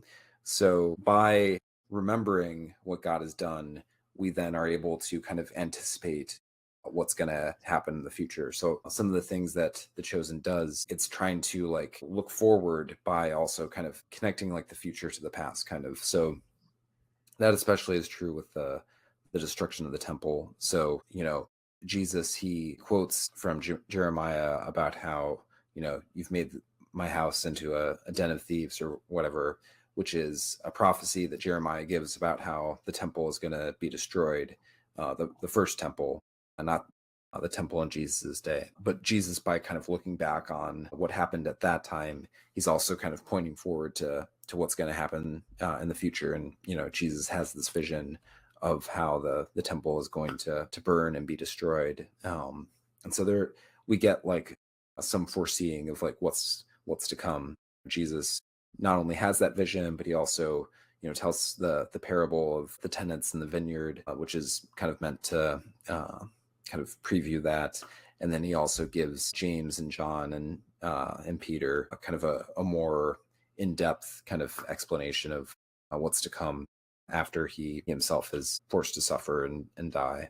How things aren't going to get all rosy right away, but the church is going to be enduring through seasons of war in the different world, or in the world, and famine and different things like that. So things are not going to just shape up right away.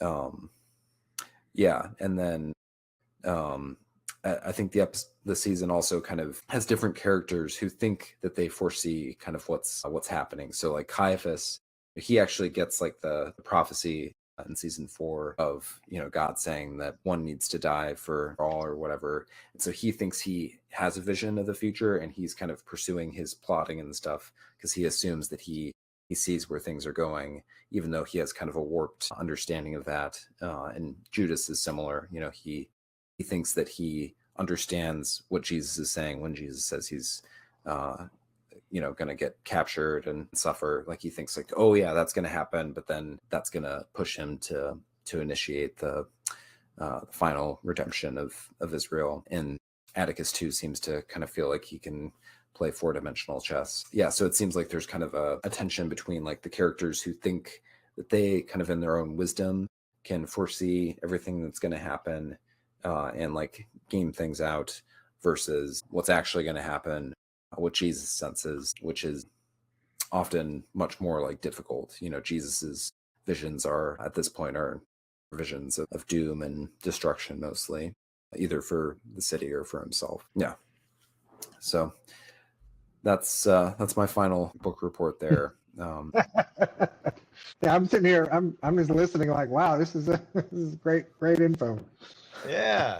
Yeah, I'm not going. When I rewatch the season when it comes out, I'm gonna definitely. This is gonna be what I'm thinking about, looking at. Because all those elements are definitely there. Yeah. So those are some of the themes that I saw kind of playing out throughout the season. Are there other things from season 5 that you guys want to bring up? Either it could be a theme like this, or it could also just be like, I thought this character was kind of interesting, or our least favorite episode was entirely about them remembering stuff. Yep. Hey, Yeah. I meant to bring that up. Yep. That's a great a big example of remembering that I left out of there is the mini flashback scene. Yeah. Super interesting. I wonder if they'll do they've done a couple flash forwards in The Chosen where you see the future. I wonder if they'll do any flash forwards in season 6, of maybe what some of the disciples will go through. I don't know. That has nothing to do with anything, but just the seeing. Kyle, you should we recorded a couple weeks ago, and so my I don't know, I wouldn't necessarily say this is like my prediction for what they will do, but this is your prophecy. What I would do. This is what I would do if I was doing season 6 based on kind of he foresees this. What they've actually said, so just taking for granted that they're going to do an entire season focusing solely on Good Friday. How I would do it is do 8 episodes where each episode is focused on the perspective of a single character, and so we follow them through the events of the entire day. And so we're getting a lot of overlapping stories, but from each character's perspective. And some characters might be present at one thing and not present at another or whatever. And so kind of progressively we get to different points in the story because some characters might not make it to the very end of the day or whatever. And along with that, the reason I thought of it is that you could have kind of a frame narrative where the character whose story is being followed throughout the episode, we also get to see them at some point in the future looking back on the events of that day and kind of unpacking some of the significance of the crucifixion or what they experienced to people later on or whatever, like preaching about it, or maybe Peter is being crucified upside down. That's exactly what I was thinking. It's exactly what I was thinking. Yeah. Yeah, feel good episode. Drinking of the cup that Jesus drank of and being baptized. Yep. Yeah. So that is what I would do at this point, like based on what they've done. Then some nerd would cut together an 8-hour director's cut where it just followed the day, like chronologically, including everybody's perspectives. Yeah. I might be that nerd. I was gonna say it's probably gonna be one of us. Yeah, I wonder. So I think Dallas said that he's not gonna release the Last Supper cut together as like a sequential thing, but that someone's definitely gonna do that, I assume. Yeah, that feels like a shoe-in, but yeah. No. Anyway, so suffice to say, I think I do hope that they do some more flash forwards in season 6. Yeah. I just think that kind of like what you're talking about. I don't think we're going to see the Peter crucified upside down. I don't think any of the flash forwards are going to be sad. I think all of them are going to be. It's going to basically be, hey, things are going to be all right. As we're watching this and we're seeing all these horrible things happen to Jesus, we'll see that it's all going to be all right. Don't worry about it. As bad as it might feel now, there's a plan, and it's all going to turn out for the best. And all these characters that were there, and we see how horrified they were at what they were experiencing.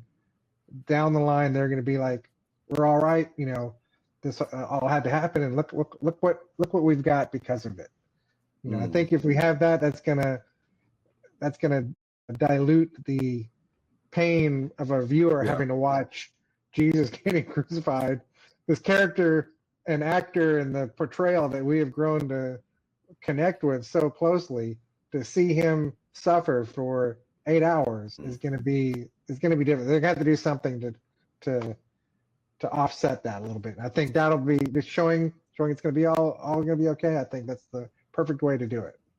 Okay, I'll change it slightly. I don't think we'll actually see Peter crucified upside down, but I think it's possible that we would get him like getting caught by the Romans or whatever and making the confession for Jesus. So then it would be like triumphant, because we would see like, oh, okay, even though he messed up in the rest of this episode, eventually he's going to get it right in the moment where it really counts. So it's still like an upbeat moment, even though it's going to lead to a very bad place for him. Do you think it's possible that they'll spend half of season 4 or more just on the actions leading up to the crucifixion, Pontius Pilate, the deliberations, all of that? Do you think they'll stretch that out for a long time? Yeah, I mean, that would be another model for them to do if they don't do my whole Rashomon thing where each episode is kind of doing the entire day, but just bits and pieces of it. Yeah, so the other model would be just to kind of really kind of stretch things out, which it seems quite possible that they're going to do that, because I know Dallas has said that they're going to do the the last 2 episodes, I think, are going to be like a theatrical event, basically, where it's basically going to be kind of like a movie, which I hope that means that we're not going to have to do the entire season again in theaters, and we're just going to get the last 2 episodes in theaters. So. That would be great from my perspective. We don't need all 8 episodes, but if you have a solid 2-hour chunk or whatever, that sounds great for my perspective. But yeah, it's definitely possible that they just kind of stretch out. There is a lot there, and they could fill things up with different character stuff and flashbacks and things like that. Just from how they did the little Memento framing structure this season, to me it tells me they're open to creatively doing an entire season. So I could easily see them doing that. Me too. They've shown them doing that. Yeah, I think you're on the ball there, Kevin. I think that's probably the direction. Yeah, that's what I would guess. Yeah, I think like we talked about last time too, it kind of gives you a in-show reason why the Gospels kind of have their own different takes on things. We'll see the characters have their own takes and their own perspectives, and we'll see the same things kind of play out slightly differently. Right. And I think that will just kind of, okay, that's how people are.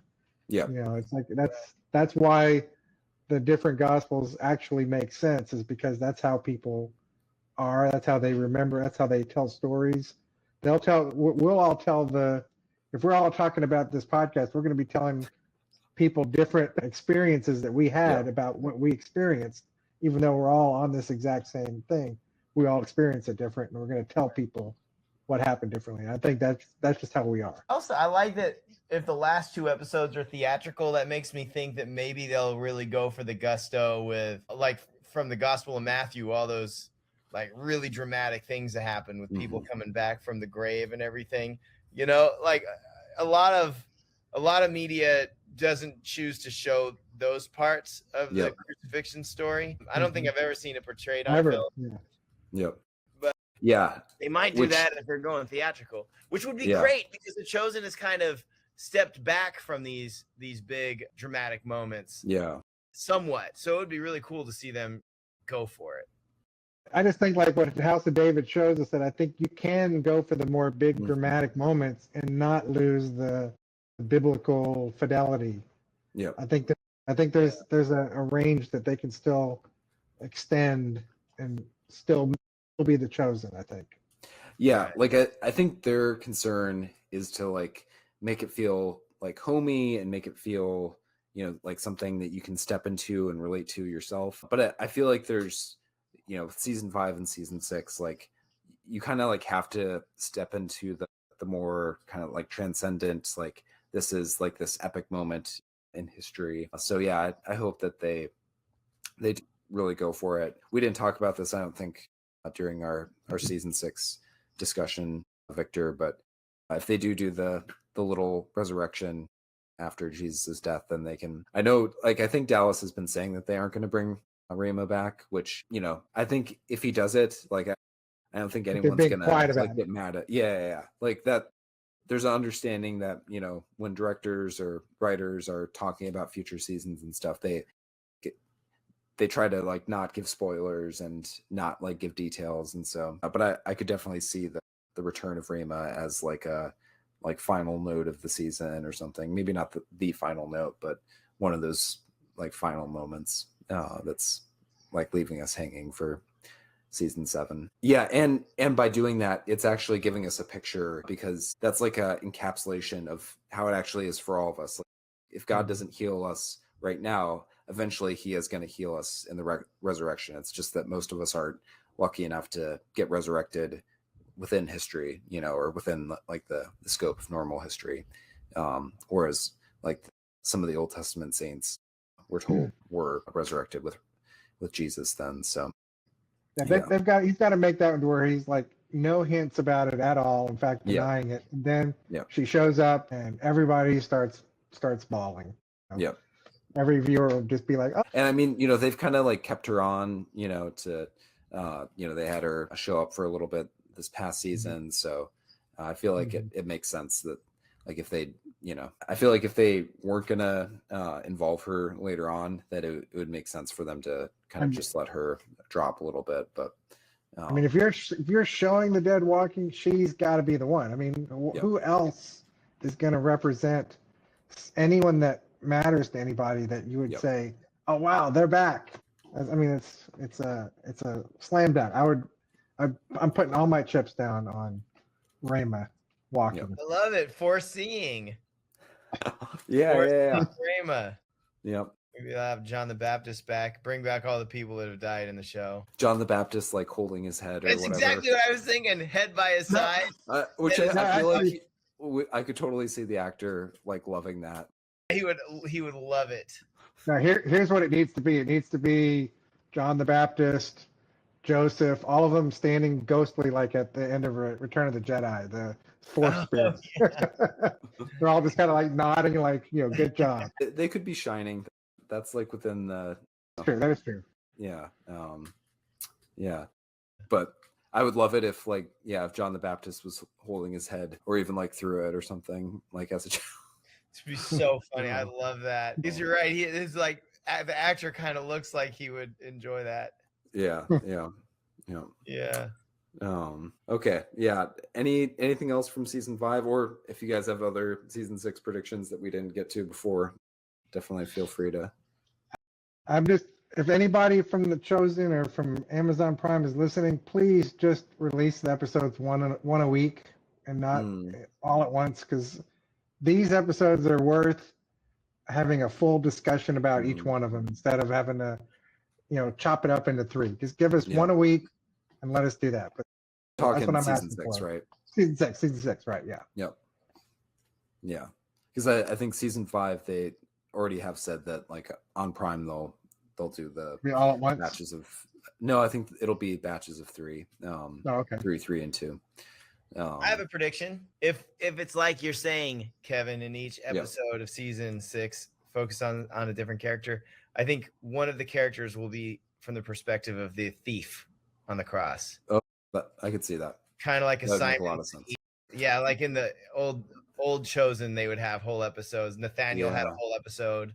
Yeah. Yeah, that's really good.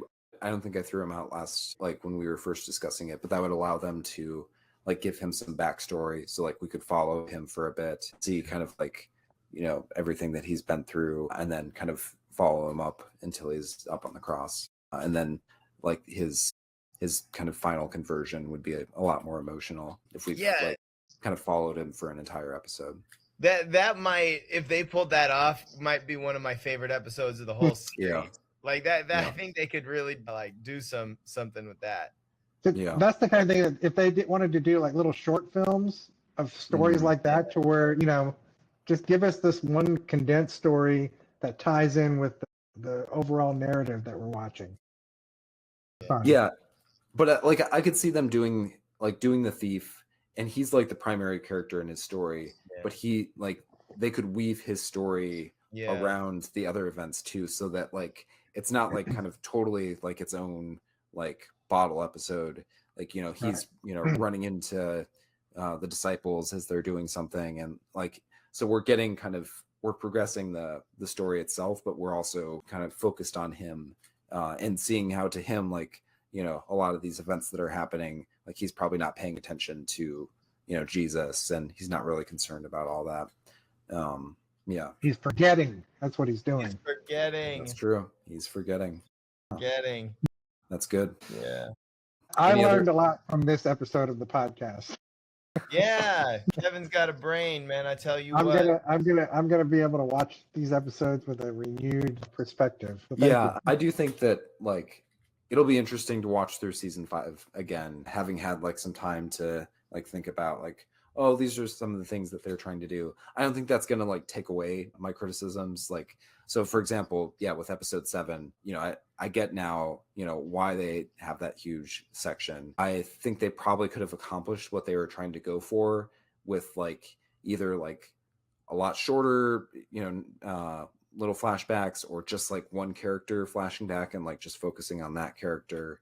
So I feel like it gives me like an appreciation of like what they were going for, even if I think some of the execution wasn't always like, didn't always like create the experience that I was hoping for.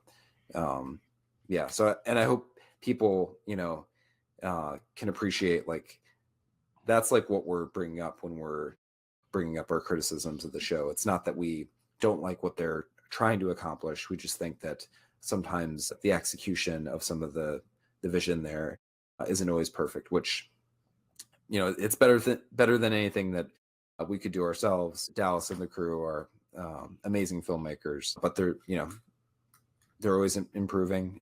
Each season of the show is improving in different ways, although maybe not according to Kyle's. I know. I was thinking, man, you know what? I was thinking that would hurt my feelings if I was watching if I'd made The Chosen, I was watching a podcast and somebody like me said that. Because I was like, dang, what that's saying is that I thought that the show peaked early and has just gotten progressively worse. And that's, I don't know. I'm sorry. Hey, you know what though? The other end of that though, that is how I feel. And you have an opportunity with this show. We're sitting here talking about the show. Kevin, Victor, how much would you love to be doing a show like this? Yeah. These are the guys who have it. Like, don't fumble the bag, like you guys have an opportunity here to do something big and great. So like part of me is like, you know what, if that's what they hear from me or whatever. That's even pride to say they would even hear that. If people like me get through to them, or us, can get that message through to them, maybe it'll push them that extra mile. I can guarantee that they internally have had the same discussions. They know what isn't working and what they whiffed on. I mean, I'm a video producer and I've made a bunch of short films, nothing to the extent of this, but you always start off with like, you have a neat idea, you write it down, it looks good on paper, then you cast some people and then you shoot it and everything goes haywire on the shoot because nothing is where it needs to be. The lighting isn't right. Noise is going on. One of the actors didn't show up and you had to replace them at the last minute. One of them is sick. And then you shoot it all and then you hope you get something. Then you got to edit it. And then it's like, even if you shot it correctly, it doesn't work together and you have to put it all together. I mean, it's like, there's so many moving parts to make any episode or anything work. It's amazing. It's a miracle when it does work. The Chosen works 90% of the time. So Right. And like the challenges that it's facing, I feel like it's getting into more difficult territory as the show progresses. So like I think that's also part of it. Like season 1, it's got it's much more contained, smaller cast, like more contained storyline, and that's why it's able to be much more cohesive in season 1. Season 2, like the cast starts to expand, but it still hasn't gotten like quite as big, especially like the story, like the episodes are much more kind of contained in what they're doing. So I feel like part of it too is just like the ambition of the show has grown over time.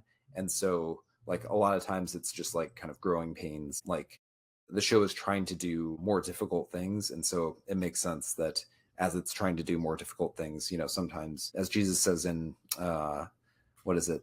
Season 3, episodes 7 or 8, like where he's like, when you're carrying heavy things, like things get dropped or whatever, that I appreciate that if it's not always like perfectly executed, it's because like it's really difficult, especially filmmaking by itself is just difficult. And so sometimes there's just going to be things that don't work out quite as planned or whatever. Well, one thing I hope that, I know they're already shooting the season, they've already got it planned out, but it's like, we're in the moment of the greatest moment in the history of the universe. It's about ready to be right.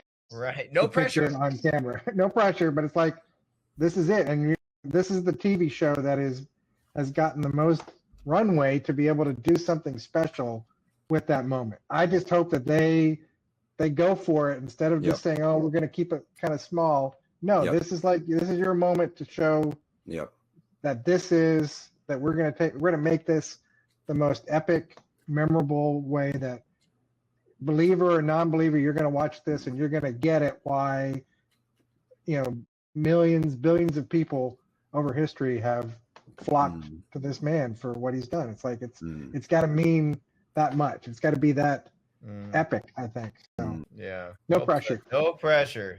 Easy money. I just hope they go for it. That's kind of what I want. Anything I watch, especially something that's adapting something, I want to see the pinnacle of whatever something can be. I want to see the best TV show. I want to like Avengers Endgame, best superhero movie ever. It did everything I could want it to do. I want to see a TV show or a movie say, here's what's possible, and we're going to go for it 100%, and hopefully they'll succeed. If they fail, well, then they failed going for something big.